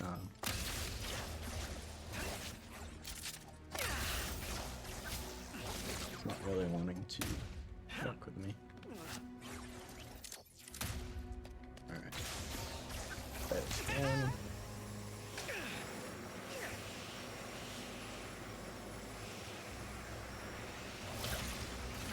Oh, okay, I went through the portal on accident. So, that's the general idea of it. You go up that right side, and then you just follow the same path that I took for the backup, and you will wind up in that same general area. And then you can do that wrench boost off of there if you lose your speed. I'll post a clip of it being done perfectly, because I have one somewhere. Probably in the description too. Now we'll do the speedo route, which definitely better for beginners.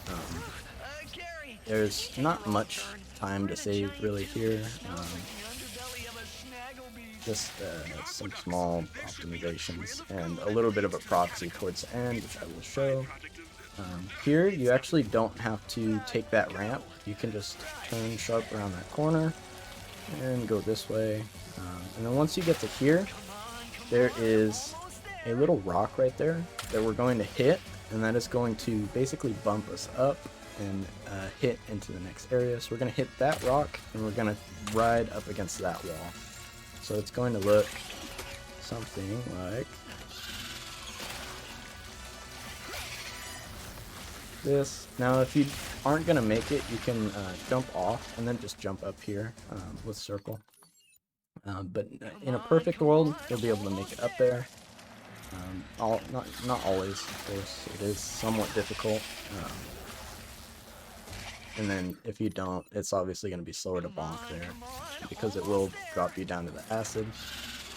There is a couple different lineups you can take for this too, like just going up against that right side, but it's not totally consistent.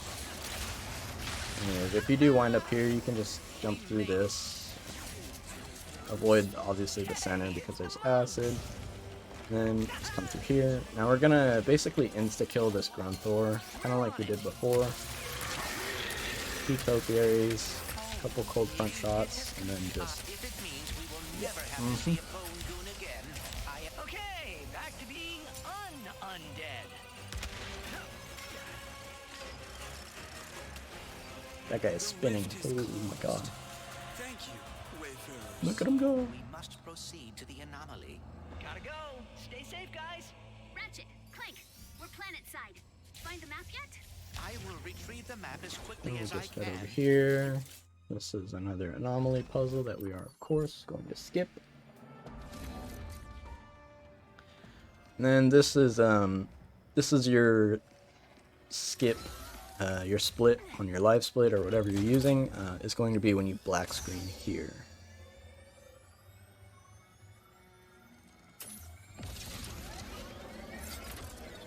So you would split right now. And now we're at Visceron. So Visceron has a lot of wrench boosts everywhere. Hopefully there aren't any A lot of small ones, a lot of big ones. This one, right out of the start, you can do with slow-mo or without, and it just gets you... there's a lot of stuff to bump on for this one, so don't be like nervous or whatever if you miss this one. It is fairly difficult, but it will get you to this front gate a little bit faster. And then we're going to kill these guys because they kind of get in the way. And we're going to wedge ourselves in this little corner right here. Now this one is going to be a little bit tricky, so I'll do all of it in slow motion. We're going to do a wrench boost. And then I'm going to pause here and draw a line. I'll use red, I think. So there is a trigger right here alongside this post, and there is also a invisible wall that we're going to run on all across the top of here in line with this fence here. So we have to hit this trigger, and there will be a voice line and a checkpoint that we can pick up on to make sure we got it. I'll stick to the right of it so I can show myself walking into it so that you know what it looks like. Minimize that, get rid of all that, and then yeah, so it should get us down right here. Oh, okay, well I got an enemies because I got really close, but it'll go who authorized the platform realignment, and then you'll get the checkpoint on the bottom, and then as you can see we're walking above here. This is where you want to land. There's a lot of different wrench boosts you can do from over there. I think that one is the easiest though. And you can, of course, save it with an IJ, but I would strongly recommend against it because IJs on Visceron, when you're over the water, will tend to crash the game. So just avoid doing IJs on Visceron to the best you can, because, you know, it does that for some reason. Anyways, we're just going to skip across this entire section here by just running and jumping. The invisible wall does end about in line with this right here. So just make sure you're jumping pretty early to get over it here. And then we're just going to do some small movement. We can jump through these pipes, get through all this, and then we can hyper strike to drop down here faster with some small things. And then do this. There's a small cutscene right here. And now we get into the fun stuff. So there is something called Big Yugi Jump done by Yu-Gi-Oh! 24/7. Really cool wrench boost from here that goes all the way around. I will show that first, and then I will show Rhino clipping, which is inconsistent, but it is way easier. So for beginner runners, I definitely recommend Rhino clipping. It's pretty good. So we'll start with the wrench boost. So you'll come right out of this, you're going to point over this way, and then at this white box right here, you want to run into kind of the right side of that nozzle right there, just to get as much surface area as you can. We'll do a wrench boost, spam X, otherwise it will kind of drop you, and then you'll wind up over here. You don't have to worry about turning this crank at all, and you can actually you can hyper strike if you're not going to make it, but it's better that you don't so that you can preserve all your speed. So I'll get a better example of that. So you can get all of your speed all the way over to here. The trigger for the next area is right there on that wall. So you have to rub up against that wall, you'll activate the checkpoint, and then you'll just backtrack all the way through here. And then like I said, you don't have to turn the crank for the bridge, you can just go straight to the boss. So now I'm going to show Rhino clipping. Is a little bit finicky, but it does work. It is pretty cool when you get it too. For this one specifically, we only use it in this run. Funny enough, it's kind of weird. But you're just going to jam yourself in here. This is the only spot we use it, I mean. You'll put yourself into this corner. You'll aim as far down as you can. And then I like to put my crosshair in line with these red lights, sort of, and straight down. And then I hold down and left into the corner. And then you can either shoot and then dash, or shoot and then wrench swing. But it's basically just turning the character model into the wall, and it will push you through the wall with the objects, because the objects that come out of the Rhino have collision. Ideally, you can actually near consistently get it in 1 to 3, but like if you're just starting out, it's like 5 or 6, but don't be afraid, you'll still be saving time. And then as soon as you walk through this, or get clipped through this wall, just walk backwards a little bit, and you'll get the dialogue and the checkpoint, because it's on this side of the door right here. And then all you have to do is just restart checkpoint. The door will open, and then you can hit, you know, small wrench boost through here or whatever to try and get some speed. Find whatever works for you. And then make our way to the next area. And then we're gonna run up on this guy. And we just kill this guy like normal.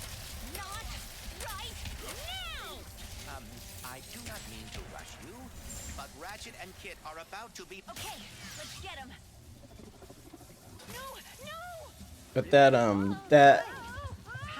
the big Yugi jump is the fastest as long as you can pull it off very clean. But the Rhino actually comes in a close second and will almost match time for it as long as you get the clip on the first shot.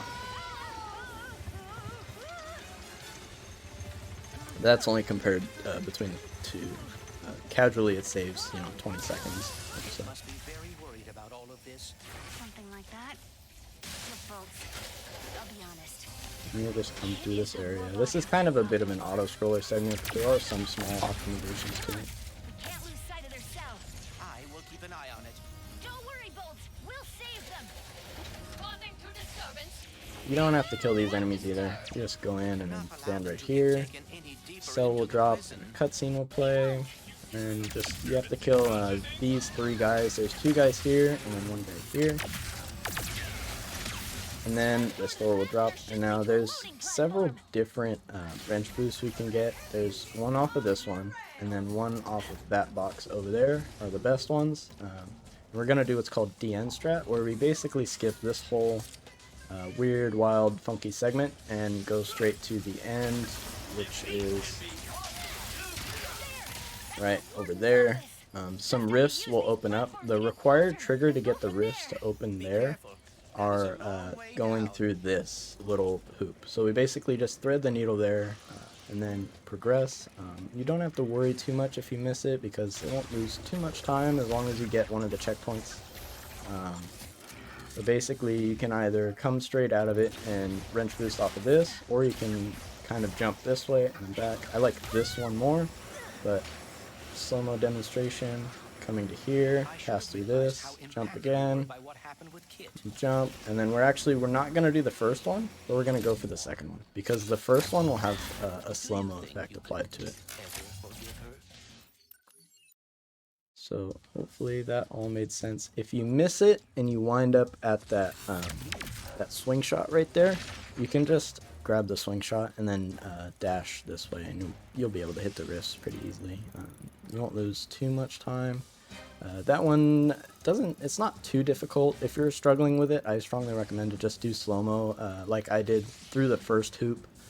You will be saving a load of time even if you do it in slow-mo over doing the obstacle course normally. Yeah, and then once you get up here, dash to this wall, and then type on this computer.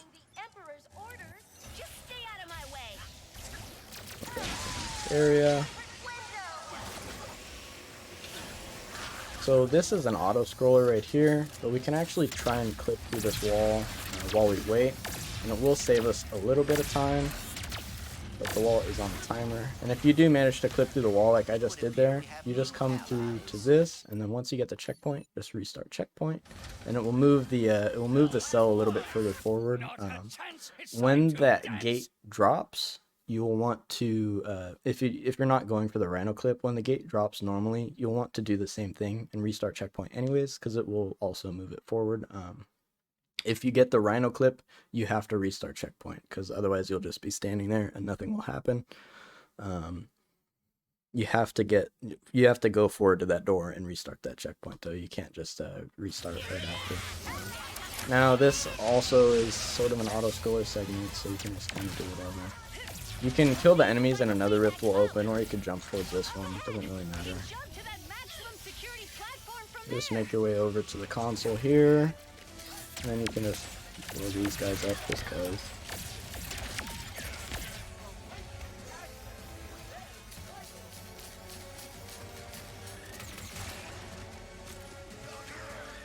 And then we of course can walk right past this juggernaut.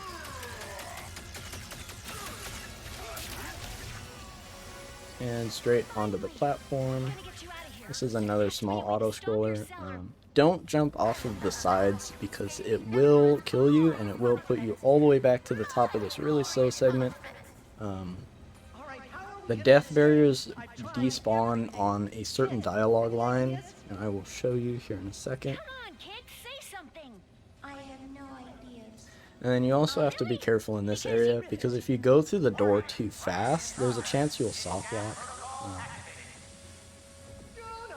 So now you can cross without dying to the death barrier. And then I get ready to hyper strike this button here, and then I'll throw my hammer at the other one. Like that. And then if you walk through this door too fast, you will soft lock. And you can know if you're going to soft lock by whether or not the timer shows up in the top left. If you make it through that doorway and there's no timer in the top left, all you have to do is just backtrack a little bit and then jump forward when the timer shows up, and then you'll be fine. Then you can keep going to the end. If you get like halfway there and you realize the timer's not there, you can just restart checkpoint. Then the goal is to get through this whole area pretty much as fast as you can. There's a ton of places to wrench boost off of. We're going to go for that right now. So you want to hit as many as you can without bonking, because there is a lot of places to bonk. And then you want to try and get down there. There's also a wall you can bonk there. So just play through this area and see what happens or what doesn't happen. But there's so much stuff to hit and whatnot. We don't have to take any of the tethers in this area, because obviously we just make the gaps normally. And there's so much rubble everywhere. I think the right side tends to be cleaner to boost off of, if I remember right. And then just, if you do have a really good boost chain going and you're going through this area, just slow down when you get to like right here towards the top of the ramp. Otherwise, there's a high chance you'll die when you hit that ledge right there for some reason. Yeah, you can make it through that area really fast with just some good wrench boosts and no bonking. There is an optimal way to do this fight area too. Just kill all these enemies on the right side, and then a ship will spawn overhead. Kind of missed it, but once you damage the enemies in that ship, you can make your way over to this side where some more will start spawning. Sending in dropships too? Ratchet and Kit must be quite valuable. Gotta hurry before their backup arrives. And you mostly just want to be on the lookout. There's going to be 2 sniper bots that will spawn and cross sort of in front of us here. There's one, and the other one will spawn on the other side. You want to kill these guys before they have the chance to make it over to the other side, like that one's doing right now, because then they're just really far away, and having to backtrack to kill them is sort of a pain. And then all these spawns are, again, pretty similar. We're going to do similar to how we did the Savali bosses on top of the archives. We're going to drop two topiaries and kind of hit both of them at the same time with the rhino. We'll get a dialogue line here. Oh yeah, there's a couple of these guys that spawn over here too. Just preemptively shoot this, and then I think that was all of them. And then we're gonna get these 2 guys. These are 2 bosses coming in right here. You can shoot a couple early rhino shots too, and then 1 topiary, 2, and then a couple rhino shots. And you can see their health is dropped pretty fast. You're damaging both at the same time. Sometimes the rhino shots won't hit because one's kind of far away. So you could just focus one down on one side. No big deal, no real time loss. You can kill these guys really fast, but it is a little bit difficult. And then there's a handful of enemies that spawn right there behind these guys. If you're wondering why the crank isn't turning, it's because of them.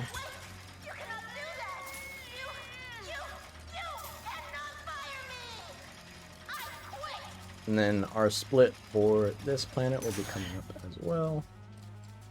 It will be on that cutscene skip right there. So that's split for Visceron. And now we're on to the final level. Hey, Finn, hold that thought.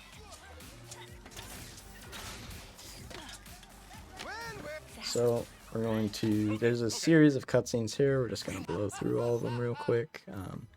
On a corrupted file run, this black screen won't exist right here. And neither will this white screen. It will just go straight into the skip. In this one, it's just kind of a free 2-second time loss. It is what it is. So you're going to hit that wrench boost over to here, and then we're just going to rhino shoot pretty much to the center island right here. You're supposed to kill the sniper bots first, but the rhino shoot will pretty much get them every time. And then most of the enemies will spawn on this side before they start spawning behind you. And then once you kill all the enemies in the courtyard, let's focus on these guys. You could sort of kill these guys, again, however you want, whatever's fastest.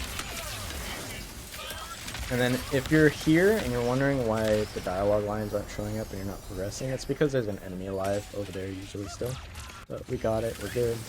We're gonna keep going. What's your move, Nefarious? This is a bit of an auto scroller, so you can breathe.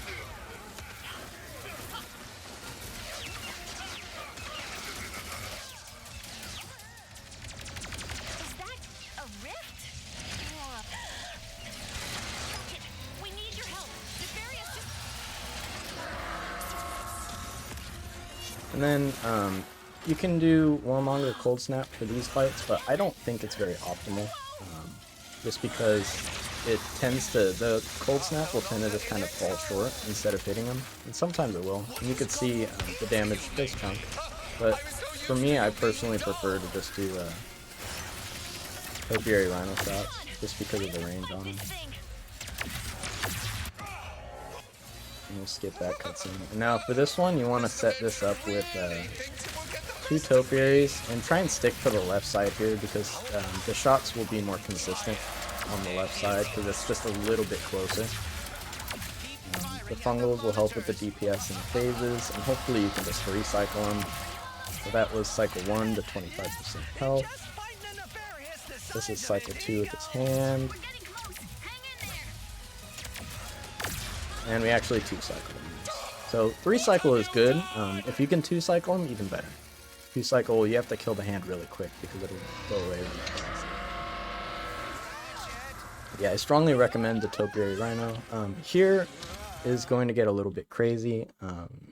There's some risky jumps you can do, and then there's some non-risky jumps. If you're new to running, I recommend just waiting at the bottom for the rift to show up. If not, obviously I think most of the runners actually go for it, but you don't need to. A lot of people will dash backwards here to try and get their charge up to speed. You don't need to do that because your charge will, once you hit that next rock over, will reach full speed and you will have the height to do a crazy jump. So instead of doing what most people do and dashing backwards here to try and get more out of their charge, just hold forward when you land and you'll get full charge, and you can just do what I did there. So all I did was just double jump, go between those rocks, and extended hyper strike. It's not too hard. Those rock spawns are RNG, so there is a chance that you can bonk on them. So it is a little bit risky, but you can also go, I think, to the left or right of those rocks if they're too close together. Like so.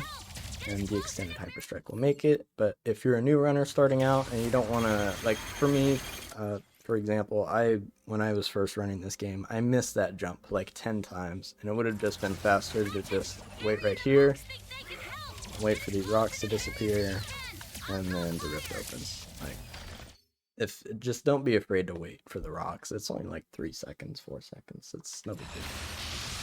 And then just move here, grab that rift.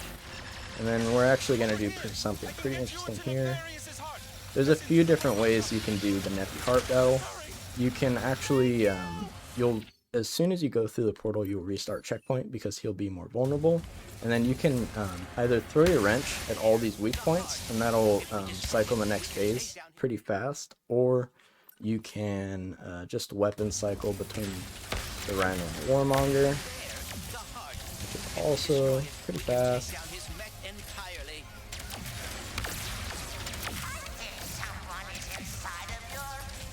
And we'll skip these cutscenes, and then try not to use the Rhino too much here because as you see here, it dropped Nephi down pretty close to the ground. So just like on the Ratchet's Dimension Nephi fight, there is a chance that the Rhino will clip him through the ground, and that will again soft lock the game. So just try to stick to Topiary and this combo right here. I like to do the fungals with the Topiary just to keep the DPS up for damage inconsistencies, but you have to do some weapon staging for that right after you kill the heart. I forgot to do that. It's fine. Ideally use the Rhino to clear these enemies out. And then, yeah, just DPS this guy down. And then just use the Rhino to clear all these enemies out. You will have to kind of point your shots in the general direction that they're spawning over there on the left and right. Because if you don't, there's a chance that the Rhino shot just kind of won't be wide enough and reach them. But yeah, just like that. Super easy. Always kill the fish that come through the portal. Very important that you do for no particular reason. And then time will end on the X input of jumping into Kit's hand. Nope. So it would be time right there. And that is, oh, I dropped my controller. Rift apart. NG+. Empty void. Ugh.